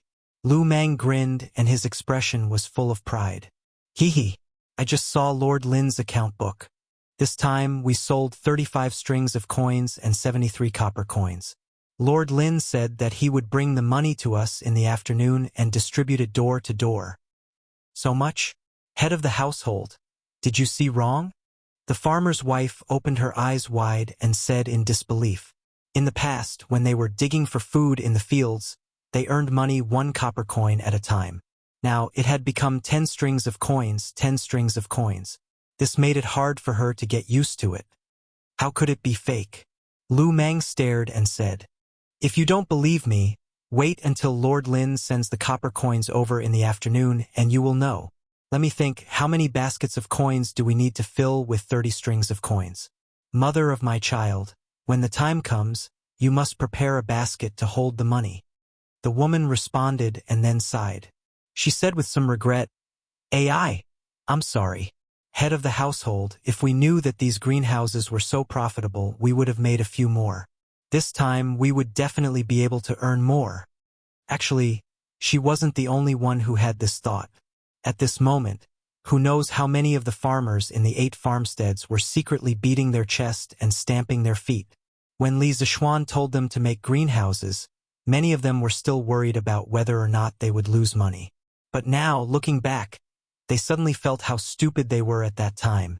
If they had completely believed in Li Zishuan and made a few more greenhouses, then the money they earned this time would definitely be enough to ensure that their entire family would not have to worry about food and clothing for the rest of their lives. Go away. Don't be unsatisfied. Think about it.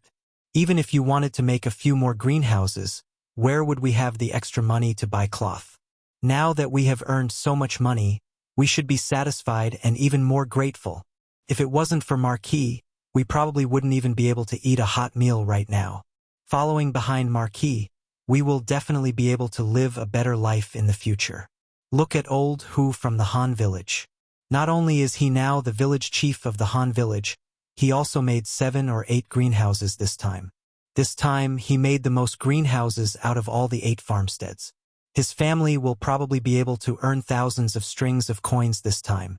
But who told him to be an old man by Marquis' side? Not only does Marquis believe in him, he also believes in Marquis. Otherwise, he wouldn't have made so many greenhouses at once. Chapter 1201. In the afternoon, more than 100 ox-drawn carriages left Yenqing Gate in the east of Chong, and city one after another, and went straight to the Han village. Plum Village, and other big villages in the east. Each ox-drawn carriage was piled with 4 or 5 red wooden chests. As the road was bumpy, the chests swayed and clanked, and the sound of something breaking inside could be heard. This huge convoy naturally attracted countless gazes along the way. Wow, there are so many ox carts. What are they carrying? What else could it be? It must be money. Didn't you hear the clanking sound when the cart shook? Some of the more experienced people had already seen through the contents of the large chest on the ox cart. Money? There are so many carts filled with money. How much money do they add up to? Humph! It's at least tens of thousands of strings of cash. TSK. You have no taste. What tens of thousands of strings of cash? It's at least close to 100,000 strings of cash. 100,000 strings of cash! Someone shouted. The passers-by heard it and could not help but hold their breath. Whose ox cart is this? 100,000 strings of cash. They actually spent so much money. What are they going to do? Hey! It looks like there's more than one family. The Chow family's cart is at the front. Behind them are the Lin families, Feng families, Liao families. I know. They're going to give money to the Plum Village, Han Manor, Lu Manor, and Wang Manor's manors. Give money? What money? Don't you know? This morning, Old Master Chow and the rest collected a lot of vegetables from the manors near the Han Manor. Today in Chang'an City, those old masters' restaurants are all releasing all kinds of vegetables. They must have collected them from the manors. They're probably going to settle the bill for the manors now. Whoa, settle the bill. Do they need so much money to settle the bill? Wow, doesn't that mean that the farmers of those villages have really struck it rich this time? Sigh, that's right. It's not just those manors. If you ask me, under Marquis's leadership in Lantian County, every family will have thousands of strings of cash in a few years. Ha! Let's not talk about it. A few days ago, there was even a matchmaker who wanted to matchmake for my daughter. The other party was from Lantian County. I have to hurry back and agree to this marriage. If my daughter marries over, she will definitely be able to enjoy life in the future. The commoners could see the bright future of Lantian County from the profits of these 8 villages. In an instant, all the villagers in Lantian County became the object of envy of the commoners around Chang'an. Those who had daughters were all wondering if they knew any young men in Lantian County so that their daughters could marry over. Who knew they might be able to enjoy a good life in the future? After a long stretch of the cement road, the money delivery team finally arrived at the Han family manor, Plum Village, and a few other manors. At this time, Chow Wendong and the others couldn't help but admire Li Zishuan's foresight in building the road. With the cement road, their trip back and forth was more than twice as fast. 2 or 3 times. For businessmen, time was money. When the villagers heard the news, they all came to the village entrance to line up and wait. When they saw the servants moving boxes of money down, they were all stunned. For these farmers, it was likely that most of them had never seen so much money in their entire lives. Now, a considerable portion of this money was going to be theirs. This made the farmers feel like they were living in a dream. Han Xiaodong, 45 strings of coins and 300 copper coins. After all the copper coins were moved down from the carriages, under Old Hu's organization, for tables were set up at the village entrance. The commoners were divided into 4 groups and began to distribute money from house to house. Hey! Coming! Coming! Thank you, Old Master Chow. Han Xiaodong eagerly took a step forward and thanked Chow Wendong, who was beside him. Then he stood in front of the table, holding a gunny sack and waiting to receive the money. Yes, it was a gunny sack. After all, there were so many copper coins. He couldn't possibly hold it all in his hands. Here, 45 strings of coins and 300 copper coins. Please count it in person. The middle-aged scholar opposite Han Xiaodong said after putting a few dozen strings of money into Han Xiaodong's gunny sack. Yes, yes, thank you. Han Xiaodong chuckled and lifted the gunny sack to the side and began to count. Speaking of which, with this sum of money, he would be able to renovate his house and get himself a wife. Thinking of this, he couldn't help but be overjoyed. Next, Nyodahai, 38 strings of coins, and 700 copper coins. Hey, coming, coming. All the way until the sky turned dark. The money from selling vegetables was distributed to all the villagers. The workers who were in charge of counting the money were really counting the money until their hands cramped up. All the villagers had a bountiful harvest and were beaming with joy. As the evening approached, the smell of meat wafted from every house. Although it wasn't a festive season, the villagers still wanted to reward themselves after earning so much money. After experiencing this, the 8 villages under Li Zishuan could be considered to have become rich overnight. For example, Old Hu's family had 7 or 8 greenhouses. His family's wealth was even greater than many of the rich merchants in Chang'an City. Logically speaking, with their current wealth, most of them could buy a house in Chang'an City. However, no one thought of doing so. In their opinion, being a citizen of Li Zishuan's fief was much better than being a citizen of Chang'an City. Hey, Green Sparrow, have you heard? These 2 days, the villagers at the foot of the mountain are busy selling vegetables. TSK, shall we go down the mountain tomorrow to buy some cucumbers to eat? In Yanhuang College, Sun Zifan, who had just finished eating in the cafeteria, patted Li Tai's arm and laughed. Li Tai rolled his eyes and said with a sly smile, Heh, why do we need to go down the mountain to buy some? If I remember correctly, Yamacho should also have cucumbers at home, right? Last time when the academy teachers had a meeting, Yamacho brought 2 baskets of cucumbers. Let's go to his house tomorrow and take 2. Yamacho won't ask us for money, right? Sun Zifan couldn't help but be very interested when he heard this. He nodded vigorously and said, Ha ha ha, it's settled then. Tomorrow morning, we'll go to Yamacho's house. Little Ku, are you going? Li Tai was a little excited to find a partner. After all, other people's cucumbers would undoubtedly be more delicious. So he looked at Li Tai and asked. Now that school was about to start, most of the students had come to stay at the academy in advance. Li Ku was among them. He came after the Lantern Festival. Green Sparrow, is this okay? Li Ku frowned. He still respected Li Zishuan very much. Li Tai laughed and said, Hey, what's wrong with this? Yamacho is not a stingy person. Tomorrow we can ask Yamacho how our exam results were last semester. Li Ku was finally convinced. Okay, let's go together tomorrow. Chapter 1202. The next morning, Li Zishuan had just woken up and was about to have breakfast when Li Tai, Li Ku, Chang Chumo, Sun Zifan, Yuchi Baolin, and Qin Huayu arrived. It turned out that all the students from Dormitory 01 were here, and they even brought Li Ku with them. Heh, why are all of you here so early today? Are you here to scrounge for food? Li Zishuan was overjoyed and immediately laughed. Speaking of which, the courtyard was only a few steps away from Yanhuang College. In the past, Li Tai, Chang Chumo, and the others often came over to scrounge for food. After so many times, Li Zishuan had gotten used to it. However, it was the first time that so many people had come today. Hee, Yamacho, don't make it sound so bad. What's scrounging for food? We're here for something important. Li Tai licked his lips and laughed. Oh, if that's the case, then I won't get anyone to add more bowls and chopsticks for you. Find a place to sit yourselves. If there's anything, wait until I'm done eating. Li Zishuan said casually and then started eating, ignoring the students. Li Tai was speechless and secretly regretted why he had pretended to be good just now. Fine, now he could only watch Li Zishuan eat from the side, right? Speaking of which, they hadn't eaten in the morning. Now that they were standing at the side and watching Li Zishuan eat, it was really a kind of torture. Han Yushi couldn't help but cover her mouth and laugh when she saw Li Tai's choked look.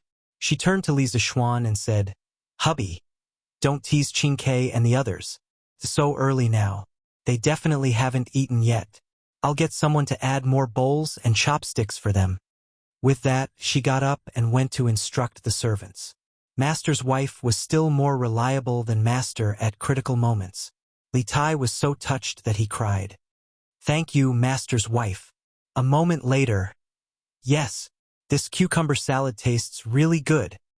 Yes, the stir-fried spinach is pretty good too. Green Sparrow, have a taste.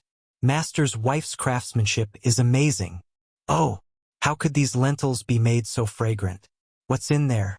Once they were on the table, Li Tai, Chang Chumo, and Sun Zifan, these three chatterboxes, couldn't stop talking. After looking around, only Yuchi Baolin was more honest. This child didn't have the time to comment at all. He only focused on stuffing the food on his plate into his mouth. Han Yushi saw that the dishes on the table were about to be eaten up, so she quickly went to the kitchen to cook a few more dishes at the last minute. Only then was she able to let these people eat their fill. Burp. After breakfast, Li Tai lay on the old-fashioned wooden armchair in Li Zishuan's house.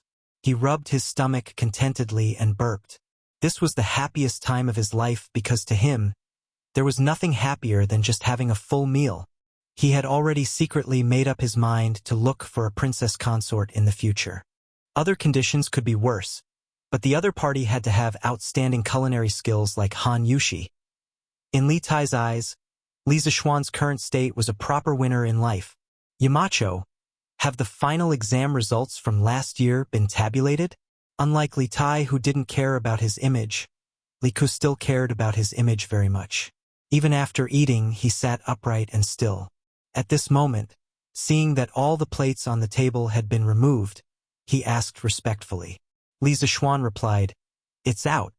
But if you want to ask me about the results today, then I think you should wait for another 2 days. After 2 days, all of your results should be posted." In fact, last year's final exam papers had been marked long before the holidays, but everyone's results hadn't been tabulated yet.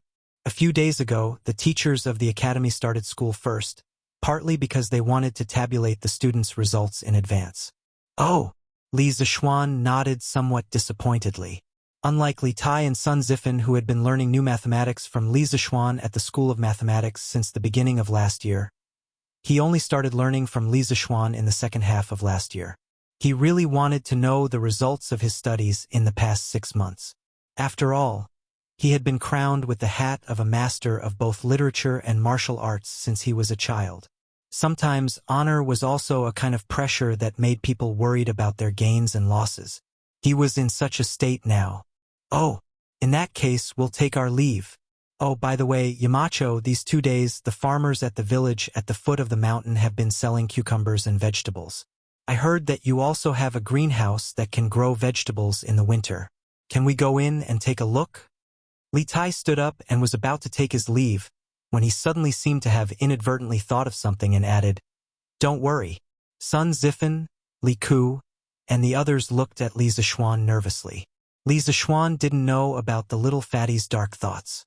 He nodded casually and said, "Qin Ke, if you want to take a look, then go ahead. The greenhouse is behind the courtyard. I still have something to do at the academy, so I'll take my leave first." Yes, yes, yes. Take care, Yamacho." When the little fatty heard this, he became even more excited. He couldn't wait for Li Zishuan to leave right away. Li Zishuan looked at Li Tai with a baffled expression. Then he said goodbye to his wife and left the room. He had to go to the academy in the morning to discuss the construction of the dam on the Ba River with Mo Huai. As the head of the Mo family, Mo Huai's achievements in engineering were definitely not below Li Zishuan's. With such a great master in the academy, Li Zishuan naturally had to humbly ask for advice. After Li Zishuan left, Li Tai gave a look and whispered, "What are you waiting for? Go pick the cucumbers."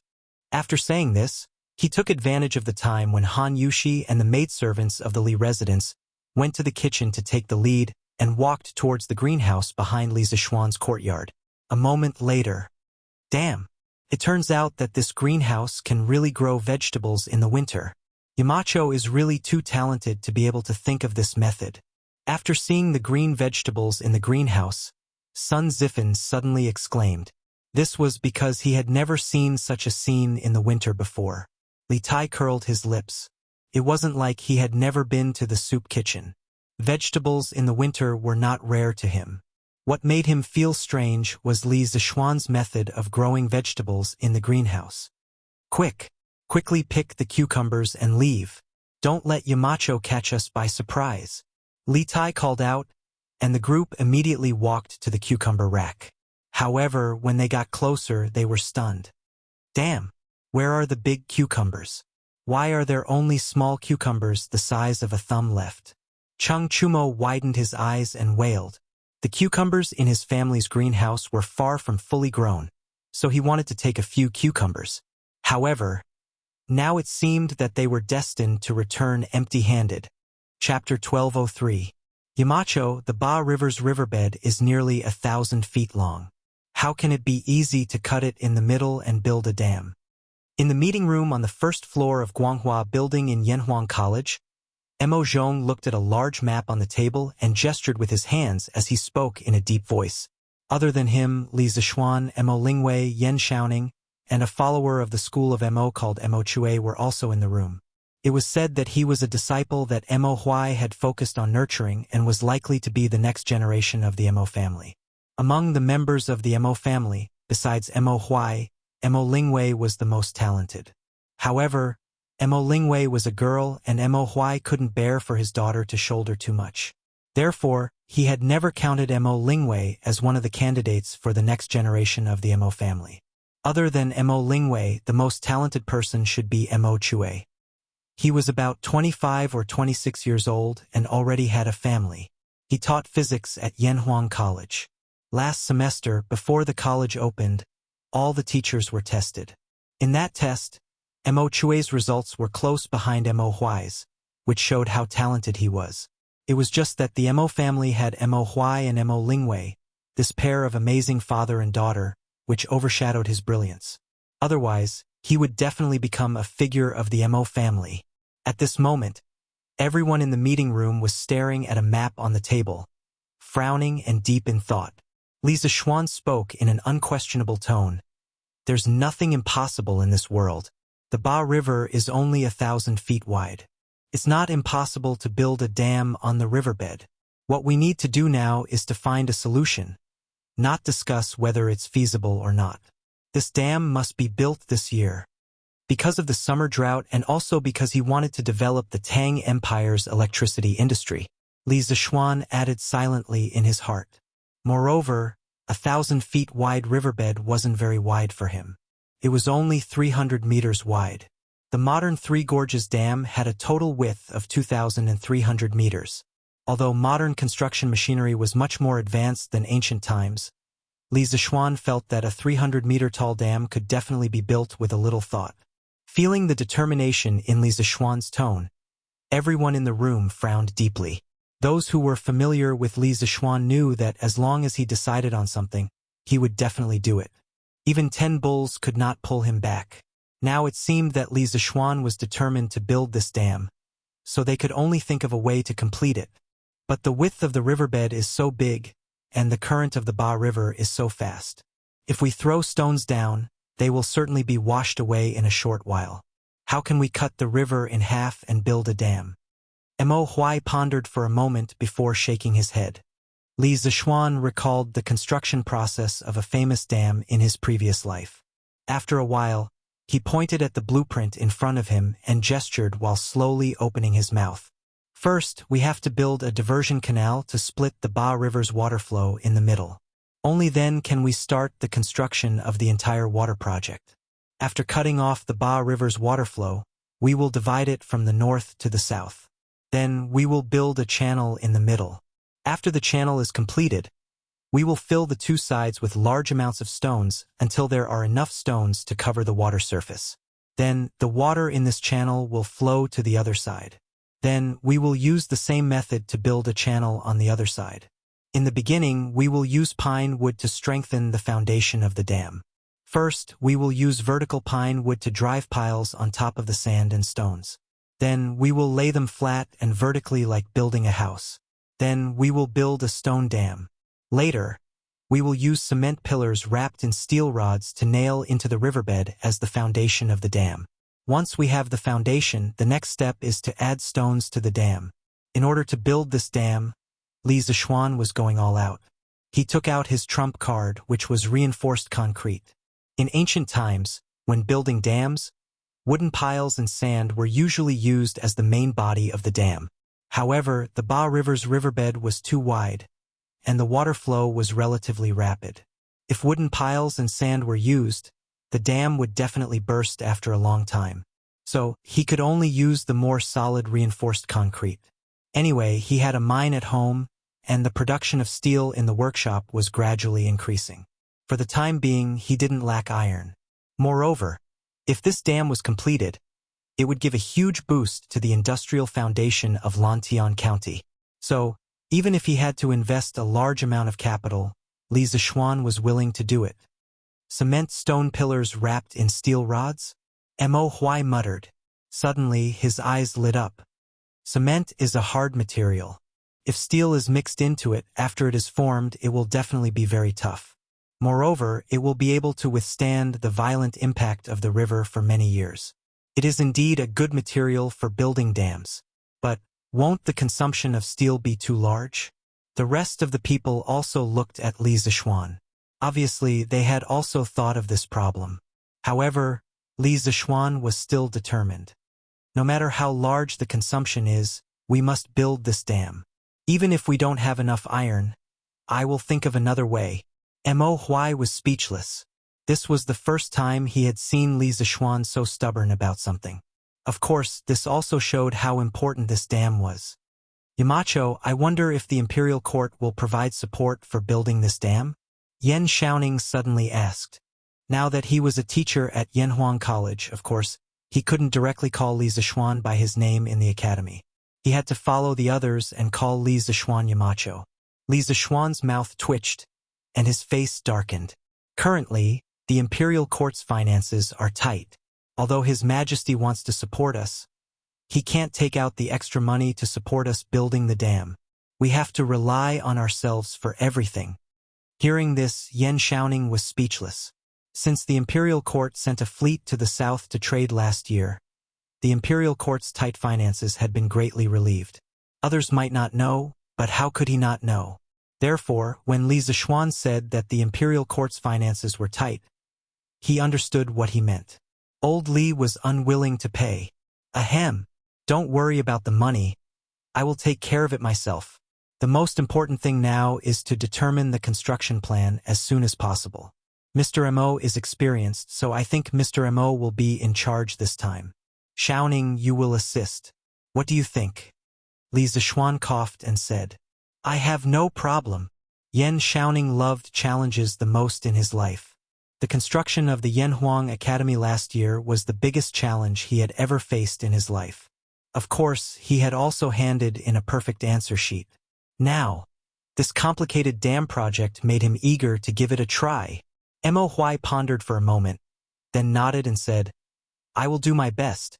But this way, I won't have time to take care of the Academy's physics team this semester. I hope Yamacho can let Mo Chue take over my position temporarily. Chapter 1204. In Li Zishuan's plan, Yanhuang College was not just a place to teach or study.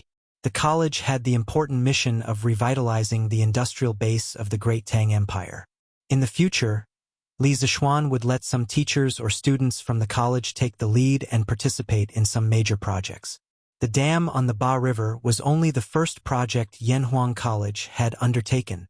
As engineering developed rapidly in the future, the college would have to take the lead in more and more projects.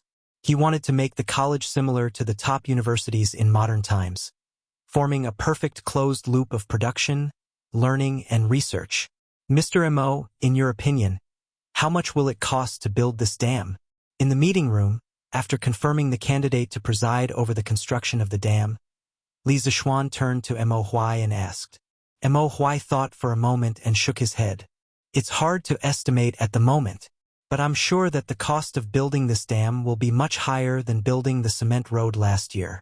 I'll think about the dam's construction plan and estimate the cost when the time comes. Li Zishuan nodded and said, Then I'll have to trouble you, Mr. Mo. No problem. No problem. Mo Huai waved his hand. Putting aside his identity as a teacher of the college, as the son of the Mo family, he was very passionate about this kind of project. Although the task given by Li Zishuan seemed difficult, it was also a difficult challenge for Mo Huai. He was very willing to accept this challenge. In this aspect, he was somewhat similar to Yan Shaoning. Yamacho, what should I do? Ever since Mo Lingwei came to the meeting room, she hadn't said a word for a long time. At this moment, she saw that Li Zixuan had assigned everyone's tasks except for her.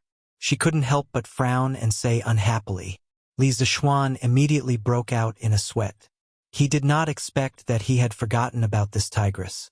This woman was so ruthless that he could not afford to offend her. At this moment, he thought of a plan and quickly said, "Ahem! Ink girl, it's indeed inappropriate for a girl like you to participate in the construction of the dam. But Mo Lingwei hated it when people thought that women were weak." When she heard this, her eyes immediately widened and she was about to explode in anger. Fortunately, she heard the twist at the end of this sentence and her anger subsided. She wanted to hear what Li Zixuan had to say next. When Li Zixuan saw the girl's reaction, he found it funny and continued. "However, I still have a very important matter that I want to hand over to the Ink Girl. Its importance is no less than the dam on the Ba River." Mo Lingwei's eyes lit up, and her expression quickly turned to one of excitement. "Yamacho, what kind of mission is it?" Looking at her competitive appearance, Li Zixuan felt a little speechless. He thought to himself, why is this like coaxing a child? Last year I made the telegraph machine. Ink Girl should already know the general principle behind it. The reason why I want to build this dam this year, other than to store water to prevent drought, is to use this dam to generate electricity. The most important thing is the generator. I have already drawn the blueprint for the generator, but having the blueprint does not mean that it can be built successfully. There are still many technical difficulties. Therefore, I am giving this mission to you, Ink Girl. If you succeed, Tang Dynasty will have a new thing because of you. This thing will also bring about earth-shattering changes to Tang Dynasty. Mo Lingwei was taken aback. From Li Zixuan's words, she could feel the unparalleled importance of this generator. However, she still did not understand what this generator was, so she asked, "What is it? Yamacho, what is a generator? What does this generator have to do with the dam?" Li Zixuan thought for a moment with his hands behind his back. After a while, he said, "In this world, all things are energy conserved. We can usually obtain energy from food by eating. The energy we obtain is usually used to walk, talk, think, or perform other activities. For example, when I push this chair, I use my own energy to generate kinetic energy for the chair. The energy I use is equal to the kinetic energy generated by the chair and the heat generated by the friction between the chair and the ground. This is the principle of energy conservation. As for the relationship between the dam and the generator, I built the dam mainly to raise the distance between the river and the riverbed to create a potential difference. When the river flows from a high place to a low place, the kinetic energy of the river will cause the generator to move. The generator will then convert this kinetic energy into electricity, and we will be able to obtain the electricity we need. Conservation of all things energy? Before Mo Lingwei could say anything, Mo Huai could not help but exclaim. Back then, the Mo family's divine ancestor also said that all things in the world are born from something, and something is born from nothing. However, something cannot be created from nothing. Could this be what you mean, Yamacho? Although Li Zixuan had previously said that he was not the reincarnation of the Mo family's divine ancestor, Mo Huai could not help but think so sometimes.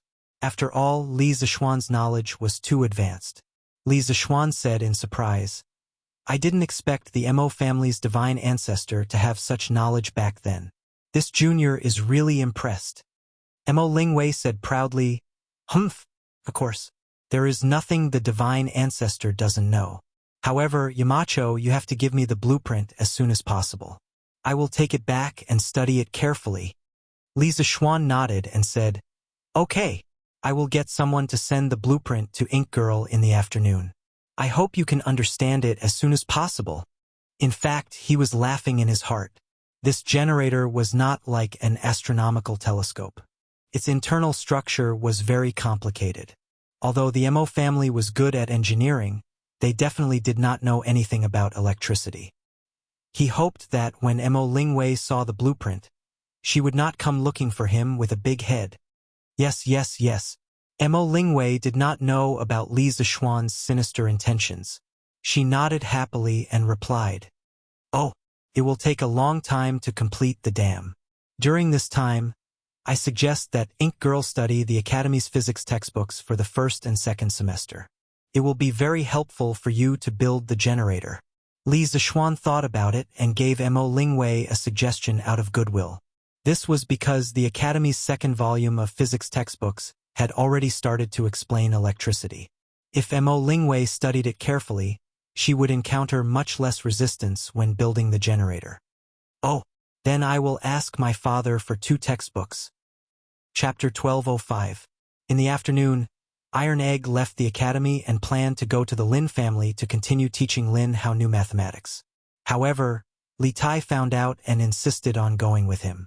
During this period of time after the New Year, other than the Lunar New Year's Eve and the Lantern Festival, Iron Egg would go to the Lin family every day to help Lin Hao with his mathematics problems.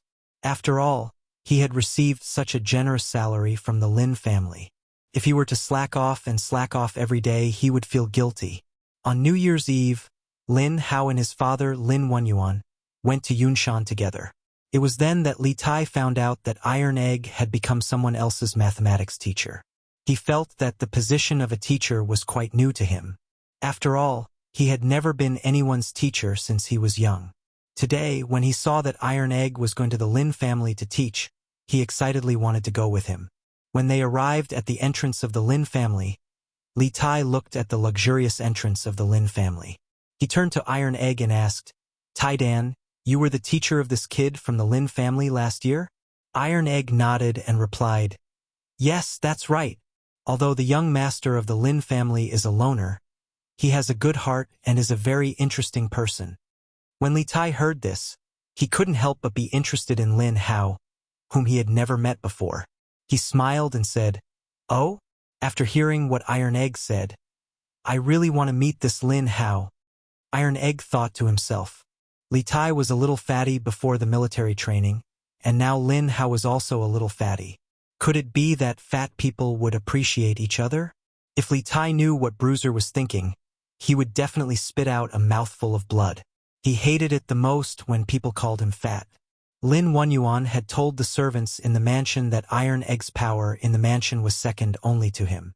No matter what Iron Egg wanted to do, the servants were not allowed to stop him. If Iron Egg wanted to enter the mansion, he naturally did not need to report anything. Hence, the two of them casually entered the Lin clan's main gate and walked towards the backyard where Lin Hao was. "Hey, 2 against 2. This young master only has 1 card left." "Oh? Young master, you won again?" "Hee. Quick, pay up, pay up. Let me do the math for you. There are a total of 2 bombs. I've doubled the bet before. Our base bet is 1 copper coin, so in total, it's 16 copper coins. Yes. Each of you has to pay me 16 copper coins." As soon as they entered the backyard, Iron Egg and Li Tai heard a noise coming from the wing room. Li Tai glanced at Iron Egg suspiciously. Iron Egg hurriedly said with some embarrassment, "A few days ago, I accidentally mentioned the bandit fight of the academy in front of the young master of the Lin clan. He thought it was very interesting, so he begged me to tell him the rules.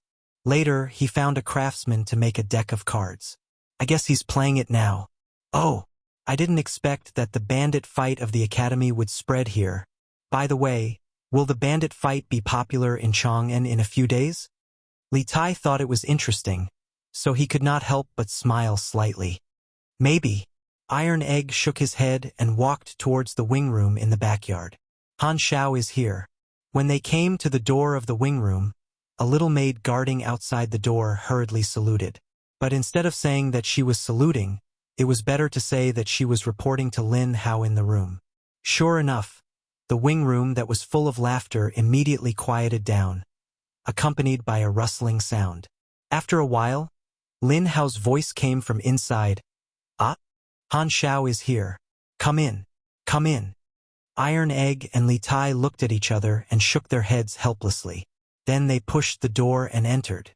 They saw Lin Hao sitting at the desk with a book in his hand, as if he had been doing his homework just now. At this moment, when he saw Iron Egg coming in, he hurriedly got up and saluted. "Greetings, sir." "Oh, this is he noticed Li Tai beside Iron Egg. "Oh, young Master Lin, this is my classmate at the academy, and also my best friend. His name is Qin Ke. His attainments in mathematics are even better than mine. In every exam of the academy, he is always at the top. Today, he had nothing to do on Yunshan Mountain, so he wanted to come over and have a look." On the way here, Li Tai had told Iron Egg not to reveal his identity as the Prince of Wei to Lin Hao, so Iron Egg said this. "Oh, Mr. Han, your friend is so amazing?" Lin Hao exclaimed. Then he cupped his hands towards Li Tai and said, "Brother, you are amazing. You can still stand out in Yanhuang College, where talents gather. I admire you. I admire you." Flattery was the only thing that could not be ignored. It was reasonable to say that Li Tai had received a lot of compliments from others, but those who had complimented him in the past were mostly his subordinates, and there were only a few types of compliments. After listening to them for a while, it became meaningless. Now that he heard Lin Hao's heartfelt compliments, he felt a burst of pride in his heart, and laughed. "Ha, that was just luck. Just luck." Young Master Lin also plays bandit fighting? After saying this, Li Tai walked to the table and seemed to have inadvertently found the wooden sign hidden under the book. He said with a face of surprise, This. Lin Hao stole a glance at Iron Egg, and his face was full of embarrassment. After thinking about it, he quickly said, "Ahem. Sometimes when I'm too tired from reading, I occasionally play a few rounds. Excuse me. Excuse me." "Haha. Understood. Understood. Coincidentally, I also like to play bandit fighting. Young Master Lin, why don't the three of us play a few rounds?"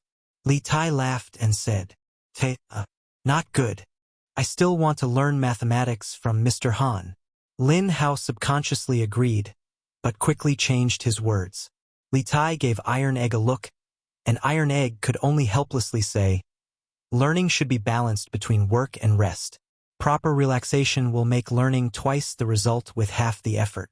Since Qin Ke wants to play cards, why don't young Master Lin sit down and play a few rounds?" When Lin Hao heard this, he was a little confused. After a while, he reacted and quickly said, Okay, then let's play 2 rounds." But after a quarter of an hour, Li Tai's mood was not so good, because he found that Lin Hao was really too deceitful. For example, Iron Egg, "I'm a bandit." Lin Hao, without thinking, super double. Well, seeing that his teammate was so awesome, Li Tai thought that Lin Hao's cards were very good, so he also shouted, "Super double." But the result? In the end, Iron Egg only used half a cup of tea's time to throw out all the cards in his hand. The 2 peasants were beaten to the point that they could not fight back. The previous super double naturally became a super double, but it was not like this every time. When he did not believe in Lin Hao and did not super double, they won. It was like a game of hide and seek, and Li Tai was going crazy. "Damn, Lin Hao, your cards are so bad. How can you super double?" Finally, after another super double, Li Tai finally exploded. Chapter 1206. In the backyard of the Lin mansion. Hearing Li Tai's angry roar, Lin Hao couldn't help but shrink his neck, but he still said matter-of-factly, Qin Ke, didn't you realize that when you shout, super double, it brings you several times more happiness?" Li Tai suddenly choked. He opened his mouth, but no words came out. He thought to himself, "Damn, this kid seems to make a lot of sense. Every time I shout, super double, I feel a little excited. Haha, did I hit the nail on the head? Qin Ke. Come, let's continue. Lose a few more coins, but you can get several times more happiness. Why not?" Seeing Li Tai's expression, Lin Hao felt that he had finally met someone who was like-minded with him, and he immediately laughed proudly. Li Tai was speechless, but he didn't know how to refute at the moment.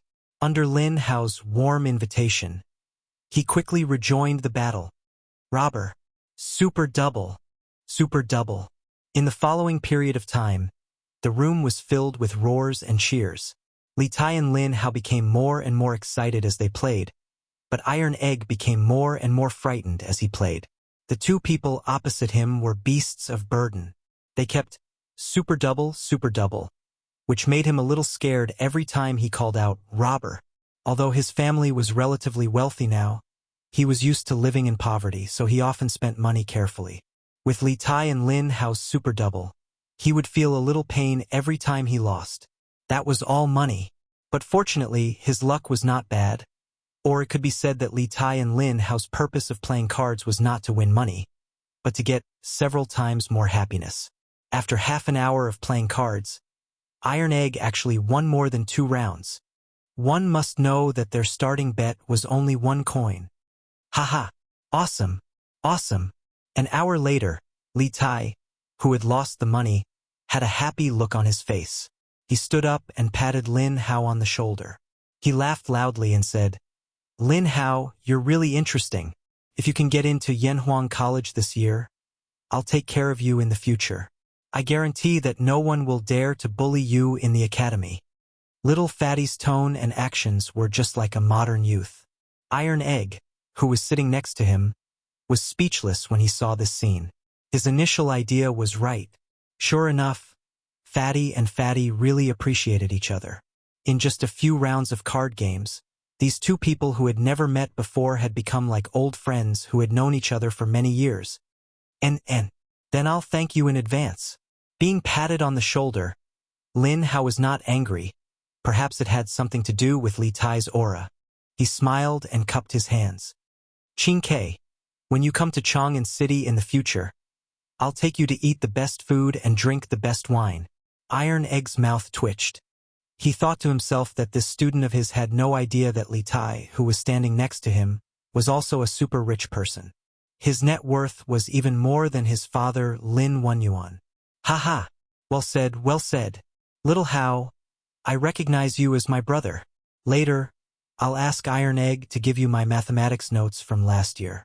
I still have some of the mathematics questions from last year. Do your best. I'll be waiting for you at Yanhuang College." After a few rounds of card games, these two little fatties had become brothers. Their relationship could not be better. Li Tai even gave away his study notes. In the blink of an eye, it was the 25th of the first lunar month. The cold winter was coming to an end. Everything was beginning to recover. Some of the trees on the roadside and in the forest had sprouted little buds. Last winter, there was not a single snowfall in Chang'an City. Many old farmers were worried sick. Spring returned to the earth and the sun rose from the east. Today was the first day of classes at Yanhuang College. For most students, they had an extraordinary winter break. They also had an extraordinary New Year's Eve and Lantern Festival. Perhaps this winter break, Spring Festival, and Lantern Festival would become memories that they would cherish for the rest of their lives. Early in the morning, before dawn, a huge honor roll made of red cloth appeared in front of Yanhuang College's Guanghua building. When the students got up and went to the cafeteria for breakfast and returned to Guanghua building to prepare for class, they immediately noticed the huge red cloth. Since they had experienced the entrance exam last year, they immediately understood what it was and hurried to take a look. The news of the final results ranking was outspread throughout the entire college in a very short time. "Wow, the results are out. Let's go take a look. I hope they're in the top 50. Damn, look who's in first place. Jia Jian is in first place in the entire college with 485 points. Oh my god. His total score is only 500 points. That means he only got 15 points deducted. Isn't that too amazing? Look at the second place. Damn, the second place is actually Li Ku, 480 points. The third place is Li Tai, 478 points. How did Li Tai become the third place? The fourth place is Li Yan, 477 points. The fifth place is Di Jishuan, 475 points. Hey, did you guys notice? This time, the students from Class 1 didn't do as well as Class 2.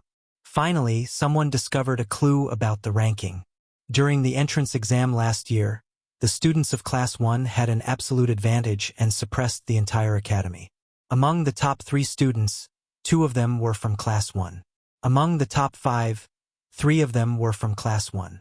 Among the top 10, 7 of them were from Class 1. The tyrannical strength of Class 1 made the other classes of the academy feel a sense of despair. But now, among the top 5 students, only 1 was from Class 1, while the other 4 were from Class 2. This time, Class 1, which was under Li Zishuan's direct command, was completely crushed by Class 2. Hey, it's true.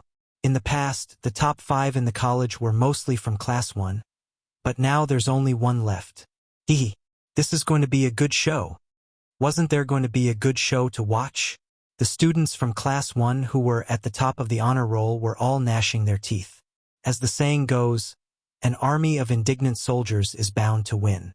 If these students were to really go all out and study hard, the students from Class 2 might not be able to handle them next time. Hey, if you ask me, since the second class can defeat the first class, then why can't the third class pull the second class down? Class 3, work harder this semester. Let's pull Class 2 down. Okay, pull them down. Class 4, did you hear that? We have to work harder too. We can't fall behind. Class 2's counterattack not only made the other classes realize that Class 1 students were not invincible, but it also made them realize that everyone could be defeated. Since Class 2 could pull Class 1 down, why can't we pull you down as well? Chapter 1207. Hey, take a look. There's something written below the honor roll. What is it? Congratulations to Yen Silu, Ma Zhou, Mo Huai, Wang Ji, Su Hongji, and Xiao Dian for becoming professors of Yanhuang College. Wow, that's great. Mr. Wang has been promoted to professor. I love listening to his lectures. I love listening to Mr. Ma's lectures. The students who liked the 6 professors cheered when they heard that the college had added 6 more professors. Little Ku, you're amazing this time. Outside the crowd, Li Tai patted Li Ke's shoulder and smiled. However, only he himself knew how much of a forced smile there was on his face. Li Tai had always been an arrogant person and a person who refused to admit defeat. Calculating the time, he came into contact with the new mathematics nearly 2 to 3 months earlier than Li Ku, but in the end, Li Ku actually surpassed him. This made him very unhappy. If it was in the past, then perhaps he would have started to mock and ridicule this good brother of his. But after living in the academy for so long, his arrogant and proud character from the past had been restrained greatly. He'd gotten used to the harmonious life of brothers and the love of fellow students. Qingke, I was just lucky this time. If you were serious, no one in the entire college would be able to beat you. Li Ku looked into Li Tai's eyes and said seriously. These words were to comfort Li Tai, but it was the truth. In the current situation of the college, Li Tai was the strongest. Hearing Li Ku's words, Li Tai felt a little better in his heart. He thought for a moment and said with a serious expression, "Winner takes all. A loss is a loss, but next time, I will definitely not lose again." After saying that, the little fatty raised his head and walked past Li Ke valiantly and proudly toward Guanghua Building. Li Ke looked at Li Tai's back and thought to himself, "Qingke, I won't let you win so easily. Yamacho, what do you think of the exam results this time?" In the office, Yen Silu stroked his beard and asked Li Zishuan. A few days ago, when the test results were announced, he was also shocked. He didn't expect that Class 1, who had been studying with Li Zishuan for the longest, would actually fall at the hands of Class 2. It really shocked him to the point that his jaw dropped. Li Zishuan smiled faintly. He didn't seem to be annoyed. "Haha, so what? It was just an exam. Not a life and death battle. No one's life was smooth sailing. This small setback was a good thing for the children in Class 1, and it was also a good thing for the students in Class 2, because this allowed them to realize that although Class 1 was strong, it wasn't invincible. As long as they worked hard and were willing to fight, anyone could sit on the throne of first place.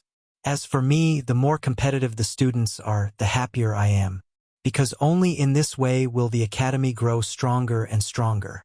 To be honest, although the results this time were out of Li Zishuan's expectations, he didn't care much about it. In his previous life, from elementary school to junior high school, university, and graduate school, he had gone through countless exams. He had also failed, and been discouraged. But in the end, These failures, hesitation, and discouragement were all turned into stepping stones on the road to success. There was no smooth sailing in life. This was the principle he wanted to teach his students. Yamacho is farsighted and open-minded. I admire you. After listening to Li Zishuan's words, Yen Silu couldn't help but clap his hands and laugh. Haha, Mr. Yen, you flatter me. Li Zishuan smiled. When he was about to leave, he said, Oh, Mr. Yen, when the class ends later, remember to inform the students to gather at the sports field. There will be a commendation ceremony this afternoon. An exam was actually like a war. After the end, there would naturally be corresponding rewards for the victorious side. Yen Silu's eyes flashed. He cupped his hands and laughed. Okay, Yamacho. Li Zishuan nodded and left. Sigh. Our Class 1's glory is gone. In the classroom of Class 1 during the break, the students' faces were no longer as cheerful as they usually were. Everyone's face was full of seriousness. All along, because they were trained by Li Zishuan, they felt that their class must be the best in the whole academy. But now, the students of Class 2 had completely shattered their dreams and sent them into the cold reality. There's no other way. Jia Jian from Class 2 is too good. Last year's exam was rushed, but he only lost 15 points. Zheng Ziren couldn't help but shake his head and sigh. Meng Wenhao, who had been silent for a long time, finally spoke. There's nothing to be proud of. Although Jia Jian from Class 2 did very well this time, he's not invincible. We beat them in the past. If we work hard in the future, we can beat them again. Li Tai slapped the table and stood up. He agreed loudly. Wenhao is right. I think the reason why Class 2 could do better than us in the last exam was that they were better than us in the ability to take the exam in a short time. In the future exams, as long as there are no urgent matters, there won't be a hasty exam like last time. In this way, their advantage will no longer exist, and our chances of winning will be greater. So I think we don't need to be discouraged. Just do what you should do. It's just a failure. Our foundation is better than theirs, and there will be more opportunities in the future. As the gang leader of Class 1, Li Tai felt that he had to say something to boost the morale. Otherwise, with such a depressing atmosphere, everyone would be finished. In fact, to some extent, his analysis was not without reason. Last year, in order to let the students participate in the warm winter operation, Li Zishuan brought forward the final exam at the last minute, which caught everyone off guard. The failure of Class 1 this time had a lot to do with insufficient preparation. Yes, we still have opportunities in the future. It's not like we don't have any chances. At most, we'll just beat them up in the monthly exam. Sun Zifen roared. This guy's voice was so loud. Yes, beat them up. Beat them up. The rest of the students followed suit and roared. As a result, during what was supposed to be an ordinary break between classes, a series of orderly roars came from Class 1's classroom. The teachers and students outside all cast strange gazes in their direction. Haha, not bad. These kids didn't let me down. Hearing the voices here, Li Zishuan, who was in the corridor, smiled with relief and then whispered to himself softly. Chapter 1208. Afternoon. The warm sun shone on the earth, but no one could feel the slightest bit of warmth. No one knew who cut the thin leaves, but the spring breeze in February was like scissors. If the spring breeze in February was like this, what about the spring breeze at the end of January? When it scraped against the face, it was still like a knife cutting. On the sports field of Yanhuang College, more than 600 students from 16 classes stood neatly on the grass, waiting for Li Zishuan to speak. The students didn't have to wait for long. At 3 in the afternoon, Li Zishuan, dressed as a scholar, walked up to the rostrum with steady steps. When the students below saw Li Zishuan on the stage, they couldn't help but stand up straighter. Clearly, after spending the entire winter break together, Li Zishuan's reputation among the students had become even more resounding. At the beginning of the new year, first of all, in the name of the Yamacho of Yanhuang College, I wish all the students and teachers of the college a happy new year. Every time he saw these youthful faces, Li Zishuan felt that what he was doing was so meaningful. He was changing a group of young people and in turn changing the entire Tang dynasty. In a few years, these children were bound to spread the seeds of engineering across every inch of Tang dynasty. Clap, clap, clap.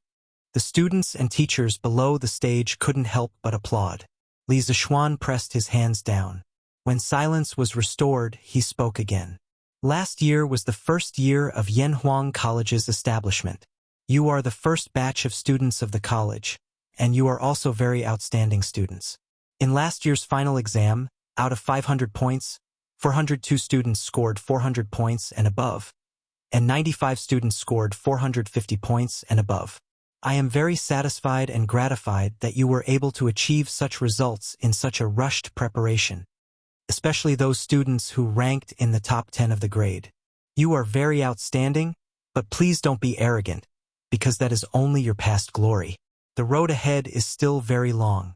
For those students who did not perform well, don't be discouraged. No matter how good the road is, there will be times when it isn't smooth. No matter how smooth life is, there will be moments when it isn't as you wish. You must firmly believe that you can face difficulties head-on. You must establish the belief that you will win. Setbacks and hardships were only stepping stones for the strong.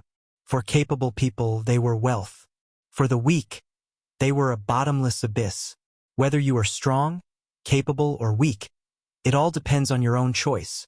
But as your Yamacho, I hope that all of you will be strong. Are you willing to become experts? Li Zishuan's voice was very low, and his voice was also very moving. Although there were no flowery words in his words, nor were there any heroic words, when he said it, all the students in the audience, whether they were previously complacent or dejected, now had solemn and resolute expressions, as if they had been given a new lease of life. This was especially true for those students who did not do well in their exams. At this moment, their eyes were filled with fighting spirit. They could not wait to go into battle and take another exam. Yes! As soon as Li Zishuan finished speaking, a tsunami of cheers erupted from the crowd. Li Gang and the others looked at each other and sighed in relief. This was because in the morning, they were still thinking about how to cheer up those students who did not do well. Now, after Li Zishuan's speech, the students were revived. There was no need for them to worry about anything. Li Zishuan smiled slightly and said with satisfaction, "Good. Next, I will personally give out awards and scholarships to the top 10 students of last year's final exam." Scholarships? What scholarships? Most of the students knew about awards because they had worked at the Warmtang Foundation last year. Every time a citizen donated a sum of money, they would be presented with a certificate. The students guessed that an award should be similar to a certificate, but this was the first time they had heard of something new. Li Zishuan smiled and explained, as the name suggests, these scholarships are specially set up for students with excellent academic performance. From today onwards, the top 10 students of each semester's final exam will receive the Yamacho Scholarship. The first place will receive 500 strings of cash, the second place will receive 400 strings of cash, the third place will receive 300 strings of cash, and the 4th to 10th place will receive 100 strings of cash each. The Yamacho Scholarship will be funded by me personally, and it will be evaluated every semester.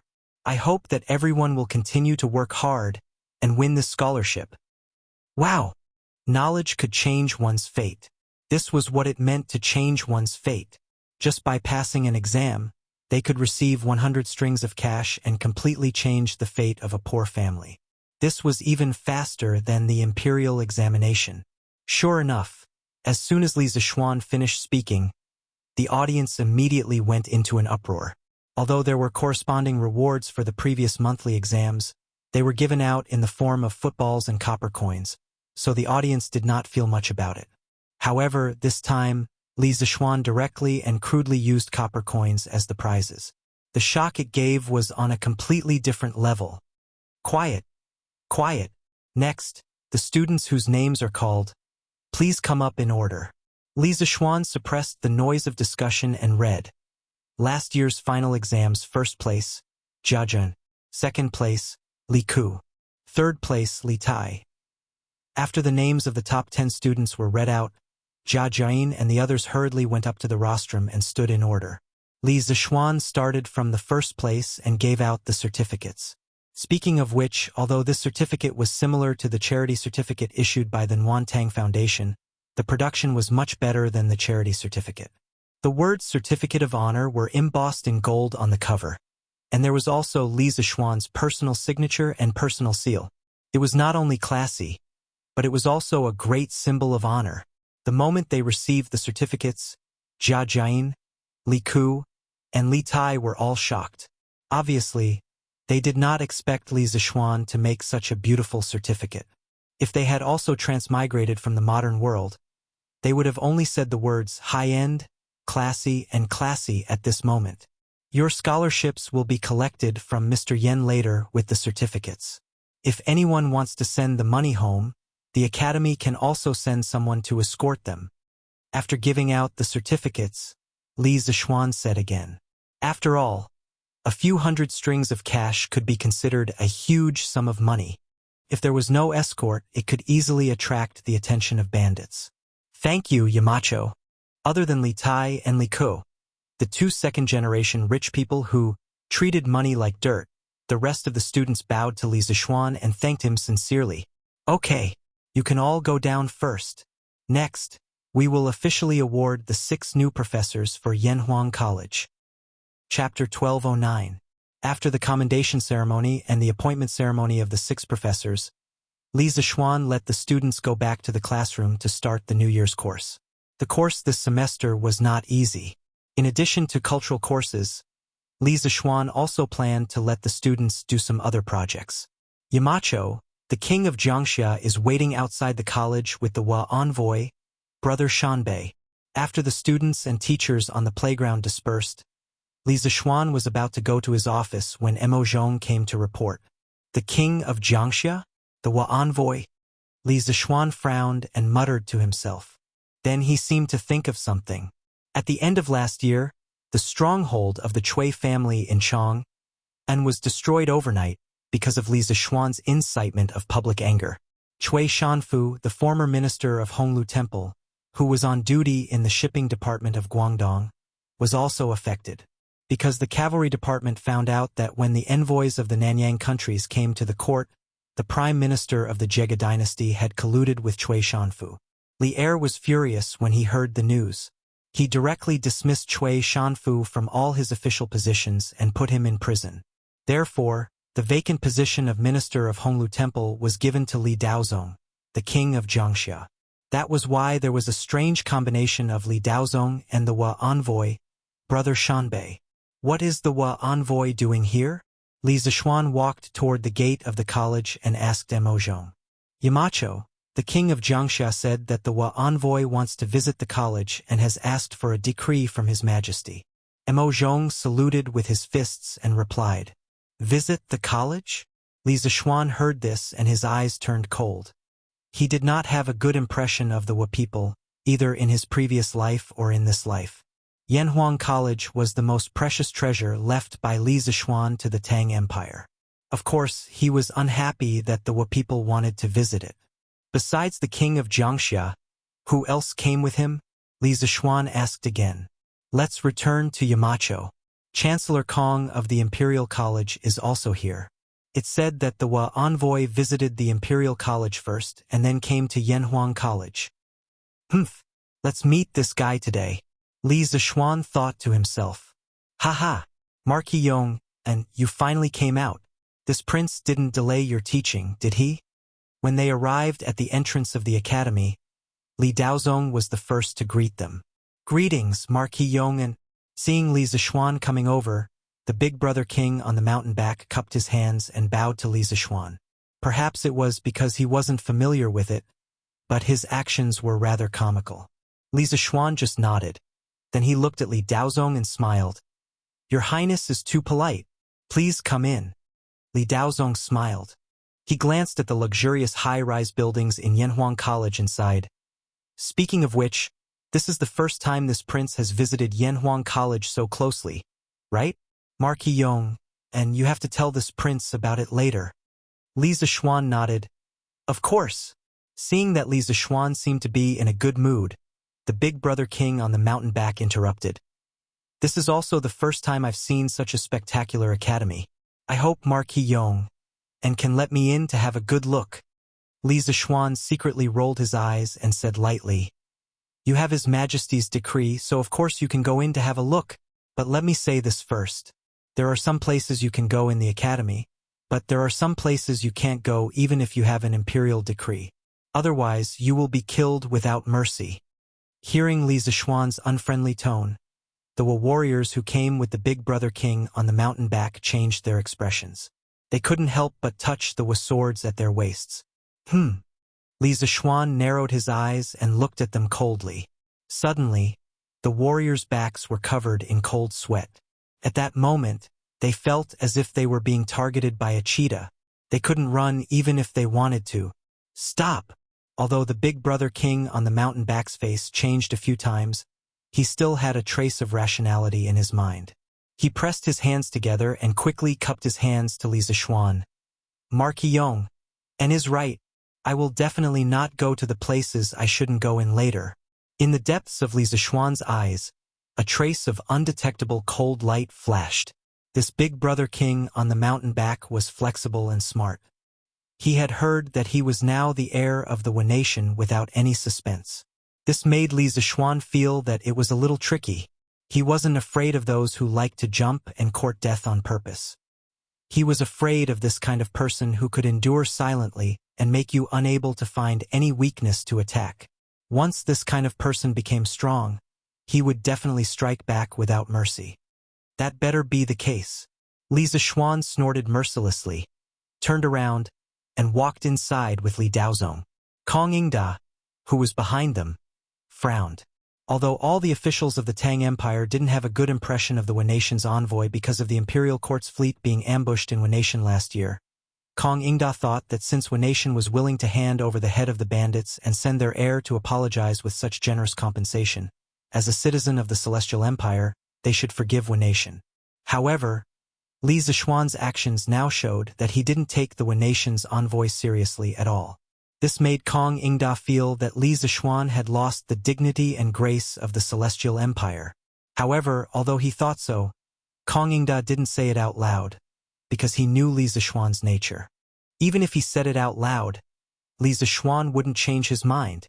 Li Zishuan first took the group to visit the Guanghua building of Yanhuang College. The bold architectural style, the hard and flat cement walls, the cement floor, and the smooth and transparent glass windows shocked the Wen nation's people, Li Daozong, and Kong Yingda. The Celestial Palace. The Celestial Palace. This college is magnificent, just like the Celestial Palace. Even if the Wen nation had the power of the whole country, they wouldn't be able to build such a college. The eldest brother on the mountain back stared blankly at the Guanghua building for a long time before he came back to his senses and murmured, "Marquis Yong, may I ask what material the road and walls are made of? Why are they as smooth as a mirror and as hard as a rock?" As the group continued to walk forward, the eldest brother on the mountain back asked again. Li Zishuan squinted at him and said, "I'm sorry, I can't tell you. This is a secret of the Tang Empire. Anyone who divulges it will be investigated and killed without mercy." Marquis Yong'an. No matter how good-tempered the eldest brother on the mountain back was, he couldn't help but feel a little angry at this moment. However, the situation was beyond his control, and he knew that there was a big gap between the Tang Empire and the Wen nation. Even if he was angry, he couldn't do anything about it. Chapter 12:10. Marquis Yong'an, may I go in and listen to the lectures of Yanhuang College's teachers? In front of Guanghua Tower, the mountain back's big brother king was still unwilling to give up. Li Zishuan did not even think about it and directly refused. "No, Guanghua Tower is an important place for learning. Outsiders are not allowed to enter so as to not affect the students' studies. I'm just going to take a look from outside the building and not make a sound. How can I affect the students' studies?" Li Zishuan did not want to give in and rejected him again. "That won't do either. The courses taught in the academy are also classified secrets of the Tang Empire. Outsiders are not allowed to look at them." What a joke! How could the Japanese see or hear the advanced mathematics, physics, and chemistry courses in the academy. Li Zishuan would not even allow them to look from outside the building. This was his academy. It was also his work. Huff, huff. The mountain-back's big brother king took a few deep breaths to calm himself down. Otherwise, he felt that he would not be able to hold it in. I heard that there's a magical thing called an astronomical telescope in this building. May I know if Marquis Yong and can show it to me? After suppressing the anger in his chest, the mountain-back's big brother king requested again. What astronomical telescope? You must have heard wrongly, right? The academy has never had such a thing. Li Zishuan's expression changed slightly as he replied. He thought to himself, looks like this mountain-back's big brother king did his homework before coming here. He even knows about the astronomical telescope. But so what if he knows? He was determined not to see it anyway. This was an absolute military secret of the Tang Empire. Marquis Yong, the mountain-back's big brother king's expression was very ugly at this moment. He pulled out an imperial edict from his sleeve and said, "The Emperor of the Tang Empire has already allowed me to visit the academy, but you have repeatedly stopped me. Are you not going to listen to the words of the Emperor of the Tang Empire?" Li Zishuan said expressionlessly. "His Majesty has already said that Yunshan is my fief. Everyone in Yanhuang College must listen to my orders. Anyone who comes to Yanhuang College must also abide by my rules. His Majesty asked me to show you around the academy. That's fine, and we're touring the academy now. But you have to follow the academy's rules when you're touring the academy. Please take note of your status, or you will be expelled from the academy."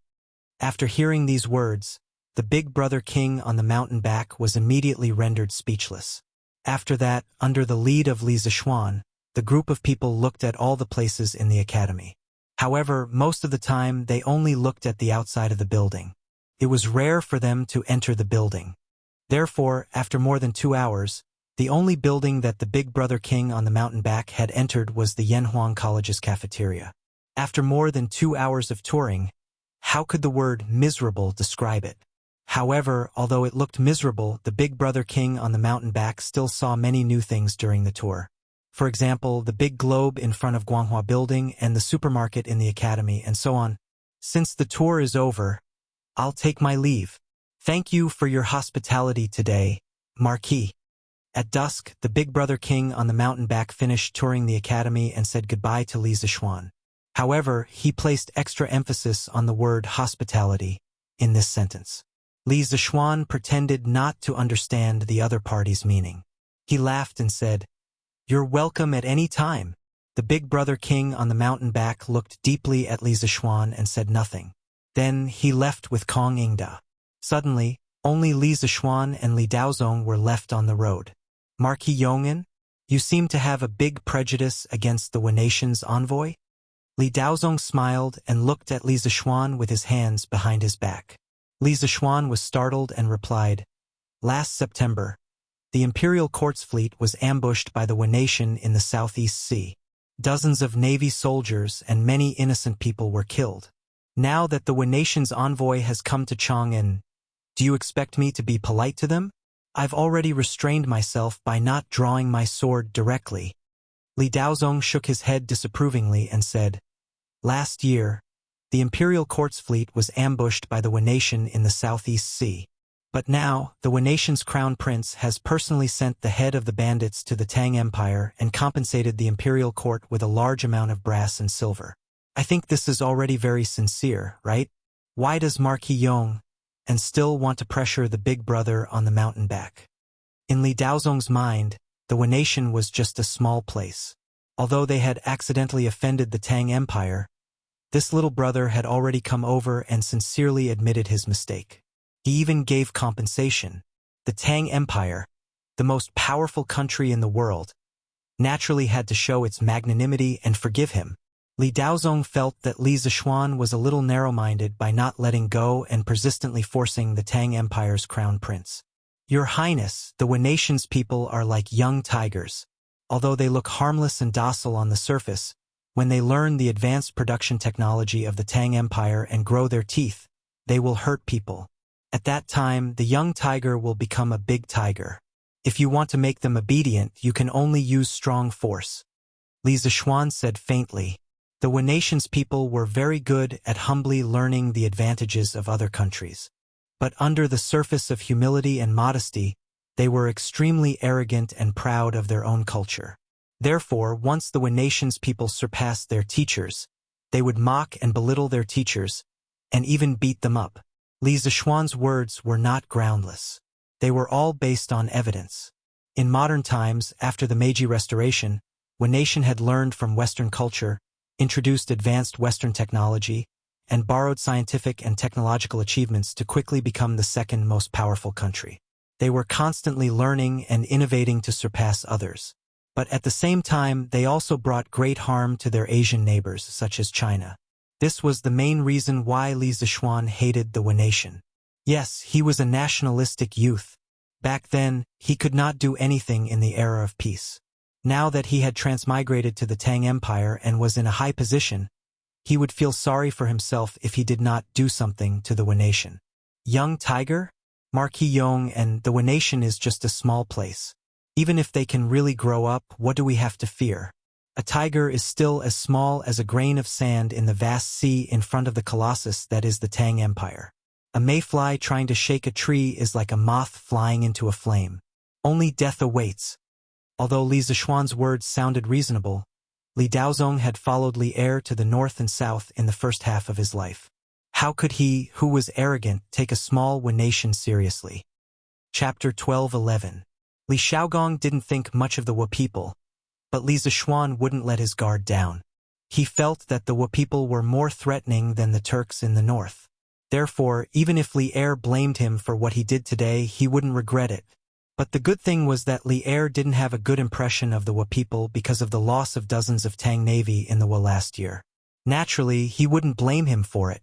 The fact was that Li Er allowed the mountain-back elder brother to visit Yanhuang College because he wanted to maintain the demeanor of a great country and not be criticized by Confucian apologists for being stingy. He wasn't worried that the mountain-back elder brother would be wronged in Yanhuang College. He was worried that the mountain-back elder brother would see some secrets of Yanhuang College, such as the telescope and the college's laboratory. Li Zishuan's actions today could only be said to be exactly what Li Er wanted.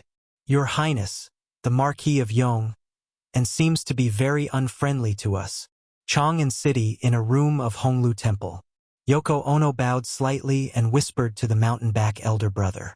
Back when Li Shaogong led the army to exterminate the Suo family in Feiniao, there was no longer any dispute over the next ruler of Wu.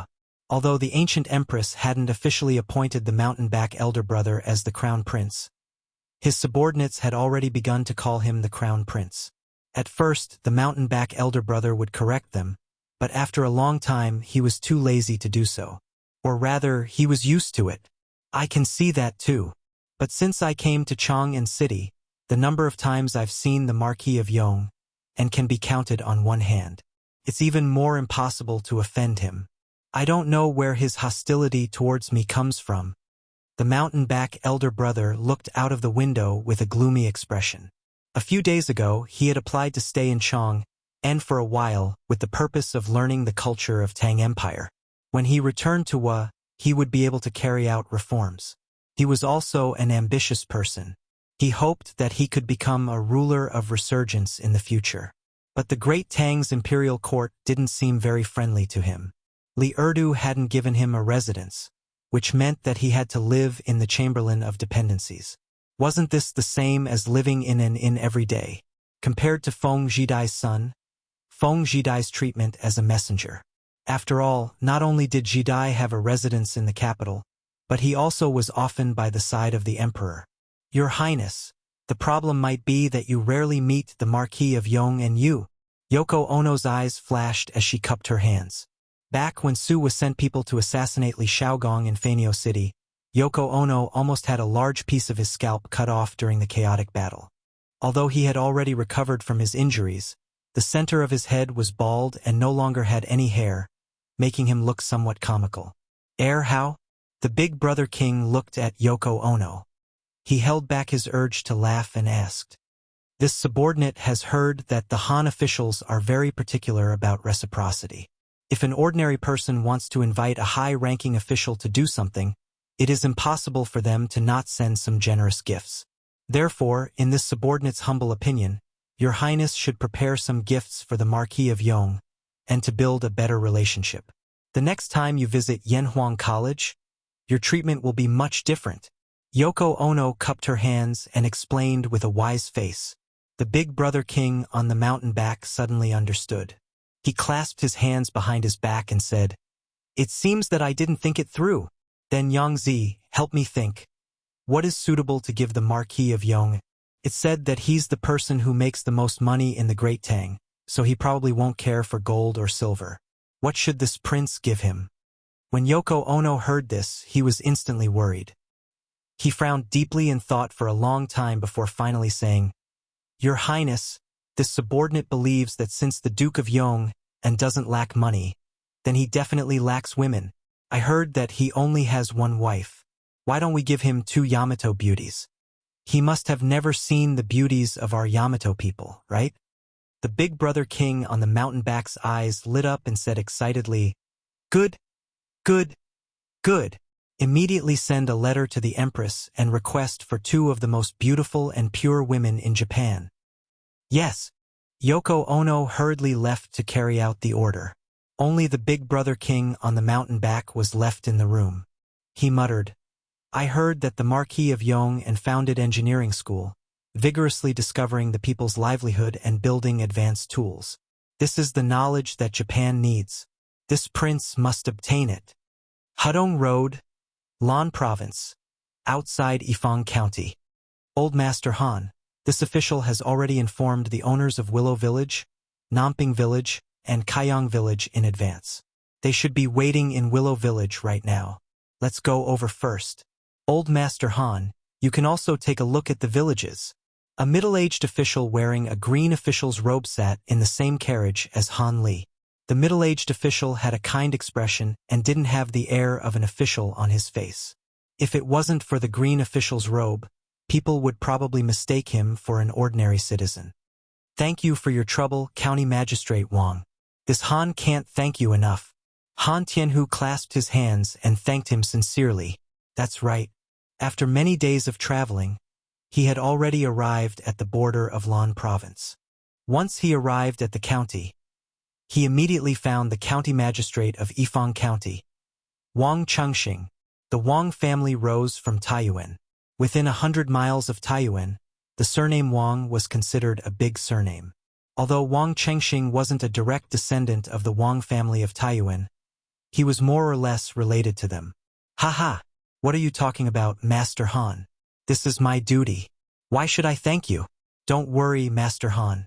In a while, the owners of the 3 villages will definitely not make things difficult for you. This official has already sent my county's deputy to greet them," County Magistrate Wang said with a smile. Although Han Tianhu was just an ordinary citizen, he didn't dare to slight him at all. What a joke. Who would dare to slight the father-in-law of the Marquis of Yong? Last year, Li Zishuan sent Fubin to Ifang County to look for he offended the son of the county magistrate of Ifang at that time and was imprisoned. Later, the provincial governor of Lan Province was furious and sent people to arrest the county magistrate and deputy of Ifang County. Only then was County Magistrate Wang transferred over to be the county magistrate. Now that Li Zishuan's father-in-law was here, he naturally had to take care of him carefully. Moreover, the day before Han Tianhu's arrival, the current head of the Wang family of Taiyuan, Wang Yu, had sent a message to him, telling him to take good care of him. If there were any mistakes, he would be expelled from the Wang family. Therefore, Wang Chengxing was just short of worshipping Han Tianhu as if he was his ancestor. "Thank you for your kind intentions, County Magistrate Wang. However, business is a matter of mutual consent. I don't like to force people. If the owners of the 3 villages are willing to sell, the price will naturally be negotiable. If not, I will think of other ways.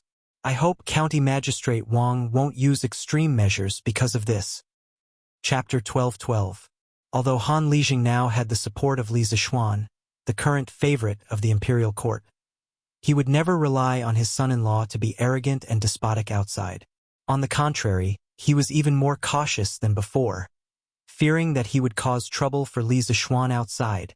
He even cherished Li Zixuan more than Li Zixuan himself. Cough, cough. Master Han, what kind of person do you think I, Wang Qingxing, am? I became a grand scholar at the age of 25. Although I don't dare to say that I have many great achievements, I have never done anything to oppress the people. The main families of those 3 villages were all willing. This official definitely did not force them. Wang Qingxing, who was in the carriage, heard Han Lijing's words and quickly defended himself. Han Tianhu cupped his hands and said, County Magistrate Wang, please don't be angry. I apologize, but I have no intention of slandering you. Haha, it's fine, it's fine. It's just a misunderstanding. I didn't take it to heart. Wang Qingxing rubbed his chin and chuckled. The carriage continued to move forward and soon arrived at a village. The houses in the village were very old. Some of the families even lived in thatched huts. A small river flowed around the village. The simple old people in the village were sitting in front of the door basking in the sun. The children were running around and playing. In the fields in the early spring, the wheat sprouts were only about an inch tall. It was a lovely green color. It was worth mentioning that there were many rows of willow trees at the entrance of the village. In this season, the willow trees had already begun to sprout. The green color brought a lot of vitality to the village. Master Han, Willow Village is just ahead. I have an appointment with Master Lu, Master Zhang, and Master Sunday. They are waiting in the village. Wang Qingxing pushed open the window and said with a smile, And we're finally here. These 2 days have been hard on County Magistrate Wang. After everything is done, I will prepare a table of wine in the city. County Magistrate Wang, you must come. Han Tianhu let out a long sigh of relief. After several days of running around, he felt a trace of exhaustion in his heart. However, when he thought of what he had to do next, his body was suddenly filled with energy. It was all thanks to Wang Qingxing's assistance from the side. Otherwise, if he was alone in this unfamiliar place, it would probably take him a long time just to find the landlords of these 3 villages. Haha, old Master Han is too polite. You're welcome, Wang Qingxing said with a smile. After stopping the carriage at the entrance of the village, the 2 of them walked towards the village with 3 to 5 yamen runners.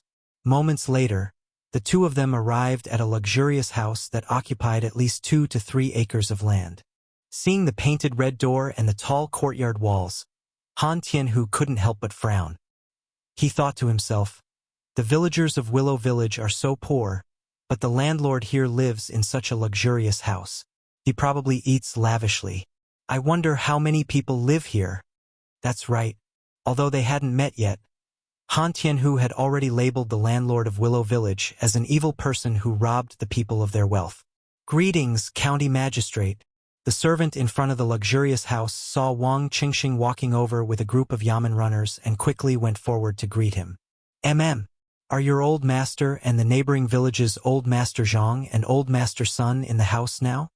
Wang Qingxing's face turned serious as he asked in a low voice. At this moment, he became the county magistrate that everyone looked up to. The servant quickly replied. Replying to county magistrate, my old Master Zhang, and old Master Sun are all here. Oh, County Magistrate Wang is here. Lu. Sorry for not coming out to meet you. As they were talking, 3 men in luxurious clothes walked out of the courtyard. The fat old man in the lead quickly greeted County Magistrate Wang with a smile. Lu Shuren, it's you. Before County Magistrate Wang could speak, Han Tianhu, who was standing behind him, exclaimed in surprise. Who else could this fat rich man be if not Lu Shuren, who had disappeared for almost a year? Han Tianhu had never imagined that one of the estates he wanted to buy was actually one of Lu Shuren's estates. Indeed, the river flows east for 30 years, and 30 years west for 30 years. Every dog has its day. Back then, Lu Shuren owned the Han family manor and the Plum Village in Lantian County. He acted like a tyrant over Han Tianhu and all the other villagers, oppressing and exploiting the commoners. No one dared to voice their anger. Later on, because of Li Zixuan, he was chased out of Lantian County. Who would have thought that this old man would sneak out of Chong and come to Lanzhou to buy property? But now, Han Tianhu had changed from the Lijiang, who could be easily bullied, to a rich man who wanted to buy Lu Shiren's manor. The changes in the world were truly unpredictable. Han Tianhu, Lu Shiren, who was greeting County Magistrate Wang with a smile, looked in the direction of Han Lijiang when he heard the voice. When he saw that familiar figure, his pupils shrank and he immediately exclaimed in surprise. At this moment, his old face had turned from joy to pale, then darker and darker. It was really exciting. You know each other? This time, it was County Magistrate Wang's turn to be surprised. He had wanted to introduce them to each other, but before he could even open his mouth, the two of them were already glaring at each other. It was obvious that there was some enmity between them. Han Tianhu nodded, then took a step forward and looked directly at Lu Shiren. He said coldly, "Humph, Lu Shiren, I didn't expect that after you escaped from Lantian County, you still haven't changed your ways. You actually changed a place to abuse your power. You have to know that after doing so many evil things, even if others don't punish you, there will be a day when the heavens will punish you." Lu Shiren's face was gloomy and he did not say a word.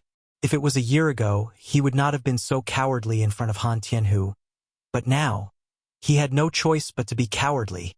Although he was already far away from Chang'an, Lu Shiren had never stopped receiving news about Han Tianhu and Li Zishuan, especially Li Zishuan, who was an influential figure in the imperial court.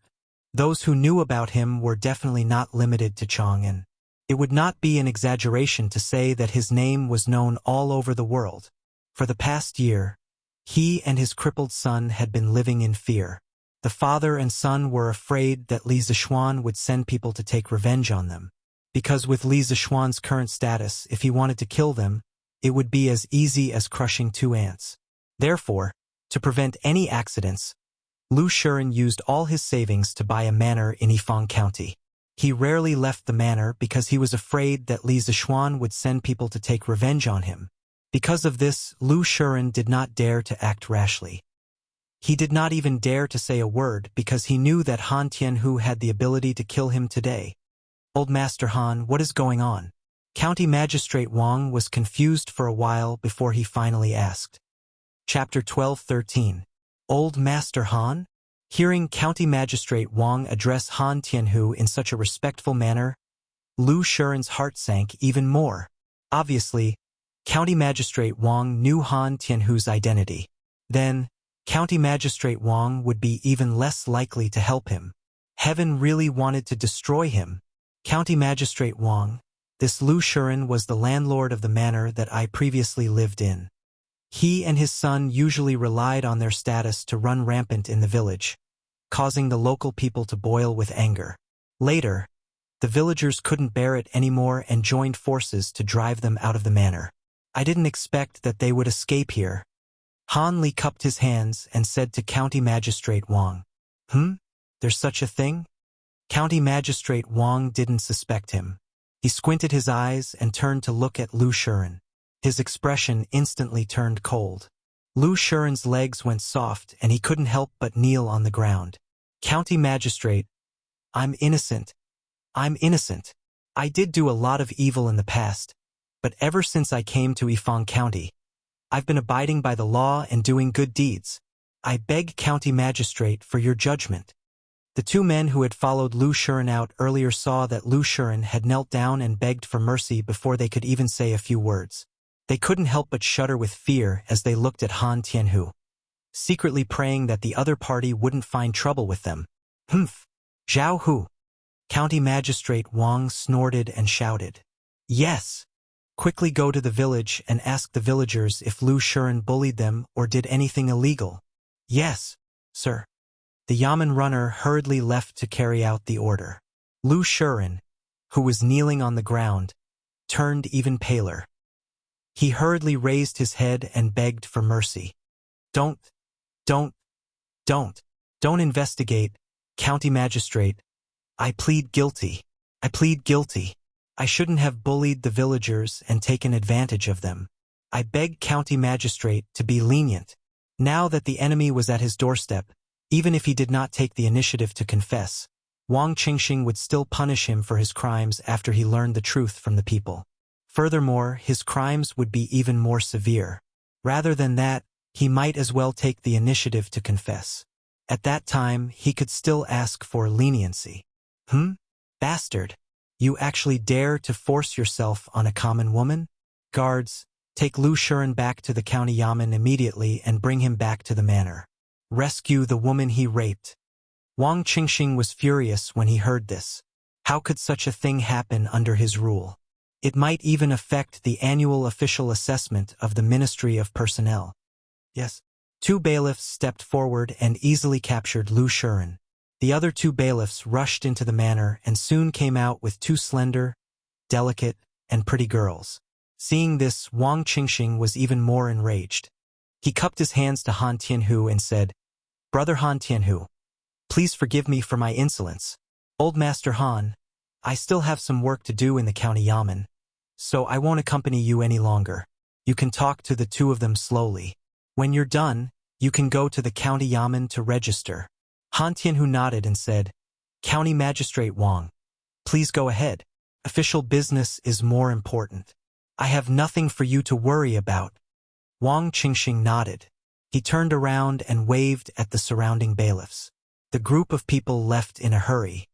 "Father, father, someone kidnapped your concubine." At this time, Lu Haojian's shout came from the yard. Was this child still living in a dream? Only now did he realize it. "Old Master Zhang, Old Master Sun, are you willing to sell the land in Namping Village and Kaiyang Village?" After Wang Qingxing left, Han Tianhu had to bring the other 2 landlords to the willow tree at the entrance of Willow Village and began to discuss the matter of buying land. Old Master Zhang and Old Master Sun looked at each other and quickly nodded at the same time. Yes, yes. Although they did not know Han Tianhu's identity, based on County Magistrate Wang's attitude just now, Han Tianhu's identity was definitely not ordinary. Moreover, Lu Shuren was taken back to the county yamen for questioning after a few words. This made Old Master Zhang and Old Master Sun tremble with fear. They were afraid that they would be arrested as well. After all, which one of them had not done 1 or 2 bad things? They would not be able to withstand an investigation. Han Tianhu asked again, "Then how much do the 2 masters intend to ask for?" "Whatever you say." Old Master Sun and Old Master Zhang almost did not think and immediately replied. Han Tianhu was speechless for a while. At this time, he also saw that the 2 were frightened by the scene just now. So he could not help but say, "Don't worry, County Magistrate Wang is honest and upright. As long as you have not done anything against the law, he will not trouble you for no reason." When the 2 heard this, they could not help but smile bitterly in their hearts. "Aren't you talking nonsense? If we really have a clear conscience, why would we be so afraid of you? Old Master Han is right. County Magistrate Wang is a good official." Old Master Zhang sighed with embarrassment and then said, "To be honest, Old Master Sun and my ancestral home is in Bingzhou. Recently, we plan to move back, so we are anxious to sell the land here. So, if Old Master Han really wants it, the price is all negotiable." In order to slip away as soon as possible, this old man just opened his mouth and lied. "Yes, yes, yes. That's right, that's right. If Old Master Han really wants it, we can negotiate the price. Please name a price first." Old Master Sun's eyes lit up and quickly agreed. Han Tianhu frowned and looked at the 2 suspiciously, then said, "As far as this old man knows, Namping Village and Kaiyang Village have a total of 4,000 mu of fertile land. I wonder if Old Master Zhang and Old Master Sun are willing to buy all the land at once for 20 strings of coins per mu of land?" This price was not high for Tangchu during this period of time, but it was also not low. Could be considered a relatively fair price. "Yes, yes. Tomorrow, this old man will take the land deed and follow Old Master Han to the county office to register and hand over." As soon as his voice fell, the 2 rich old men immediately agreed. "Hey, little Ku, so much money, and you just put it in the dormitory?" Yanhuang College. Chang Chumo, Sun Zifan, Yuchi Baolin, Zhang Sun Chong, and the others had just helped Li Tai move the copper coins and had to help Li Ku. Chung Chumo was a little confused. What did these two brothers mean? Did they like to pile up copper coins in the dormitory to show off their wealth? Were they kidding? Li Ku was carrying a big box alone and replied, "If not in the dormitory, where should I put it? Back to the palace? Then when the academy needs money in the future, I will go back to Chong and to get money." How troublesome. The academy's food expenses were not cheap for the students who lived in luxury. Although Li Ku had just put 400 strings of coins in the dormitory, it was estimated that it was only enough for 2 to 3 months. Therefore, he chose to put the scholarship of 400 strings of coins directly in the dormitory. Chapter 12:14. Sigh, little Ku. Copper coins are so troublesome to use. Lunch costs at least 1 or 2 strings of coins, and every time we eat, we have to bring a few strings of coins. If only the college cafeteria could use gold beans, it would save us a lot of trouble. Chung Chumo could not help but say as he hugged a box of coins. The Chung family had made a lot of money from their partnership with Li Zixuan in the winery. Chung Chumo now had more pocket money than before, so he could be considered a rich man. Otherwise, he would not have said something like that. Li Ku was stunned for a moment before he laughed. "Cho Nyo, if you bring gold beans to the cafeteria, even if you dare to give them, they won't dare to accept them. It would take them half a day to refund your money." Hee. Little Ku, what you said makes sense. Chung Chumo thought about it and laughed embarrassedly. Li Ku's expression did not change, but he was deep in thought. Last year, when he was an intern at the Warmtang Foundation, he had mentioned to Li Zixuan that it was inconvenient to carry copper coins around. At that time, Li Zixuan encouraged him and told him that as a student of Yanhuang College, he had to solve the problem whenever he encountered a problem. If he could solve the problem of copper coins, he would start a new era and leave his name in history. Since then, he had been thinking about this problem. Today, Chung Chumo's random words gave him a hint of inspiration. Perhaps it could be like this. For the next few days, Li Ku seemed to be possessed. Other than going to class every day, he would write and draw in a small notebook. Even during the weekends, the students would often see him in the classroom. No one was surprised by this because they all thought that Li Ku was studying hard.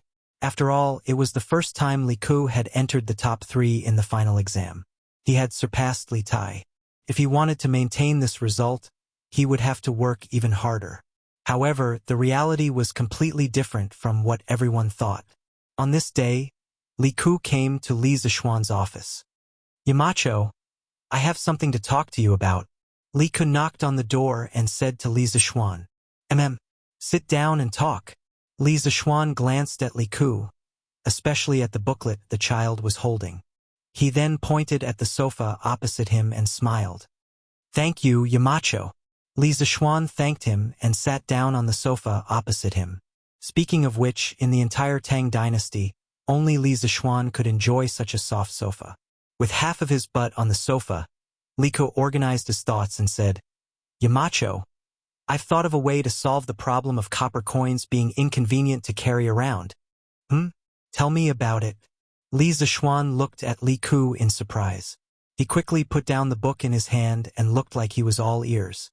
Li Ku was a little nervous, but he still mustered up his courage and said, "Yamacho, I think that to solve the problem of inconvenience to carry around, we can set up a department in the academy to provide a copper coin exchange service for the students.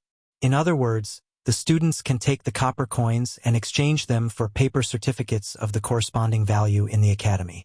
With these certificates, everyone can go to the cafeteria to eat or to the Gu family's store to buy things. Wherever the academy uses copper coins, these certificates can be used as a replacement.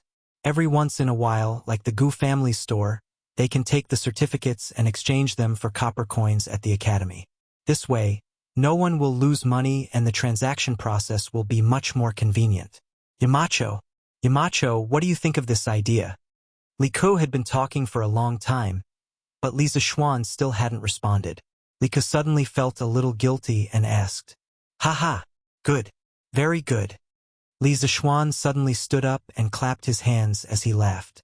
At this moment, he only wanted to say, "Show off! Heaven show off!" What Li Ku said just now, wasn't it the prototype of banknotes or paper money? His constant guidance to this child had finally borne fruit. Little Ku, I am very gratified that you can think of this, but there are some problems that you need to consider first. Li Zishuan first affirmed Li Ku's idea, then pulled Li Ku back to reality from the clouds. Yamacho, what other problems do you have? Li Ku stared at Li Zishuan without blinking and asked. Li Zishuan smiled and stretched out a finger. First, you need to think of a way to make the students believe in your certificate and be willing to exchange copper coins for it. After all, they have never seen your certificate before. Why would they be willing to exchange their money for a piece of paper? Second, once the students believe in you and are willing to exchange copper coins for the certificate, you need to think of a way to make the person who receives the certificate believe that you can exchange it for copper coins. This is because the ultimate goal of a businessman is to make money. If they can only make a few pieces of paper in the end, who would be willing to do it? You don't need to worry about the cafeteria, but as for Gu Xiaomao, I can't force him. You have to deal with it yourself. Third, and most importantly, you need to consider whether or not someone will copy your certificate in the future and use it for profiteering. Our Yanhuang College is not big, but it's not small either. If someone forges the certificate, then the losses we will suffer cannot be underestimated. Li Ku listened as he wrote down all the problems that Li Zishuan mentioned in the booklet. After Li Zishuan finished speaking, he was silent for a while before he stood up and cupped his hands. Thank you, Yamacho, for your teachings. As for the first and second points, this student will try my best to make the students and the merchants of the college believe in this certificate. As for the third point, this student is thinking of making the design on the certificate more complicated and stamping it with Yamacho's personal seal. I'm afraid it won't be easy for others to copy it, right? Li Zishuan shook his head and said, Who said that the seal can't be copied? But if this certificate is only used in the college, then it's not impossible. But I hope that this kind of transaction certificate can be promoted to the common people in the future. So, Little Ku, you either don't do it or make it impeccable. Make it so that no one in the world can copy it. Li Ku widened his eyes and said in disbelief, Yamacho, you want to let the common people and merchants use this kind of certificate to trade? He never thought that Li Zishuan would play with such a big deal. If the common people could use his certificate, then wouldn't he be creating a new type of currency? Thinking of this, Li Ku's breathing became a little hurried. Seeing Li Ku's reaction, Li Zishuan smiled faintly and said, Why not? Do you still remember what I told you 2 months ago? If you can solve the problem of copper coins being inconvenient to carry around, then you will create a new era and leave your name in history. If you don't let everyone use this certificate, then how can you leave your name in history? Chapter 12:15. Start a new era and leave a mark in history. At this moment, Li Ku finally realized that Li Zishuan was not bragging when he said those words. It was something that could really happen, but could he really make all the people in Tang Dynasty use the transaction token he created? Li Ku couldn't help but doubt it. Seeing the doubt on Li Ku's face, Li Zishuan patted him on the shoulder and said, Little Ku, don't think too much about it. Right now, your priority is to make everyone in the academy believe in your transaction token and make sure that it won't be copied by others. As for making everyone in Tang Dynasty use our transaction token, it's still too early to do so. There's still a long way to go. Then, Yamacho, what should I do to make sure that the transaction token won't be copied? Li Ku's eyes lit up as he asked. Li Zishuan smiled mysteriously and said, 3 days later, go down the mountain and visit the workshop. Faubert will give you a transaction token printed by the workshop. At that time, you will know that there are some things in this world that are difficult to copy. Li Ku was pleasantly surprised. Yamacho, you already have a plan? Haha, you can say that. 3 days later, you will know. Li Ku saw that Li Zishuan didn't want to elaborate, so he didn't ask any further. At this moment, he felt that something was missing. After thinking for a while, he said, Yamacho, I think that we should give the transaction token a name and design different denominations to make it easier to use in the future. Li Zishuan nodded. Even if Li Ku didn't say anything, he would name the currency. But what should he name it? Renminbi or banknotes? Forget it, it doesn't match the Tang Dynasty. After thinking for a long time, Li Zishuan finally said, "Let's call it Tang Yuan." A Tang Yuan is equivalent to a coin. Below the Tang Yuan is a Tang Jiao. A Tang Jiao is equivalent to a copper coin. As for the denomination of the transaction token, it can be 1 Tang Jiao, 5 Tang Jiao, 10 Tang Jiao, 50 Tang Jiao, 100 Tang Jiao, and 1 Tang Yuan, 5 Tang Yuan, 10 Tang Yuan, 50 Tang Yuan, and 100 Tang Yuan. When you trade, no matter how much the item is worth, you can use glutinous rice balls of different denominations to form the corresponding amount of money. It's convenient and time-saving. Tang Yuan? What a nice name. Lika's eyes lit up and he praised, "Yamacho, what should the department in the academy that is in charge of depositing and exchanging Tang Yuan be called?" He had to admit that this child was quite thoughtful. "Let's call it Yanhuang Bank." It's a village that specializes in managing Yanhuang College's copper coins. Things like banks were too far away from this era. If he rashly brought it up, it would probably be hard for people to accept it. After thinking about it, only the term bank would be easier for people to understand. Bank. Good. Then Ku will go and prepare the matters of the bank. Li Ku excitedly got up and said goodbye. Heh, I didn't wait in vain. The era of paper money is finally coming. After Li Zishuan left, the corners of Li Zishuan's mouth curled into a smile as he muttered to himself. No. Why do I feel like Yamacho has already thought of this method for a long time? On the way back to the classroom, Lika suddenly stopped in his tracks and hit his head in annoyance as he muttered softly. His suspicions were not without reason. When Li Zishuan heard about the method of the transaction certificate, it seemed like he already had a perfect anti-counterfeiting method in his mind. The reason why he said so much was likely to be to test him. But if Li Zishuan had already thought of this method, why didn't he act on it? Why did he wait until Li Ku suggested it? Forget it. Who cares? Yamacho must have his reasons. After thinking for a long time, Li Ku still could not figure out the deeper meaning behind Li Zishuan's actions. He shook his head and decided not to think about it anymore. He still had a lot of things to do now. "Master Lu, take a look at this seal. Can you engrave it?" In the afternoon, Li Zishuan came to the workshop with a drawing in his hand. He looked for Skyblade Lu Dingy, the original master of Strange Pavilion, Heavenly Craft Pavilion, Lu Yidao. Lu Yidao's carving skills were the best in Chang'an. After Li Zishuan bought Heavenly Craft Pavilion and established Strange Pavilion, he hired Lu Yidao to the workshop and gave him preferential treatment. When the workshop first introduced movable type printing, most of the words were engraved by Lu Yidao. "Yo, Marquis, let this old man take a look." Lu Yidao did not dare to be negligent. He quickly took the drawing from Li Zishuan with both hands and began to look at it carefully. After a while, he raised his head and asked, "Marquis wants to engrave all these words on the seal?" "Yes." "Is there any problem?" Li Zishuan nodded in response. Miniature carving was a craft that had a long history. Many skilled craftsmen during the spring and autumn period could do it. Li Zishuan asked Lu Yidao to make this seal mainly for the purpose of making banknotes anti-counterfeit. In the Song dynasty, banknotes appeared in China. Not only were there banknotes, there were also many anti-counterfeit technologies.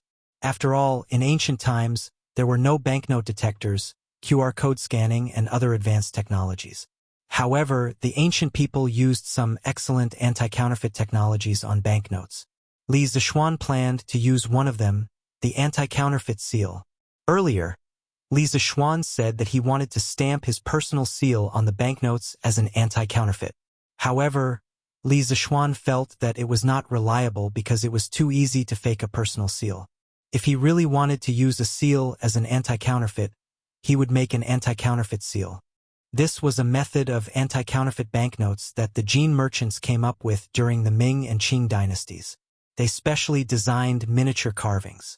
The contents of the miniature carvings were hundreds of words of poetry. The miniature carvings were very delicate and could not be carved by ordinary techniques.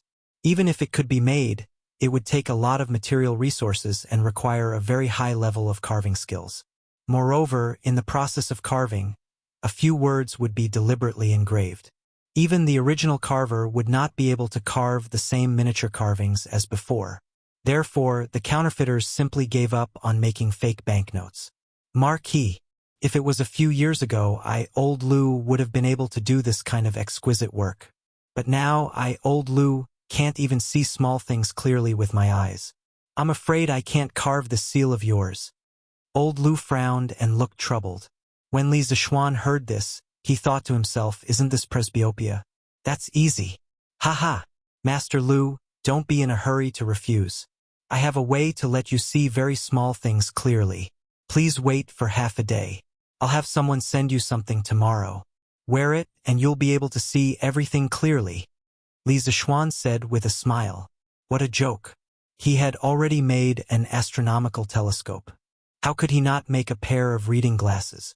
Even if he couldn't make reading glasses in a short time, he could at least make a magnifying glass first, right? Chapter 12:16. After giving Lu Yidao the blueprint of the anti-counterfeit seal and the pattern of Tang Yuan's motherboard, Li Zixuan went to find Uncle Fu and assigned him another task. Young master, is there really such a magical paper in this world? Faubert was surprised when he heard Li Zixuan's intention. Li Zixuan smiled and said, of course there is. It's just that the production method is more troublesome. When it's done, Faubert, you'll understand that what I said today is true. That's right. He wanted the workshop to produce a batch of special paper for the production of banknotes. After all, if he wanted to prevent the banknotes from being copied in the future, just relying on the anti-counterfeit seal was not enough. With another anti-counterfeit method, it would be an extra layer of insurance in the future. Good. Since young master is so confident, I'll give it a try. Faubert nodded and took a pen and paper from the side. He sighed and said, Hee, young master, please don't blame me. I'm old, and my memory is not as good as before. Young master, please tell me in detail how to make this water pattern paper. I'll write it down and try it out in 2 days. Li Zixuan looked at Faubert's wrinkled but kind face. He smiled gently and said, what's there to be surprised about? After all, a good memory is not as good as a bad pen. Faubert, you can leave the workshop's affairs to your subordinates. Don't tire yourself out. Faubert smiled and said, Hee, thank you for your concern, young master. I understand. Now in the workshop, I'm just talking. It's not tiring at all. Dr. Sun even praised me for my strong body before the new year. That's good. Li Zixuan gave a heartfelt smile of relief and then got down to business. Uncle Fu, this kind of paper is actually not that complicated to make. First, let the steel factory forge a batch of water pattern rollers with protruding patterns. Then, install the water pattern rollers on the rollers of our paper machine and use them to imprint the paper. During the paper-making process, the water pattern roller would come into contact with the front of the paper, and the front of the paper would be imprinted with water patterns. The vertical and horizontal water patterns on the wet paper could be seen under the light. They were evenly and neatly arranged patterns with different transparency. Oh, that's right, the material for the production of water pattern paper must be the bark of the chu tree. Other materials cannot be used. Faubert, you can arrange for people to buy a batch of chu tree bark for the workshop. First, buy it near Chang'an. Later, go to Sichuan to buy it because there should be a lot of chu tree in Sichuan. Watermarked paper was the kind of paper that would show bright lines or patterns other than the curtains when it was exposed to light. It was the same principle as how modern RMB could show the portrait of a great person when it was exposed to light. This kind of watermarked paper could increase the potential beauty of the paper and could also be used to prevent counterfeiting. In fact, water pattern paper had existed since ancient times. It was not a patent of modern people. According to the original history, in the middle of the Tang dynasty, the people of Chengdu invented water-patterned paper. It had 2 types of printing, clear and dark. Other regions could not produce it at all, so it was called Sichuan paper. Thanks to this, the earliest paper currency in China's history, jiaozi, first appeared in the Sichuan region. It was only later that it slowly spread out. In the beginning, people did not care about paper money at all. They only used it as stubs and felt that it was very easy to carry around. Later, they found that it was very useful and began to use it for transactions. Jiaozi was gradually popularized just like that. When it came to the Southern Song dynasty, because there was no supply of Sichuan's water pattern paper, they switched to printing paper from the Jianghuai region. However, Jiangnan paper did not have the special anti-counterfeiting ability of Sichuan paper, so there was a large amount of fake money in the market. At that time, there were more fake jiaozi, guaozi, and jiaozi than real money. Strict laws could not stop the counterfeiting of paper money. This directly caused the Southern Song dynasty's economy to sink into a quagmire. Therefore, the water pattern paper used to produce banknotes was a very important anti-counterfeiting method. Chew tree bark? Young master, why must we use chew tree bark to make paper? Faubert listened and nodded his head. In the end, he could not help but ask. Li Zixuan replied, Faubert, paper made from chew tree bark not only has better toughness than normal paper, but it also has better texture.